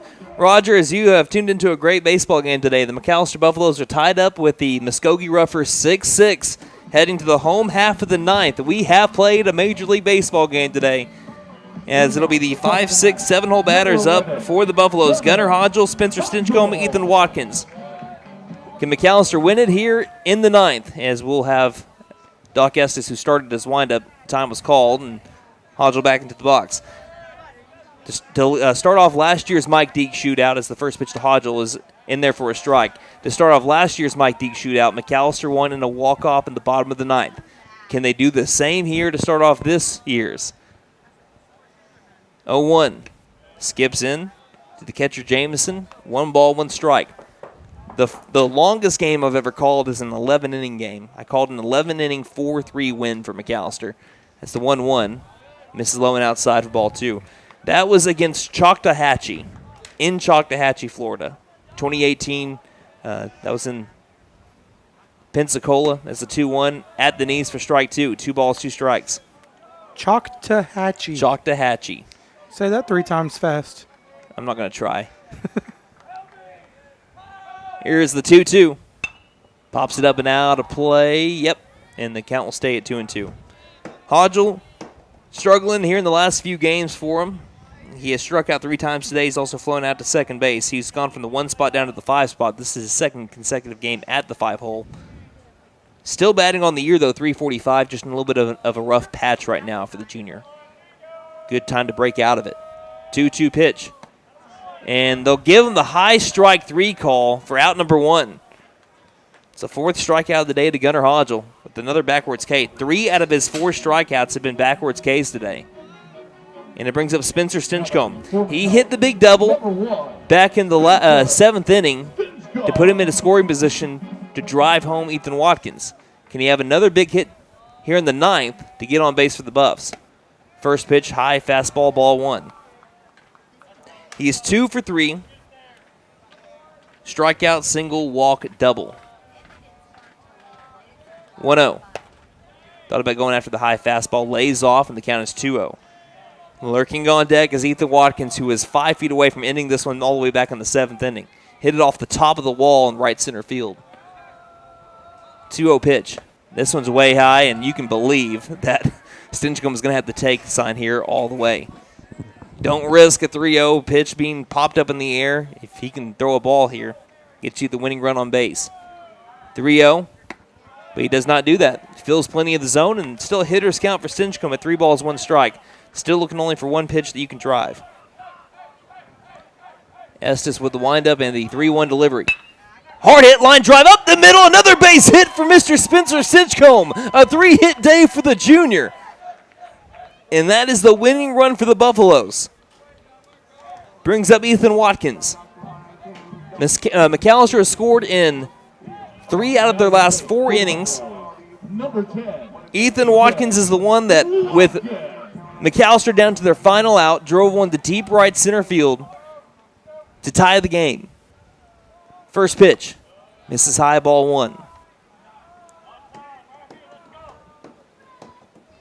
By the way, Jaden Chaney has been playing in right field the last couple of innings. He is on deck. Next pitch. Goes with the sidearm, misses low, ball 2. If the wind was blowing like it is right now in the direction in which it was going, Watkins would have hit one out of the park. 2-0. Misses low for ball 3. At the time, it was blowing straight to the right field line. Now it's blowing out to right center field. 3-0. No chance he's swinging. Shows bunt, pulls back, right down the middle, strike 1. Yeah, if that wind was like it is right now, Brandon, that ball would have been probably maybe in that street back there with how hard he hit it. 3-1, line drive up the middle, chance for a double play. It's snagged by the second baseman. A dive over to second. They get the out at the bag as Blue, they both dove towards the bag. And they call Stinchcomb out at the bag. Another sliding stop by Blue. He got a great diving stop back in the 8th inning to get an out. And this time he slides and beats Stinchcomb to the bag at second base, according to the field umpire, to get the second out at the 9th inning. That's going to be a fielder's choice. 4 unassisted. Brings up Jaden Chaney. First pitch foul back into the glove of the catcher Jameson for strike 1.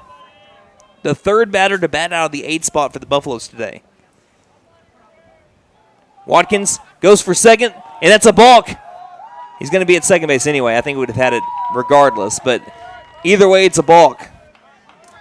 And Jaden Chaney, who's down on the count right now, 0-1. The senior is 1 for 4 on the season, his 5th at bat. Is this the moment he can drive one in and be the hero? The pitch. 0-1 outside corner, called strike 2.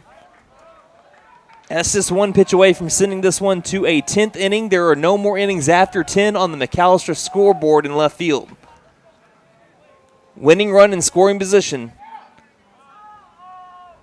The 0-2 to Chaney. Line drive, 1 hopper, backhanded by the second baseman Blue. Fires to first. We're heading to a 10th. A 1 hopper to the second baseman Blue, who is flashing the leather for the Roughers in the last couple of innings. Keeps this game going. We head to the 10th. It'll be the 4, 5, 6 hole batters up at the Roughers. They're middle of the order when McAlester comes up in the bottom of the 10th. The 9-1-2. You're listening to McAlester Baseball here on Beat the heat with American Standard Heating and Air Conditioning and Freeze and Flare, your local champs for cool perfection. Proud McAlester Buffalo supporters. Score with financing offers upon approved credit. See dealer for details. Call 918-217-8785 or visit freezeandflare.com to hit it out of the park. Licensed, bonded, and insured. Freeze and Flare, your home comfort, home run. License number 001-44485. Here at Reagan Auto, we offer a variety of services for your vehicle needs. AC and heat repair, brakes, tires, front end repair, alignments, electrical repair, and everything in between. We are proud to offer a select line of engines and transmissions backed by a 3-year, 100,000-mile nationwide warranty. Give us a call at 918-715-3236 or stop by and speak to one of our advisors about how we can help. 306 East Wyandotte in McAlester. From the team at Reagan Auto, thanks for your business.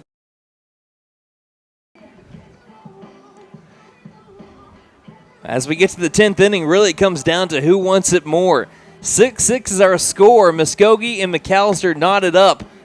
Muskogee scored 5 out of their 6 runs in the first 2 innings. They scored a run in the top of the 8th to take the lead. McAlester got it right back with a RBI single with 2 down in the bottom of the 8th. After McAlester, down to their final out, had back-to-back doubles to send us to extra innings in the first place. Aiden Shumway in for his second inning of working, and Jane Cheney playing in the right field area. Jordan Clark cannot re-enter. Jackson Morgan cannot re-enter. Those two are done. First pitch to Doc Estes, trying to help out his own cause, misses high for ball 1. So to the 10th inning we go. Estes is 1 for 3. 1-0, big cut, coming up empty, strike 1. By the way, coming into this inning, before Shumway threw the first pitch of the 10th, we saw exactly 300 pitches in this game between the two teams. 1-1 misses way high, way outside, ball 2. 164 by the Roughers, 136 by the Buffaloes. 2-1 from Shumway. Swing and a miss for strike 2. 2 balls, 2 strikes to Doc Estes. Beej, if this one keeps going the way it is, they're going to turn the lights on for us.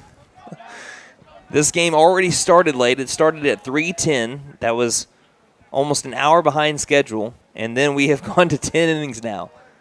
2-2 pitch. Curveball misses high. The count is full. 3 balls and 2 strikes. Our third inning of extra baseball. Big 3-2 pitch coming up to Doc Estes. The payoff misses high, and it's a leadoff walk. And it brings up Luke Jameson.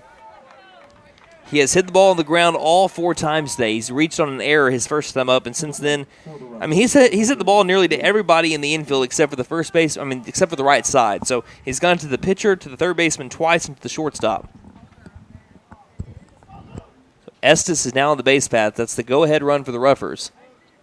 After scoring 5 in the first 2, they didn't score in the 3rd, 4th, 5th, 6th, or 7th. Scored 1 in the 8th to take the lead. Pickoff over to first is not in time, and digging it out of the turf is Mullins. This also puts a dent in a little bit in both these teams' plans playing in the festival for the rest of the week. If Shumway keeps going, which I expect him to. So here's the first pitch, bunt down the third base line. It's right in the line, but well foul.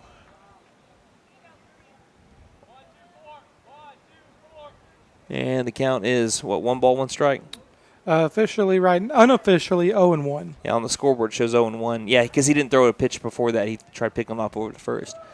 The count's 0-1, 6-6 score, top of the 10th. That just feels weird saying that. The pitch shows bunt again, but this one misses well high as he pulls back. Ball 1.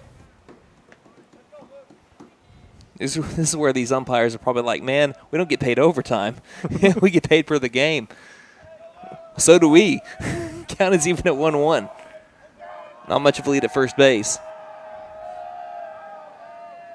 1-1 pitch. Shows bunt. Gets it down the first base line. It's going to be a tough play. Stinchcomb grabs it. Flips over to first in time for out number 1. Stinchcomb, again, that would have been a really tough play for the lefty, Aiden Shumway. Stinchcomb crashed in on the ball. took charge and got the out at first. At the plate for Muskogee. Sack bunt, though, is still successful, and it brings up Avery Browning, who hit an RBI triple that gave the Roughers the lead back in the top of the 8th.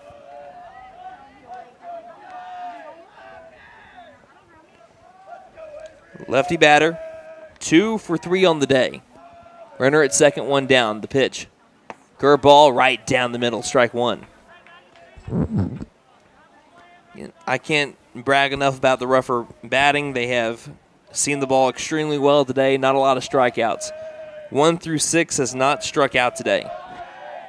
And this is their 5th time through the lineup. 0-1. Ducking for cover as the curveball missed high for ball 1.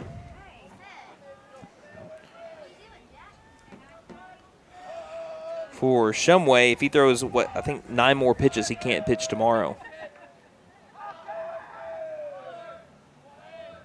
1-1 from the senior. Fastball up and inside. That'll be ball 2. Also, walking Browning here wouldn't be the worst thing in the world. Like I said, you get a force at every bag, and then you face the bottom of the order, including Braden Carter, who has gone over 4. Owen Gilliam I'd be worried about, though. 2-1.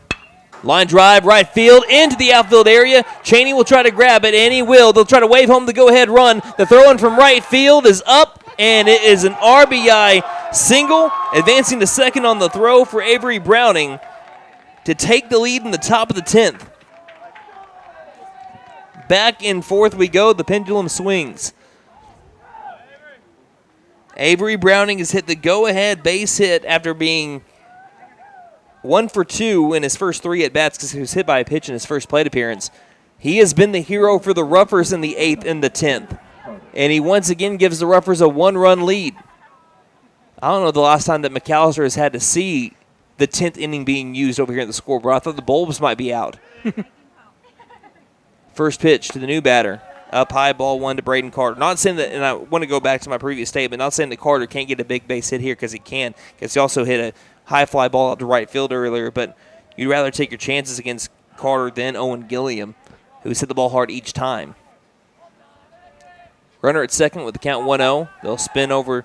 Shumway will throw it almost into the outfield. Stinchcomb dug it out, but again, already there well in time was Browning. So now the Roughers just have to get 3 outs in the Buffaloes. They'll have the 9-1-2 batters up, which led to a run scored back in the 8th inning. This one will be fouled off at the plate. Count now 1-1. Whoever wins this game is storming out of the dugout.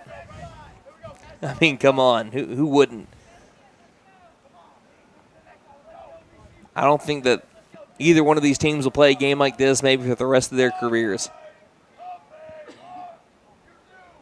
1-1. Curveball out in front of it, but fouling it back was Carter.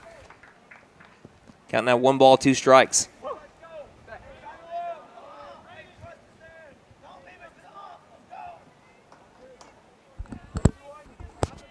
Shumway trying to get a big strikeout here for Owen Gilliam's going to be on deck, who, like I said, has hit the ball hard 3 times out of the 4 times he's come up to the plate. With the runner at second, the 1-2 pitch. Swing and a miss for strike 3. First base is unoccupied. They'll have to fire down. They do so in time for out number 2. Runner stays put at second. So they get the strikeout to bring up Owen Gilliam. Now batting for Muskogee, number 8. Gilliam is lined out to right, lined out to second, grounded into a fielder's choice and struck out swinging.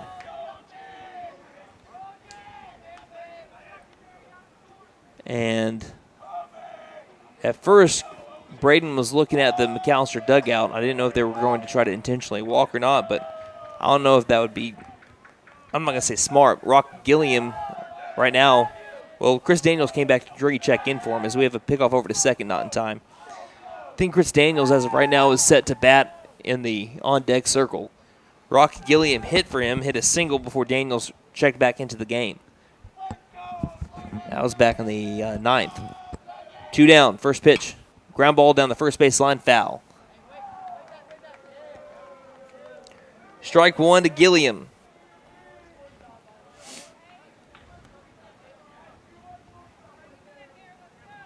You know what's also wild is going into the 7th, we had just 6 hits combined between these two teams. Now we have 15. 0-1. Fly ball, right field. Cheney calls everyone off, makes the catch, and that'll be out number 3. So the Buffaloes need to spark another rally. I haven't taken my rally cap off since we began the bottom of the 7th. It's still up inside out and looking silly. But if McAlester needs to score 1 to be able to tie the game, they need to score 2 to win it. It'll be Jackson Lauerman, Aiden Shumway, Caden Luss now coming up when we return here on K. Hey guys, it's Sam from Sam Wampler's Freedom Ford in McAlester and Eufaula. With 2 locations to choose from, we have close to 200 vehicles on the ground and coming in. And with vehicles starting at $29.95, we have something for everyone. And if you need parts or service, we are loading up at both locations to serve you better. Plus, with our mobile service van and our pickup and delivery, we can help you with sales and service no matter where you are. So come see us at Sam Wampler's Freedom Ford in McAlester and Eufaula and let us make it happen for you. My wife makes the best lasagna, even in that old kitchen of ours. She deserves the best kitchen money can buy, but all our cash was tied up. So we went to the Bank N.A. for a loan for our kitchen remodel, and the folks at the Bank N.A. came through for us and our family. Plus, the Bank N.A. is local, so the money stays in town. Call 918-423-2265 or go into the Bank N.A. to get your loan for whatever your family wants or needs. The Bank N.A. Strong, secure, and ready to loan. Member FDIC, Equal Housing Lender. So for the 3rd time this game, the Buffaloes need to score at least a run to keep this one going. For the 4th time this game, they have a chance to walk it off. The windup in the first pitch to Lauerman is low and outside, ball 1. Lauerman is, this is his 5th time through the order. He's still 1 for 2. He is singled, hit an RBI sac fly, struck out, and walked. The 1-0 to Lauerman. Fastball misses inside, ball 2. There have been 6 walks, 3 hit by pitches by the Rougher pitching staff. So here's the 2-0 to Lauerman, right down the middle for strike 1. There have been 3 walks by the Buffalo pitching staff, and thought we had 1 hit by pitch, but I guess we don't. 2-1 to Lauerman. Line drive up the middle. Jackson Lauerman's got a base knock, and the tying run is once again on the base paths for the Buffaloes. Another multi-hit game for the senior Lauerman. He's been getting it done on offense and defense. Pitching, he went 8 innings of 3 earned run baseball. And on offense, he's now 2 for 3 with an RBI. Back up to the top of the order, Aiden Shumway up at the plate, 1 for 5. First pitch, showing bunt, pulling back. It gets behind the catcher, Jamison, and that allows Lauerman to take second base.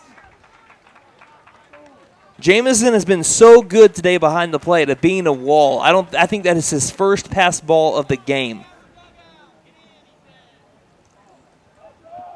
7-6 is the score. McAlester down by 1. Tying run is in scoring position for Aiden Shumway, who is batting .545 with runners in scoring position.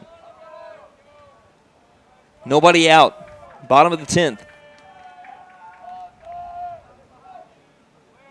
The pitch, showing bunt, can't get it down. Fouls it off inside the batter's box to move the count to 1-1. So Shumway still trying to get a bunt down. Everybody was pre-crashing towards the ball, except for the second baseman, Blue, who was making his way to the first base bag to cover. Yeah, I love the crash play there. Shortstop bolts to third, Blue, the second baseman bolting to first, in case they were ready for that one. Trying to get the force out there is what they're trying to do.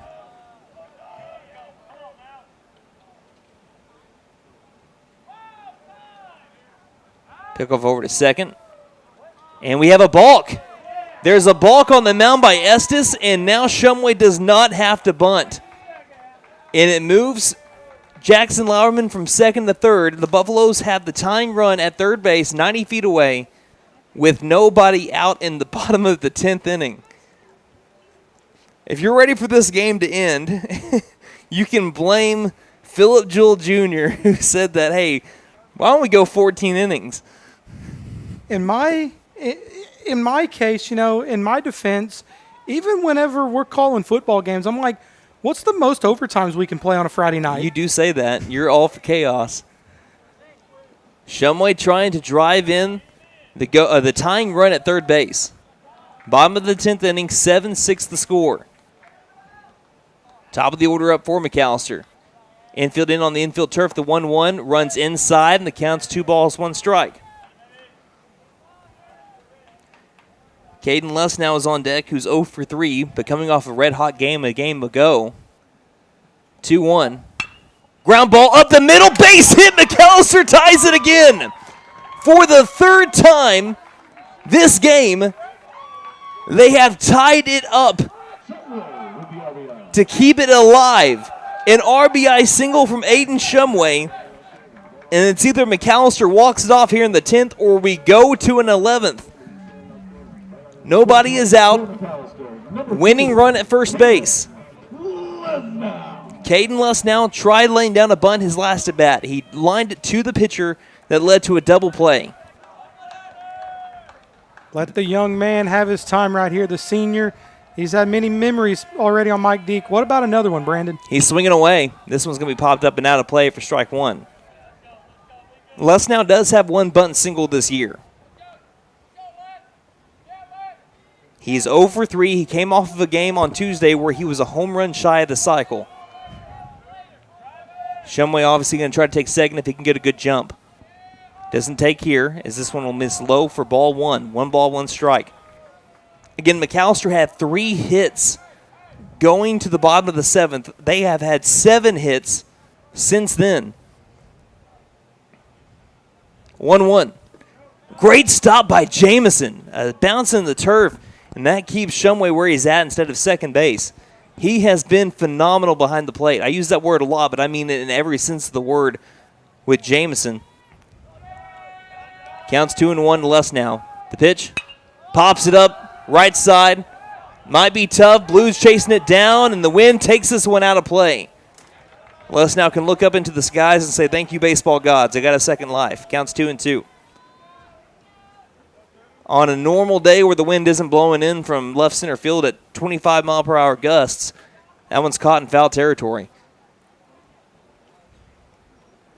Count now 2-2. The flag is, like, now this wind is shifted. It's coming out of more center field now. Like, the way it keeps shifting. Yeah, it keeps on going out to right field or in from left center. Right now it's in from left center. 2-2. Staying alive, chasing after the high fastball, but again, you don't want to leave it in. You don't leave a borderline pitch alone, and Les now knows that now as a 4-year starter. Fouls it back to the backstop. Count remains at 2-2. Who wants to be the hero? Les now back in the box. The 2-2 pitch misses low, ball 3. If this one misses out of the zone, Shumway gets into scoring position with nobody out. In the heart of the order up. He battled. Now it's time for a payoff. The 3-2. Estes kicks and fires. The pitch misses high, goes all the way to the backstop, and that is ball 4. Winning run in scoring position for McAlester with nobody out.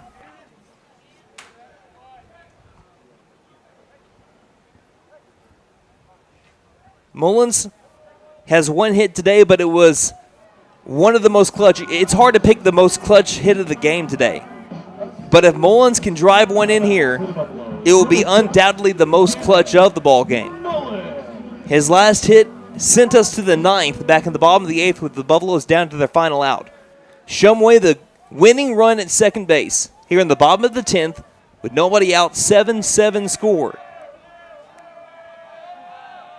First pitch to Mullins, shows bunt, pulls back, and it stays right at Jamison's feet. He thought it went behind him, but he's able to body it up again on the low pitch for ball 1.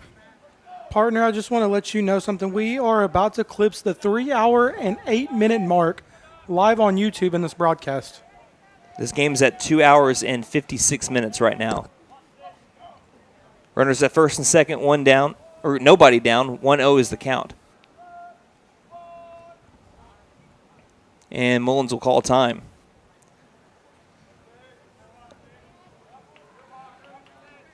What a game we have had today. One for the ages between the two MHSs. Estes gets the signs. They'll spin and go towards second base, and Estes will have to just hold on to it as Shumway's read that the entire way. And now time is called by the home plate umpire to go speak with the McAlester dugout. And I'm sure that's a warning. And by just his hand signals, it was, if I hear something one more time, you're out of the game. Again, I have no idea what it was, but that is based on the hand signals. It's almost a guarantee what he said. 1-0. This time not showing bunt as everyone was crashing down towards home plate was Mullins. The pitch misses high, and the count is 2-0. Boy, if he was swinging away on that one, someone might have lost a head. That's the risk that you take with pre-bunt defense. You have to be sure they're going to bunt. Shumway at second, Lesnow at first, 2-0 pitch. Fastball in there, strike one. 2 balls, 1 strike. Lesnow is trying to get the dugout up on their feet and try to get them loud. He's trying to say, hey, pick it up a little bit. Get loud, just make some noise. Estes, the 2-1 pitch.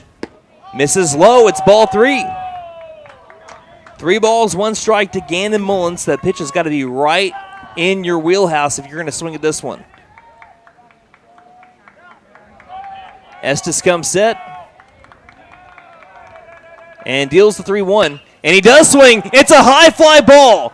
Deep left field, still going back on it is Daniels, and he makes the catch at his knees. Tagging up from second is Shumway. He'll take third. The winning run at third base for McAlester, staying put at first is Lesnow. Again, on a day that the wind isn't blowing 25 miles per hour in from left field, that one might go to the wall. Singler comes out of the dugout. I wonder if they're going to appeal this play at second base. And the field umpire says that Shumway did tag successfully from second. He was wanting to see if Shumway left early. So that brings up Braden Phillips. He's hit the ball hard all 3 times. All 3 times. The infield is not in on the infield turf right now with 1 down. That could hurt them here. If he hits one to the shortstop or the second baseman at the same way, I mean, they could also turn a double play possibly. This is interesting. They're banking on a double play if it's hit to him. They're going to walk. They're going to walk Braden Phillips to bring up Gunnar Hodgel. So Phillips is intentionally walked. Now, they've seen his at-bats, too. They've seen how hard he's hit the ball 3 times today. This is the perfect chance for a redemption for Gunnar Hodgel. He's 0 for 5 with 4 strikeouts. And he has a chance to win it here for McAlester, to erase all that and be the hero for McAlester with the bases loaded and 1 down. 7-7, bottom of the 10th. First pitch, Hodgel, outside corner, strike 1. This bases loaded alert brought to you by Pop's Kettle Corn. Choose your flavor of kettle corn or try their freshly made pork rinds at Pop's Kettle Corn in Old Town. Can Hodgel be the hero? The 0-1. Ground ball left side foul, and the count moves to 0-2. On deck is Spencer Stinchcomb. He is 3 for 4 and already has a walk-off this season against the Tulsa Edison Eagles. But the count is 0-2 on Gunnar Hodgel. Corner infielders in on the infield turf. Winning run 90 feet away. 0-2 to Hodgel. They ring him up on the low outside fastball for strike 3. And 4 strikeouts from Hodgel have all been backwards Ks. One of them has been frontwards. And now with 2 down, the game is tied 7-7. Can Spencer Stinchcomb do it again? 3 for 4 on the day. Bases juiced. Doc Estes versus the junior. Sit back and enjoy. And Estes steps off the rubber. Stinchcomb calls time. Stinchcomb has singled, doubled, and singled. He's also walked and struck out on the Buffalo 6th time through the lineup. First pitch. Fastball outside corner, strike 1. Buffalo's with a chance to win it. They need one base hit or one walk. Estes, the 0-1, skips in the turf. Again, Jameson has been gold behind the plate. 1 ball, 1 strike. We have crossed the 3-hour mark, 3 hours and 2 minutes of this game. 1 ball, 1 strike to Stinchcomb. Estes the 1-1. And again, Jameson scoots over to his right and bodies up a pitch that was in the turf. 2 balls, 1 strike. What more can you say about him? 2-1 the count. Does Stinchcomb have ice in his veins? The 2-1 pitch. Ground ball left side, fielded by the shortstop. They'll flip over to second, and we head to an 11th. The Buffaloes leave the bases loaded. They do score a run on an RBI single by Aiden Shumway to make this a 7-7 game, but we head to the top of the 11th inning, and we're going to do it again. Doc Estes delivered the pitches when he needed it, got the outs. A big strikeout of Hodgel and the ground out of Spencer Stinchcomb sends us to the top of the 11th. We continue on in this McAlester marathon. You're listening to the Buffalo baseball broadcast here on.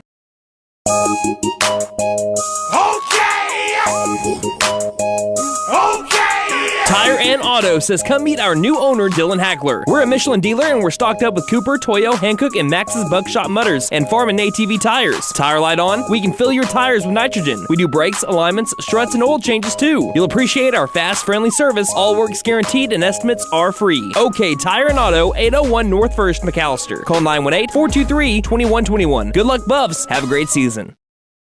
Graduation is only a month away, and Spin Nissan of McAlester has some great deals to celebrate the graduate of your family. Come get a 2024 Nissan Kicks for only $299 a month, or come get a 2024 Nissan Sentra for only $299 a month. And remember, we don't just sell great vehicles, we buy them too. Don't forget to tell them Maddie sent ya. Fenton Nissan is your best deal dealer. Shop us online now at fentonnissan.com. Angel's Diner, Steakhouse, and Pub serves great breakfasts all day and juicy burgers too. Angel's Diner also serves brick oven pizza on Friday and Saturday nights from 5 p.m. to close. Angel's Steaks are certified Angus beef, and the pub offers beer, wine, and mixed drinks. Breakfast, lunch, and dinner make it Angel's Diner, Steakhouse, and Pub. 1402 South George Knight Expressway, McAlester. Call 918-423-2633. Open Monday through Saturday, 7 a.m. to 9 p.m. Sundays, 8 a.m. to 2 p.m. Like us on Facebook. We have ran out of space on the scoreboard. We head to the top of the 11th inning. McAlester tied up with the Muskogee Roughers 7-7. McAlester tied it up at the bottom of the 7th to send us to extra innings. Muskogee got the lead back in the top of the 8th. McAlester tied it right back up in the bottom of the 8th. They took the lead again in the top of the 10th. McAlester responded, but they couldn't win it with the bases loaded and 1 down. So we head to an 11th.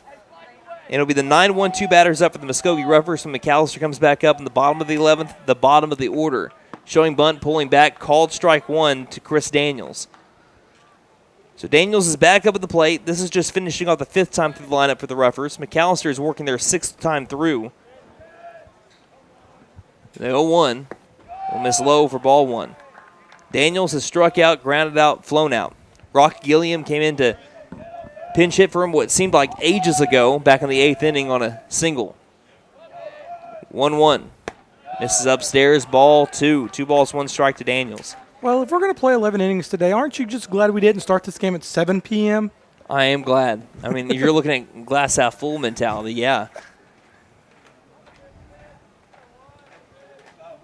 2-1. Fills his own for strike 2. 2 balls, 2 strikes. So we are in the top of the 11th in a 7-7 game. A game that began all the way back 3 hours and 6 minutes ago. 2-2 from Shumway.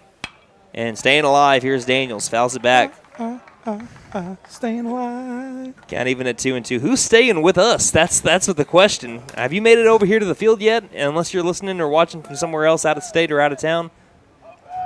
Make your way on over here to Mike Deak Field. We might still be playing. Here comes the 2-2.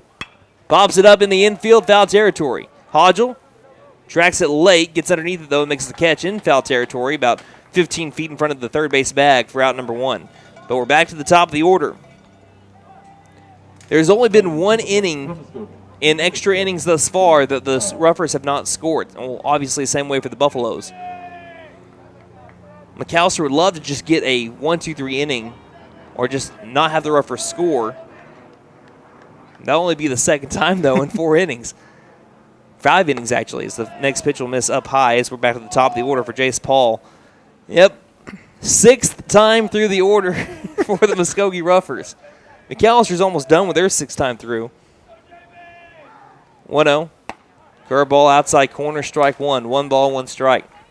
Good pitch. And you can't fault Stinchcomb, man. He hit the ball hard, too. You heard the loud ping of the bat. Just straight to the shortstop, Barnowski, that got the fielder's choice that sent us to the 11th.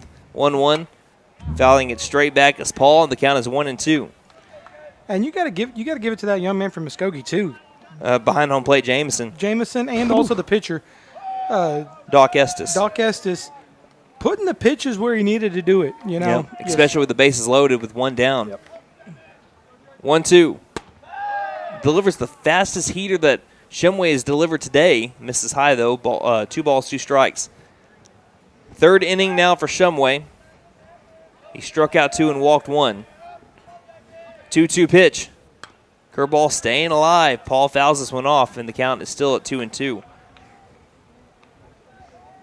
This one will be, one, like I said, one you'll never forget. I was just telling someone, it was funny, I was just telling someone this last Sunday, that the longest game I ever called is the 2-2. Swing and a miss for strike 3. Aiden Shumway gets Jace Paul swinging, and that'll be out number 2, bringing up Kylan Blue. To the plate for the Roughers, number 4, Kylan Blue. Let's see. Last time that Blue came up, he was hit by a pitch. So he is 1 for 3 today. First pitch. Curveball missing inside, ball 1. It's a 7-7 game, top of the 11th inning. McAlester is wondering where the pitch was. It looked like it was above the zone, and he's kind of close to the box. I thought that could have been a strike easy. Lefty on lefty matchup here. So here's the 1-0 from Shumway. Lower outside quadrant, strike 1. 1 ball, 1 strike. But no, going back to my earlier story, I was telling someone just this last Sunday the longest game I ever called was in Choctawhatchee, 11 innings. I brought that up for the first time, kind of unwarranted. Now we've matched that. This next pitch misses down the turf to move the count to 2 balls, 1 strike. I didn't know the last time I'd ever call a game like this. Didn't think it would ever happen. It's been 7 years since I've done it. This is my second baseball game to call. You are chaos personified. It follows you wherever you go. It's for the brand. Here's the 2-1 pitch. Curveball. I don't know where that's missing, man. I don't know either. I don't know where that's at. They're going to say it's inside. 3 balls, 1 strike. Again, Barnowski's on deck. Always a dangerous hitter for the Roughers. That looks like a strike. Shumway will wind and deal the 3-1 pitch. And he chases after ball 4. The fastball will be fouled back into the net for strike 2. 3 balls, 2 strikes to Kylan Blue. Again, the Roughers, still both teams. McAlester trying to start a winning streak after they had their 7-game winning streak snapped, and they had a big win on Tuesday, 4-1 over Tahlequah. Muskogee trying to break a 5-game losing streak. 3-2 from Shumway. And staying alive here, Blue fouls it back into the net again. We'll do it at 3 balls, 2 strikes. What's wild is how many pitches our relievers have thrown in this game. Shumway, this will be pitch number 50. Estes is going to throw 72 when he starts the bottom of the 10th. Or bottom of the 11th, sorry. The payoff. In the turf, and now the go-ahead run for the Roughers is on the base paths with Aiden Barnowski up at the plate. So he draws his 3rd free pass. There haven't been a lot of them to the Roughers today. McAllister's pitching staff has done a pretty good job of keeping people off the base paths in terms of free passes. Number 2, Aiden Barnowski. But Blue has been able to draw 3 of them. I'm sure a lot of Rougher fans are saying, "You're my boy, Blue." If you've ever seen Old School. Barnowski back up at the plate. Grounded to a fielder's choice his last time up. Sixth time through the lineup for the Roughers, and time will be called by Barnoski.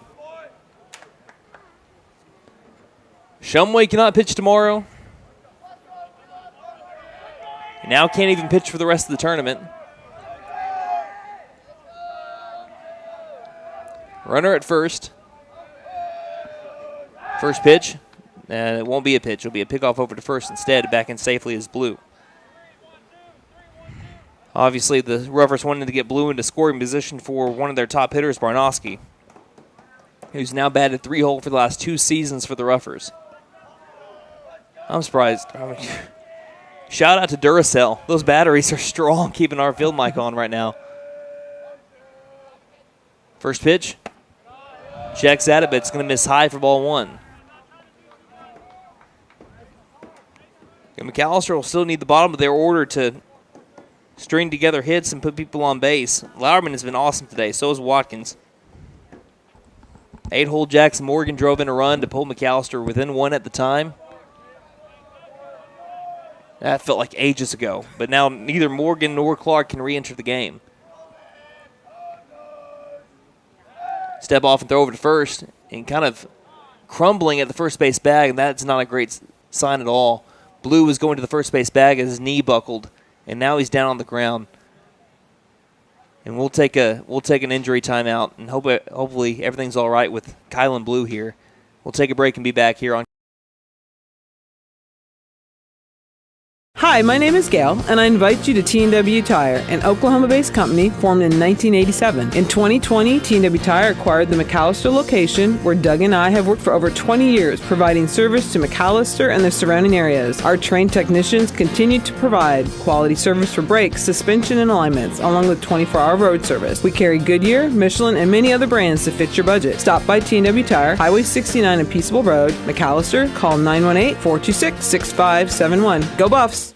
Beat the heat with American Standard Heating and Air Conditioning and Freeze and Flare, your local champs for cool perfection. Proud McAlester Buffalo supporters. Score with financing offers upon approved credit. See dealer for details. Call 918-217-8785 or visit freezeandflare.com to hit it out of the park. Licensed, bonded, and insured. Freeze and Flare, your home comfort, home run. License number 001-44485. Here at Reagan Auto, we offer a variety of services for your vehicle needs. AC and heat repair, brakes, tires, front end repair, alignments, electrical repair, and everything in between. We are proud to offer a select line of engines and transmissions backed by a 3-year, 100,000-mile nationwide warranty. Give us a call at 918-715-3236 or stop by and speak to one of our advisors about how we can help. 306 East Wyandotte in McAlester. From the team at Reagan Auto, thanks for your business. Hey guys, it's Sam from Sam Wampler's Freedom Ford in McAlester and Eufaula. With 2 locations to choose from, we have close to 200 vehicles on the ground and coming in. And with vehicles starting at $29.95, we have something for everyone. And if you need parts or service, we are loading up at both locations to serve you better. Plus, with our mobile service van and our pickup and delivery, we can help you with sales and service no matter where you are. So come see us at Sam Wampler's Freedom Ford in McAlester and Eufaula and let us make it happen for you.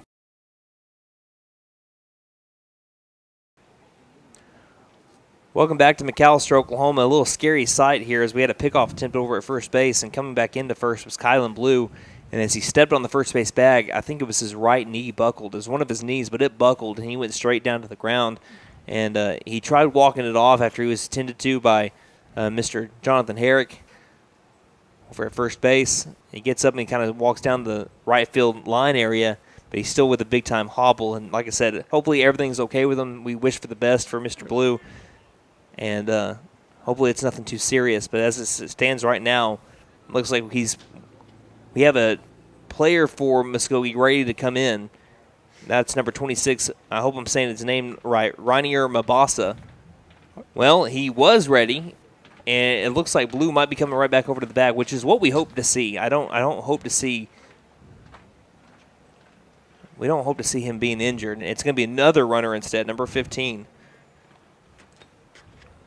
That's Jay Roberts. So Jay Roberts will be the runner. I don't know if Blue's had anybody substitute for him yet. So if he does end up getting better, he might be able to substitute back in. But for right now, it's going to be Jay Roberts running for the Muskogee Roughers. As we're in the top of the 11th inning, 7-7 game, 2 down, 1-0 the count to Barnowski. Next pitch, fly ball, right field. Jaden Cheney having to go back on. It's over his head, and he can't make the catch. It'll one hop off the wall. He crashes into the wall. It might score Roberts. Getting in quickly is Cheney. Stinchcomb fires home, and it's up the third base line, and Barnowski with an RBI triple to give the Roughers the lead again. There's only been one inning, this extra innings, where we have had nobody score. And with 2 down, it's an RBI triple by Aiden Barnowski. His first hit since his second at bat. And it brings up Doc Estes, and McAlester will have to do it again, this time with the bottom of the order. Ethan Watkins, Jaden Cheney, and Jackson Lauerman will be your 7, 8, 9 batters.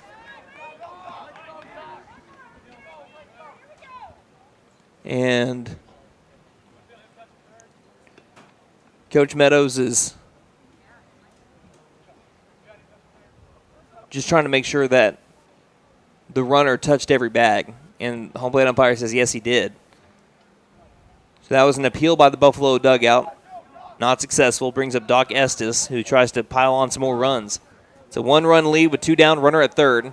First pitch from Shumway. Swing and a miss for strike 1. Went opposite field and one hopped it towards the wall. And the Roughers are back on top in the top of the 11th, 8-7. The pitch ends up hitting Estes in the elbow guard, and he'll take first base. And McAlester, you might hear some of their fans arguing, saying that it looked like he leaned into it. I don't think he ever really moved, but I thought the rule is you have to make an effort to get out of the way.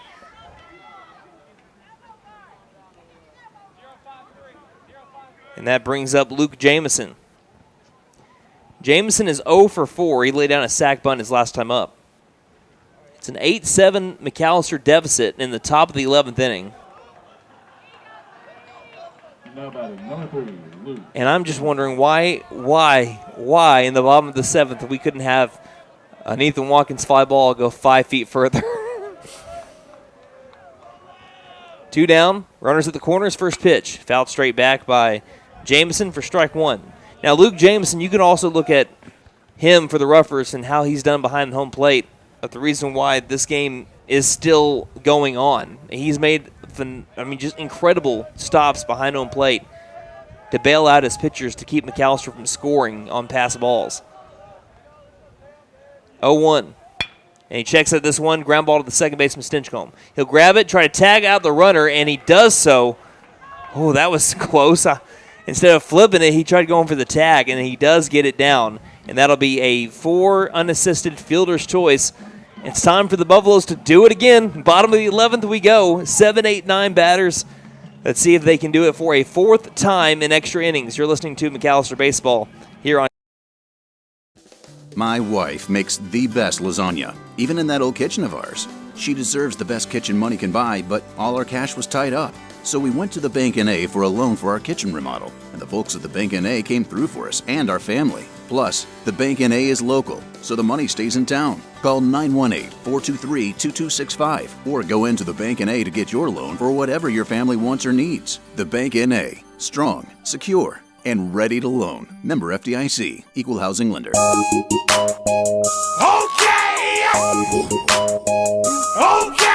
Tire and Auto says come meet our new owner, Dylan Hackler. We're a Michelin dealer and we're stocked up with Cooper, Toyo, Hankook, and Max's Buckshot Mutters and Farm and ATV tires. Tire light on? We can fill your tires with nitrogen. We do brakes, alignments, struts, and oil changes too. You'll appreciate our fast, friendly service. All work's guaranteed and estimates are free. OK Tire and Auto, 801 North 1st, McAlester. Call 918-423-2121. Good luck, Buffs. Have a great season. Graduation is only a month away. And Spin Nissan of McAlester has some great deals to celebrate the graduate of your family.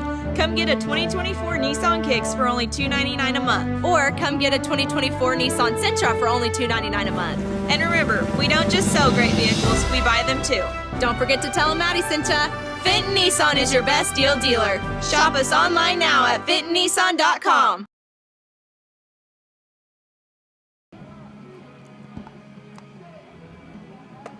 The Buffaloes have had to come back in each inning, starting with the 7th, to try to keep this game going. They were down 5-1 at one point. Bottom of the 7th, they scored a run to tie it to send us to extras. They had to do it in the 8th. They did. They had to do it in the 10th. They did. Can they do it for a 4th time? Can they tie it up at least to keep it going in the bottom of the 11th inning? It'll be up to the bottom of the order. It'll be Ethan Watkins, Jaden Chaney, Jackson Lauerman. Watkins, as I mentioned in the previous half inning, was 5 feet away. Hit a ball off the top of the fence. If it would have went over, it would have been a 2-run walk-off home run back in the 7th. Instead, it was a game-tying double.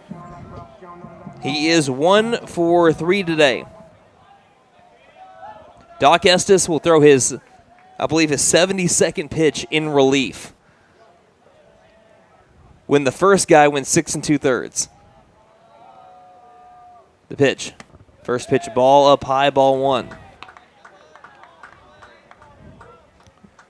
I wish I could say I've never seen a game like this before, but it's been a long time. Next pitch misses low for ball 2. All I'm saying is move over Choctawhatchee.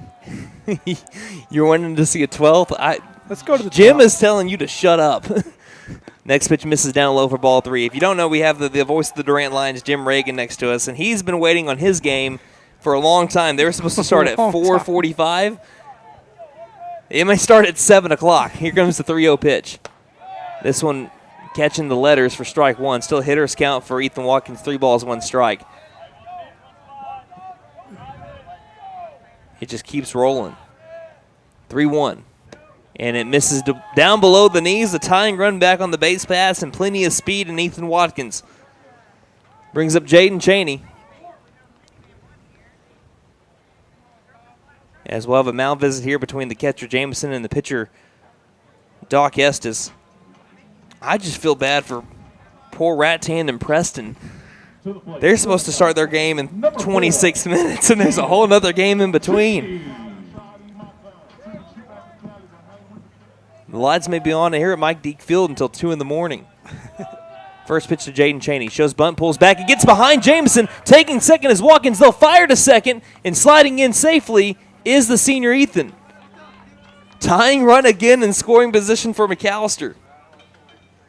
Chaney showed bunt, pulled back, and went high and inside, and Jameson, again, one of the handful of times, not even a handful, one of the 2 times it's gone past him today. Count 1-0. Hey, also R.I.P. to Braden Phillips and Luke Jameson's knees. Yeah. Gets a bunt down. It'll be fielded by the pitcher. He slid to do it. Throws over to first. Estes gets him at the first base bag, but the sack bunt is down by Chaney. So that'll go down as a 1-3 sack bunt. It moves Watkins 90 feet away from home to try to tie up the game. 9-hole batter Jackson Lauerman up. He's had a good day. He's been 2 for 3 with 2 singles, an RBI sac fly, and he's also struck out. Also walked. First pitch.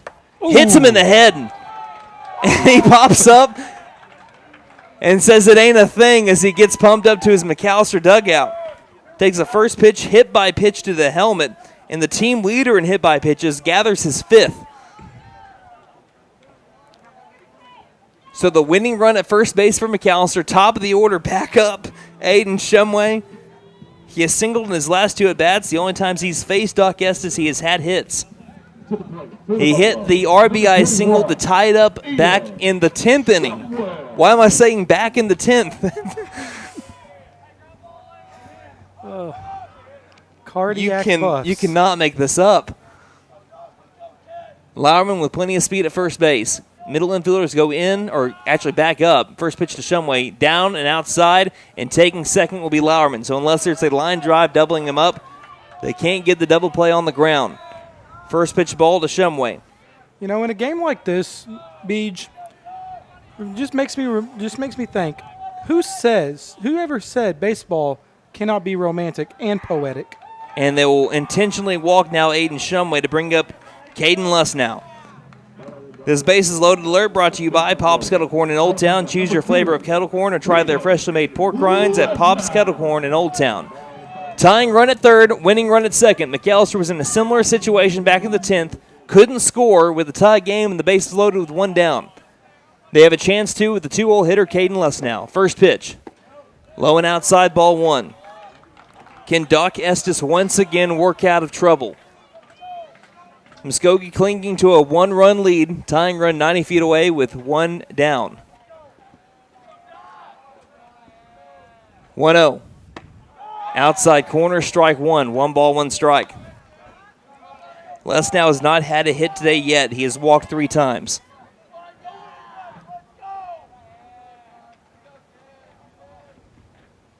Watkins at third, Lauerman at second, Shumway at first. 1-1 pitch. Low, and it gets past the catcher. Here comes Lauerman. There will be a play at the plate. The flip home, and he's safe. He's underneath the tag. McAlester ties it up. It was a bang-bang play at the plate, and Lauerman got there just in time. And it's 8-8 in the bottom of the 11th. McAlester has done it again. And now Caden Lesnow will be intentionally walked. To bring up Gannon Mullins, who's already hit an RBI single today to send us further in the game. He did it back in the 8th inning to send us to the 9th. For the second consecutive inning, the bases are loaded with one down and a tie game for McAlester with a chance to win it. Gannon Mullins digs into the box. Fly ball, base hit. A fly ball, you win the ball game. Yeah, fly ball into the outfield, you win it. We're going to have a meeting in the mines at the mound. Yep, we're going to have a mound visit. We're not going to take a break. Hey, speaking of which, if this isn't a sign that you need to join, if your business needs to join McAlester Radio broadcasts, become a sponsor. Football, basketball, baseball season. 918-426-1050. Call us between 8 and 5, and we'll get you on. Our sponsors have gotten plenty of love in this game. We'd like to thank them just one more time, this time out over the air. Sam Wampler's Freedom Ford, the Bank & A, OK Tire and Auto, Fitton Nissan, Angels Diner, T&W Tire, Freeze and Flare Heat and Air in Reagan Auto. Even if you don't need their services, maybe you like, for example, a lot of automobile services, maybe you don't need anything done to your vehicle yet. Just go to them, call them up, and say, hey, thank you for sponsoring McAlester Baseball, because we don't get on the air without them. We appreciate them to the utmost. And Angels Diner, one of the best places to get pancakes in all of McAlester. I'm just saying. So now Gannon Mullins at the plate, bases loaded, one down, bottom of the 11th, tie game 8-8. Are you not entertained? Estes, after the mound visit, first pitch to Mullins. Pops it up, foul territory, 3 people around the ball. It's caught by the pitcher in foul territory, Estes, for out number 2. The kid is a baller. He is a gamer. When he gets in a pickle, he makes the right plays when he needs to. And it brings up Braden Phillips, who was intentionally walked last time. We talk about how we've said 3 times he's the most unlucky hitter in 5A baseball. Can he break the bad luck and deliver for McAlester? With the bases juiced in an 8-8 game, 2 down. Bottom of the 11th, first pitch to Phillips. He's first pitch swinging, drives it straight back for strike 1. You always hear about the golden sombrero when you go like 0 for 3, 0 for 4 with strikeouts. This poor young man is wearing the bronze sombrero. He hits it hard, just right at people. Right at people. This time he's just trying to find a little patch of turf in the outfield. 0-1 to Phillips. Ground ball straight back to the pitcher, Estes. We are heading to the 12th. For the second consecutive inning, McAlester cannot score with the bases loaded and one down, and we will head to a 12th. It is 8-8 Muskogee and McAlester. This McAlester marathon will not end. We'll take a break and be back here on Angel's Diner, Steakhouse, and Pub serves great breakfasts all day and juicy burgers too. Angel's Diner also serves brick oven pizza on Friday and Saturday nights from 5 p.m. to close. Angel's Steaks are certified Angus beef, and the pub offers beer, wine, and mixed drinks. Breakfast, lunch, and dinner make it Angel's Diner, Steakhouse, and Pub. 1402 South George 9 Expressway, McAlester. Call 918-423-2633. Open Monday through Saturday, 7 a.m. to 9 p.m. Sundays, 8 a.m. to 2 p.m. Like us on Facebook. Hi, my name is Gail, and I invite you to T&W Tire, an Oklahoma-based company formed in 1987. In 2020, T&W Tire acquired the McAlester location, where Doug and I have worked for over 20 years, providing service to McAlester and the surrounding areas. Our trained technicians continue to provide quality service for brakes, suspension, and alignments, along with 24-hour road service. We carry Goodyear, Michelin, and many other brands to fit your budget. Stop by T&W Tire, Highway 69 and Peaceable Road, McAlester. Call 918-426-6571. Go Buffs! Beat the heat with American Standard Heating and Air Conditioning and Freeze and Flare, your local champs for cool perfection. Proud McAlester Buffalo supporters. Score with financing offers upon approved credit. See dealer for details. Call 918-217-8785 or visit freezeandflare.com to hit it out of the park. Licensed, bonded, and insured. Freeze and Flare, your home comfort, home run. License number 001-44485.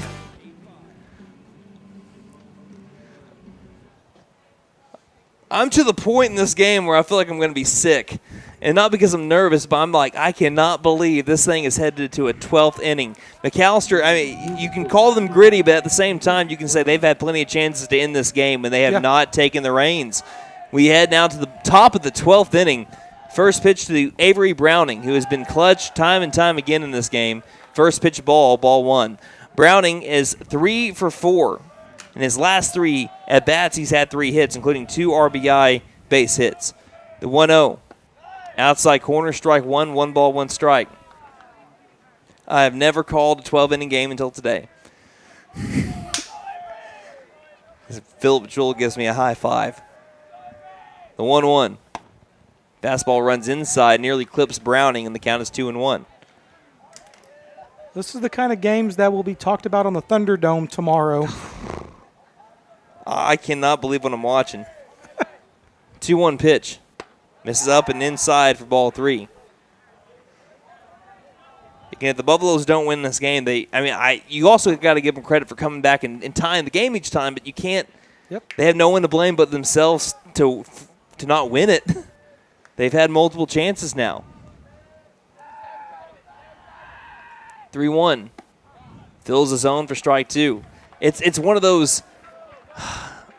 What's the term I'm thinking of? It's one of those. It's which side of the corner are you looking at in this game is really what you're looking at. 3-2 from Shumway, and it skips down the turf, and it's a leadoff walk to Avery Browning. Have we approached 7 times through the order yet?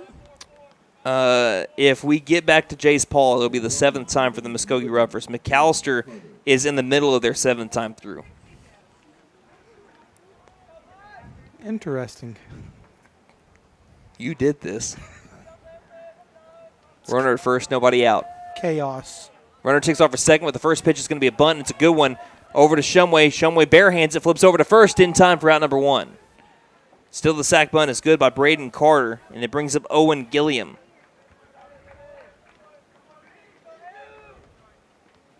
Now batting for the Roughers, number 8, Owen. And it brings up Owen Gilliam. Gilliam is 0 for 5, but I think I'm 1 off on him too.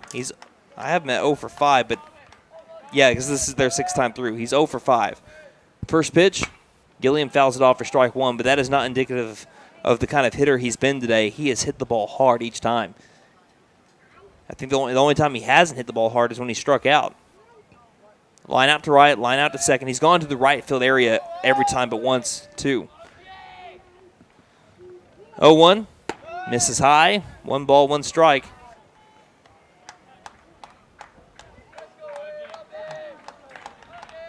We still have 2 more games today in the Mike Deak Shootout Festival. Preston and Rat Tan's going to go on until about 2 a.m. at this pace. 1-1 from Shumway. Swing and a miss for strike 2. You know what's funny? My wife sent me a message. And she said, I'll be home at 5 p.m. And she sent me the SpongeBob, like the mocking thing, if you've ever seen that GIF. Or the meme. I'll be home at 5 p.m. 1 ball, 2 strikes. My wife texted me and said, we're getting pizza and making the house payment. When will you be home? And I said, I do not know. The 1-2. Gurr ball could not cross at the knees. Count moves to 2-2.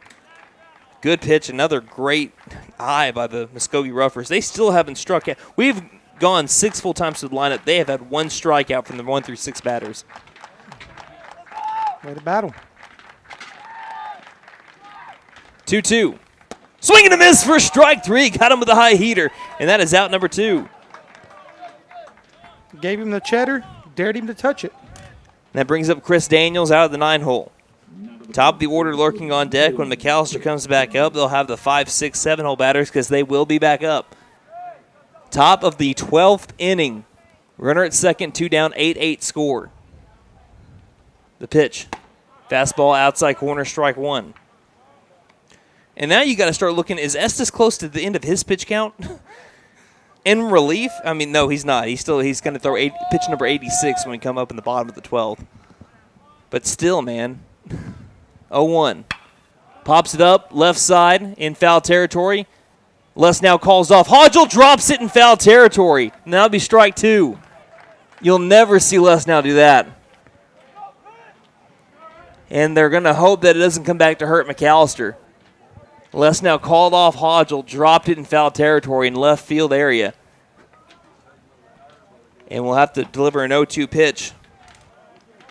Right here, Shumway, you just got to bear down, make a good pitch right here. Get that one off your mind, let it shrug off. And the go-ahead run is in scoring position for the Roughers. But the top of the order lurking on deck. Can Shumway make it not matter? The 0-2.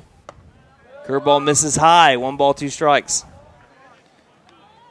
And Chris Daniels was pinch hit for Rock Gilliam. Had to reinsert himself into the game as a pinch runner.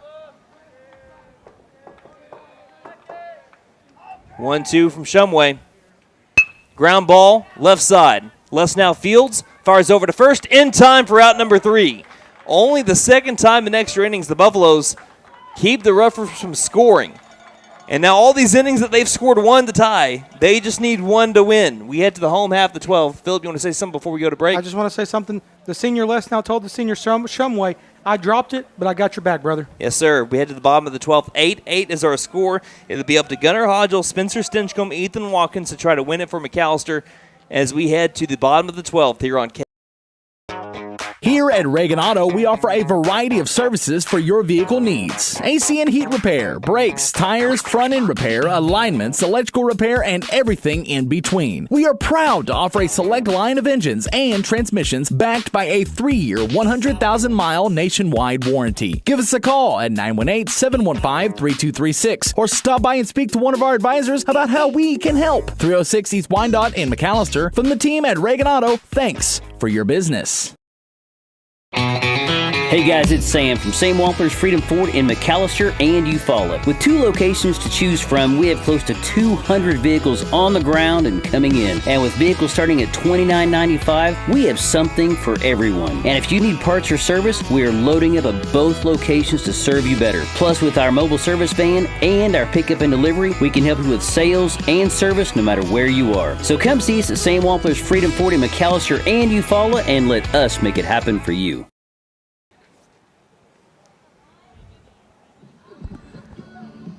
Will this be the inning? We head to the bottom of the 12th. The McAlester Buffaloes have had chances the last 2 innings to win the game with the bases loaded and 1 down, and the Muskogee Roughers and pitcher Doc Estes worked out of it. Gunnar Hodgel, 5, 6, 7 hole batters. Hodgel's up with Spencer Stinchcomb and Ethan Watkins in the hole. First pitch with the game tied 8-8 is going to be a fastball down the middle, strike 1. Hodgel's had a rough day today. He has gone 0 for 6 with 5 strikeouts. Here's the windup and the 0-1 pitch as he's laid on the fastball for strike 2. He's just not looking like he's there today. On the seasons, he's been great. 3rd on the team in batting average at .345, just has struggled today. Estes, the windup, and the 0-2 to Hodgel. And he pops this one up. Sky high, could be trouble, right area. It's towards the line, and it's caught in foul territory by Browning as he was falling off to his left. And that'll be out 1. Brings up Spencer Stinchcomb. Stinchcomb is 3 for 5. I cannot believe this is the 7th time through the lineup. He has struck out singled, walked, doubled, singled, grounded into a fielder's choice. Estes, the windup, first pitch to Stinchcomb. And Estes is looking better as he makes his way throughout the game. His control has gotten better. He hits the outside corner to move the count to 0-1. Estes delivers. Goes sidearm this time, misses low and outside to move the count to even at 1 ball and 1 strike. We are 18 minutes away from being at the 4-hour mark. 1-1 to Stinchcomb. Ground ball deep in the whole left side. Sliding stop by the shortstop as he goes over to first and underthrows him. And Stinchcomb will stay at the first base bag. That was Barnowski that made an excellent sliding stop deep in the hole. Gave his team a chance over at the first base bag area. We'll see what that's officially ruled as here for Stinchcomb. But the winning run is on the base paths for McAlester. Ethan Watkins comes up to the plate.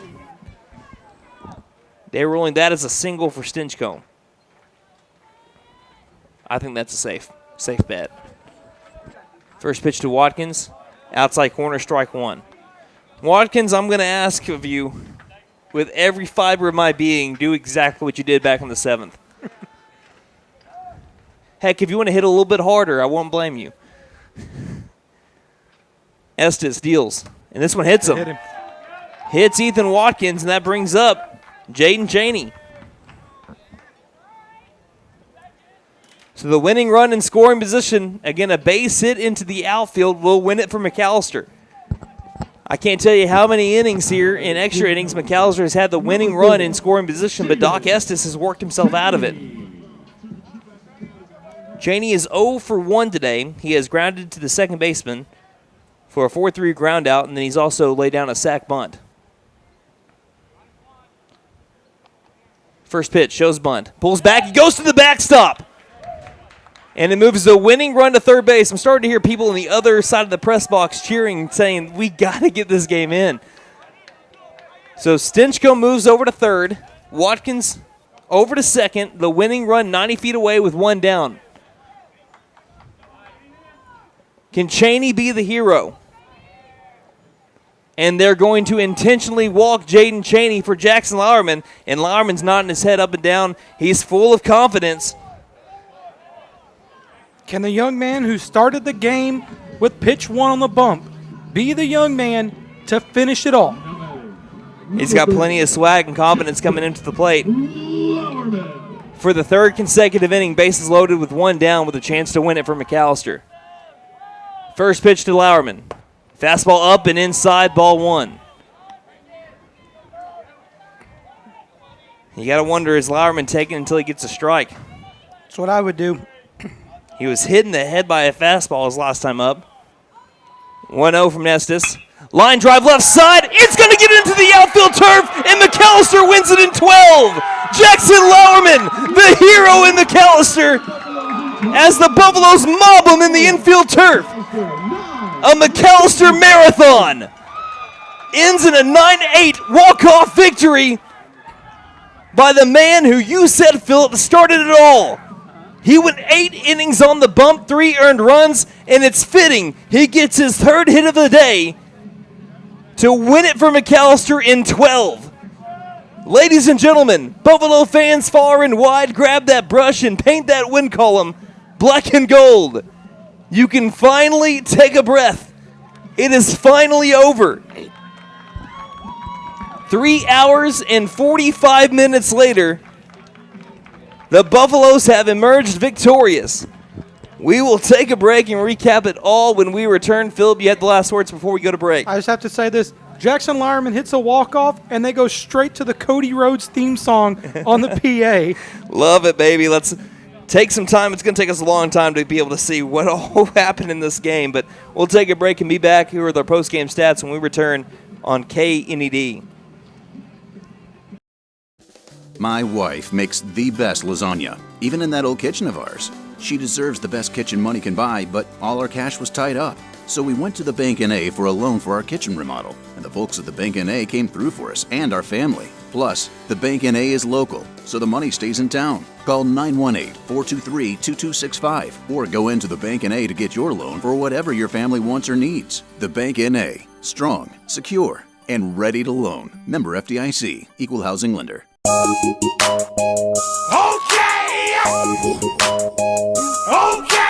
Tire and Auto says come meet our new owner, Dylan Hackler. We're a Michelin dealer and we're stocked up with Cooper, Toyo, Hankook, and Max's Buckshot Mutters and Farm and ATV tires. Tire light on? We can fill your tires with nitrogen. We do brakes, alignments, struts, and oil changes too. You'll appreciate our fast, friendly service. All work's guaranteed and estimates are free. OK Tire and Auto, 801 North 1st, McAlester. Call 918-423-2121. Good luck, Buffs. Have a great season.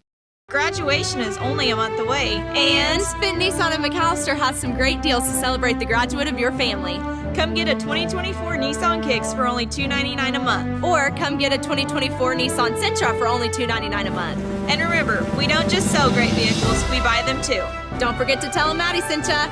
Fenton Nissan is your best deal dealer. Shop us online now at fentonnissan.com. Angel's Diner Steakhouse and Pub serves great breakfasts all day and juicy burgers too. Angel's Diner also serves brick oven pizza on Friday and Saturday nights from 5 p.m. to close. Angel's Steaks are certified Angus beef and the pub offers beer, wine, and mixed drinks. Breakfast, lunch, and dinner make it Angel's Diner Steakhouse and Pub, 1402 South George Knight Expressway, McAlester. Call 918-423-2633. Open Monday through Saturday, 7 a.m. to 9 p.m., Sundays, 8 a.m. to 2 p.m. Like us on Facebook. Hi, my name is Gail, and I invite you to T&W Tire, an Oklahoma-based company formed in 1987. In 2020, T&W Tire acquired the McAlester location, where Doug and I have worked for over 20 years, providing service to McAlester and the surrounding areas. Our trained technicians continue to provide quality service for brakes, suspension, and alignments, along with 24-hour road service. We carry Goodyear, Michelin, and many other brands to fit your budget. Stop by T&W Tire, Highway 69 and Peaceable Road, McAlester. Call 918-426-6571. Go Buffs!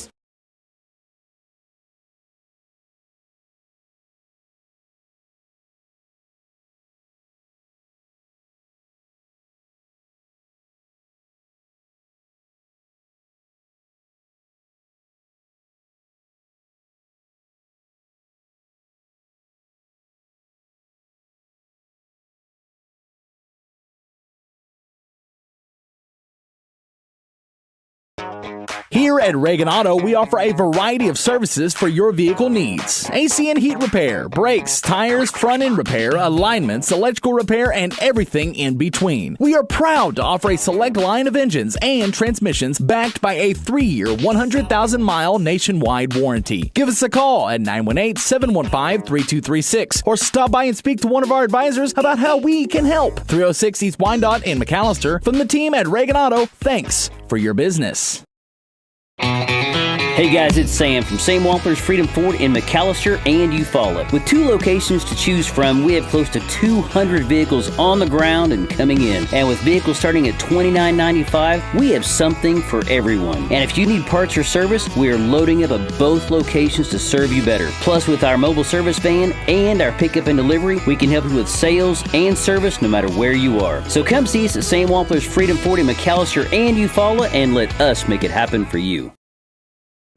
My wife makes the best lasagna, even in that old kitchen of ours. She deserves the best kitchen money can buy, but all our cash was tied up. So we went to the Bank N.A. for a loan for our kitchen remodel, and the folks at the Bank N.A. came through for us and our family. Plus, the Bank N.A. is local, so the money stays in town. Call 918-423-2265 or go into the Bank N.A. to get your loan for whatever your family wants or needs. The Bank N.A. Strong, secure, and ready to loan. Member FDIC, Equal Housing Lender.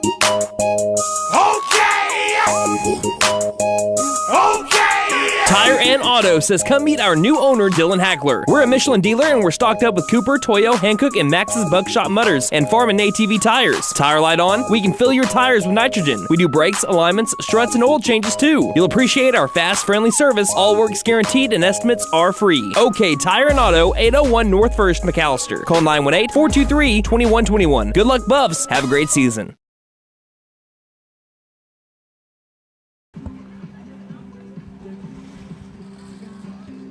It was a McAlester marathon, but the Buffaloes emerged victorious in 12 innings, the longest game I've ever called in my life, longest game I've ever been a part of in my life. The Buffaloes win 9-8 on the walk-off single by Jackson Lauerman, who continues to stay hot. 3-hit day today, and you knew as soon as he was digging into the box, McAllister's winning the game.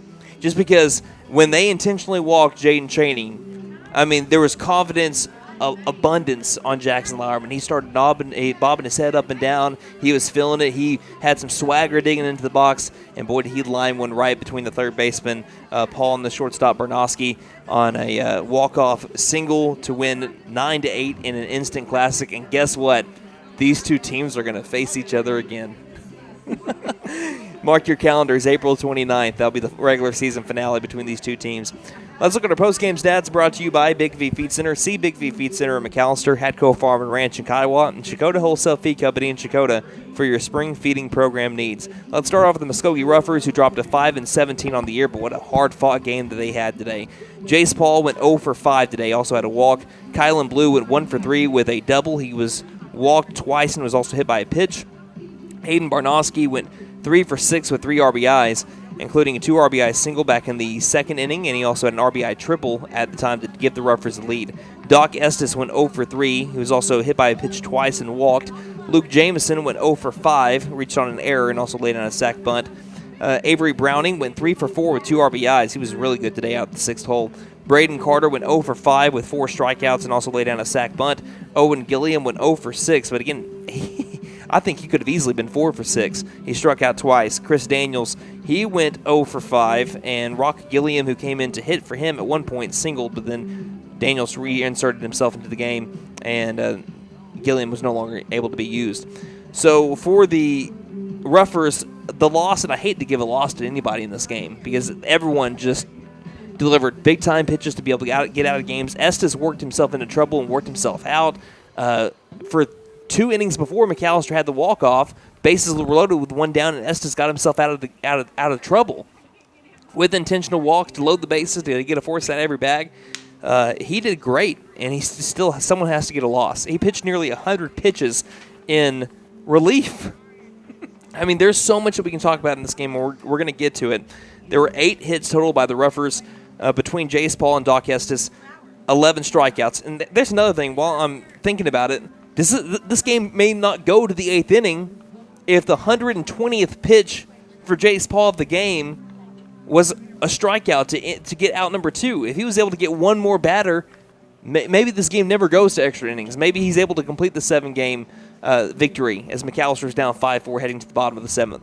But they were able to get to the bullpen. Doc Estes comes in. Stinchcomb sees him well, double down the right field line, and led to the very next batter, RBI double by Ethan Watkins off the right center field wall that was 5 feet away from ending the game there with a walk-off home run. So it's wild how this game transpired. There were 16 free passes given up by the Muskogee Roughers. Now, a few of them were intentional walks. I think there were 4 intentional walks in this game, so that's kind of inflated a little bit, but still a lot of free passes. Well, you're going to have a lot of them in 12 innings, too, and there were 4 errors that I counted up by the Roughers. For the McAlester Buffaloes, they improved to 16-7 on the year, but you're not going to find one as hard-fought as that one. Aiden Shumway went 2 for 6 with an RBI after not having a hit in his first 4 at-bats. Caden Lesnow went 0 for 3. He was walked 4 times, including 1 intentional walk. Gannon Mullins went 1 for 5 with an RBI. His base hit put McAlester into the 9th inning in the bottom of the 8th with a bloop single over the left field area.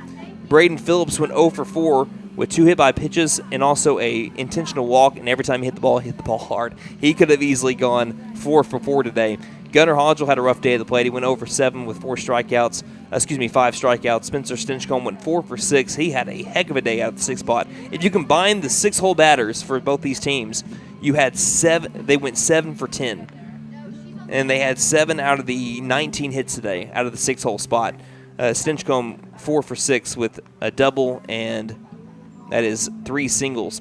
Ethan Watkins, he went 1 for 3 with an RBI, but his double, that 1 hit, was the biggest one of the day for the Buffaloes to send us into extra innings, and again, nearly won it for McAlester. Jackson Morgan, he went 1 for 3 with an RBI. He pulled McAlester within what seemed like an eternity ago back in the 5th inning, or was it the 4th? I don't know. We had Jordan Clark, he had 1 at bat, he struck out. Jaden Chaney played the final 4 or so innings. He went 0 for 1 with a ground out to second. Again, get this. You are the 3rd guy to hit in the 8-hole spot, and you still get 3 at-bats. He went 0 for 1 with a ground out to second, laid down a sac bunt, and was hit by a pitch. He was also intentionally walked, so that's another thing. We had Jackson Lauerman. He was the hero today. Once again, the player of the game. Went 8 strong on the mound, gave up only 3 earned runs. How many pitchers do you know that make it 8 full innings and you're still giving your team a chance to win? Lauerman did that today. And also, he went 3 for 4 with an RBI at the plate, including the biggest hit of the game. It was a walk-off RBI line drive left field area, gave McAlester the win. Buffaloes had 3 hits going into the bottom of the 7th inning. They had 9 in extra innings to have 12 hits on the day. Between Lauerman and Aiden Shumway, 8 strikeouts, 9 free passes by the Buffalo pitching staff, and only 1 error in 12 innings for McAlester. Very solid defense today. And a couple of plays that kept McAlester in the game, including a sliding stop by Lesnow behind the second base bag. But, I mean, where do you want to start? Now that we're kind of recapping it all off, where do you want to start with this? There's a lot of stuff we can talk about. Just while it's on my mind, because we've already mentioned some things that happened, Aiden Shumway. How hard is it to go in and throw 8th inning or 9th inning, 10th inning, 11th inning, 12th inning? He gave up some runs here and there, but at the same time, he pitched 4 innings of relief ball when he hadn't pitched at all for McAlester last year. And this is like his first taste of varsity baseball pitching experience, and he's been a big-time pitcher for McAlester. Goes 4 innings and gets the win today for McAlester. He did a great job. I'll let you, if you think of something, spout it out, because there's so much in this game that you could talk about. Yeah, absolutely. Sorry about that. But just defensive flashes from McAlester, not only from the sophomore Jordan Clark, the junior Spencer Stinchcomb, like a vacuum. The senior Lesnow flashes leather. But then when you look at the other side of the diamond with the Roughers, Blue at second base, he was like a vacuum as well. Mm-hmm. Catching them when they try to go up the wickets. He wouldn't let balls get in between the 3 and 4 hole. And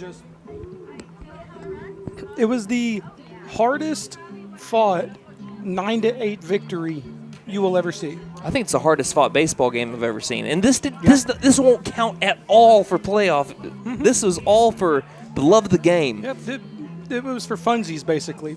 I mean, it's going to go as a winner or a loss, but it doesn't hurt you or help you when you're trying to go into the playoffs. Yeah, and man, it was an awesome. It's an awesome game. It's not one of those games where you feel like McAlester struggled. Now, this is going to be a reminder, though, to the Buffaloes, you can't start off games slow, because if you don't give them 3 runs in the first inning, you win the game 4-2 in 7 innings. So you can't start off games slow, because then you might lead to 12-inning games, and it lasts almost 4 hours long. Again, this one went it was officially 3 hours and 45 minutes long. I've never called a game this long before. I've never gone into the 12th inning of a game, and the Buffaloes win at 9-8.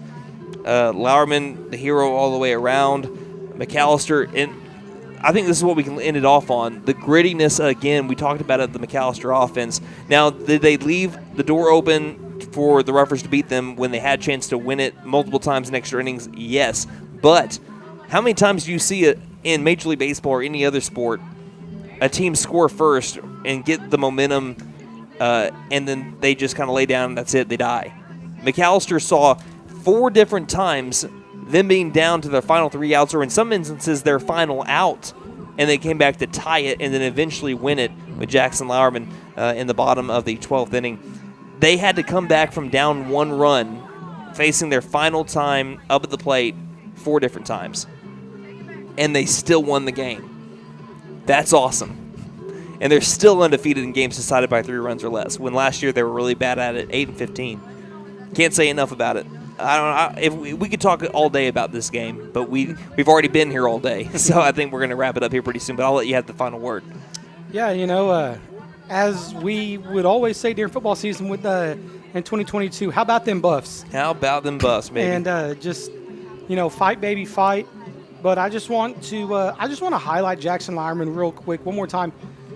The confidence, the moxie it takes to get hit in the head with a pitch, and the very next time you step up to the plate, you're nodding your head and you're like, this game is over. Like the moxie that young man stepped into that right batter's box with.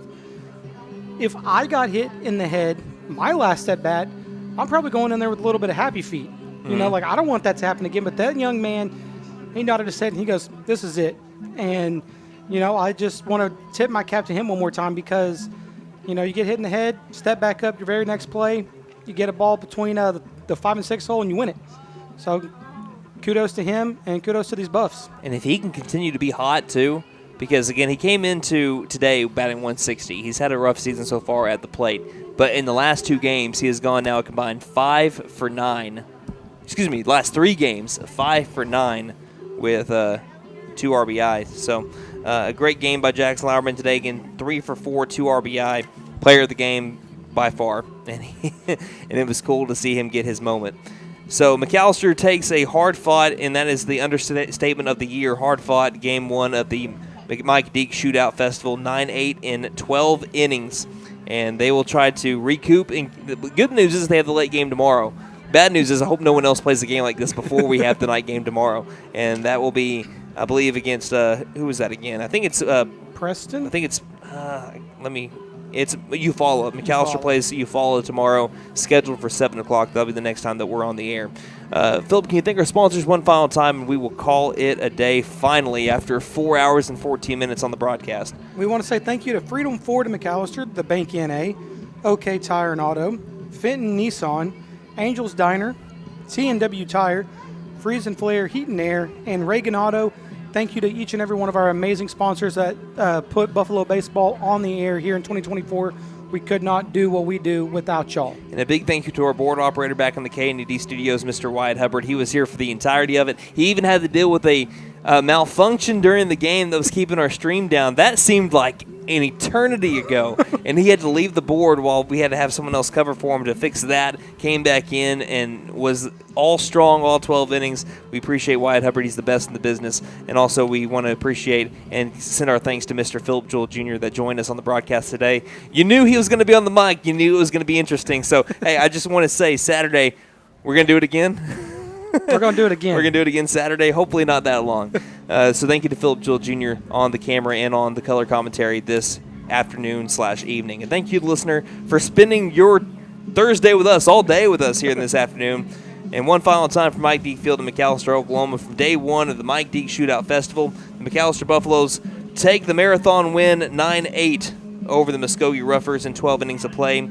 So until tomorrow when McAlester continues the shootout against the Eufaula Ironheads at 7 o'clock, this is Brandon Green saying Buffaloes win. And don't just have a great night. Have a Buffalo night, everybody.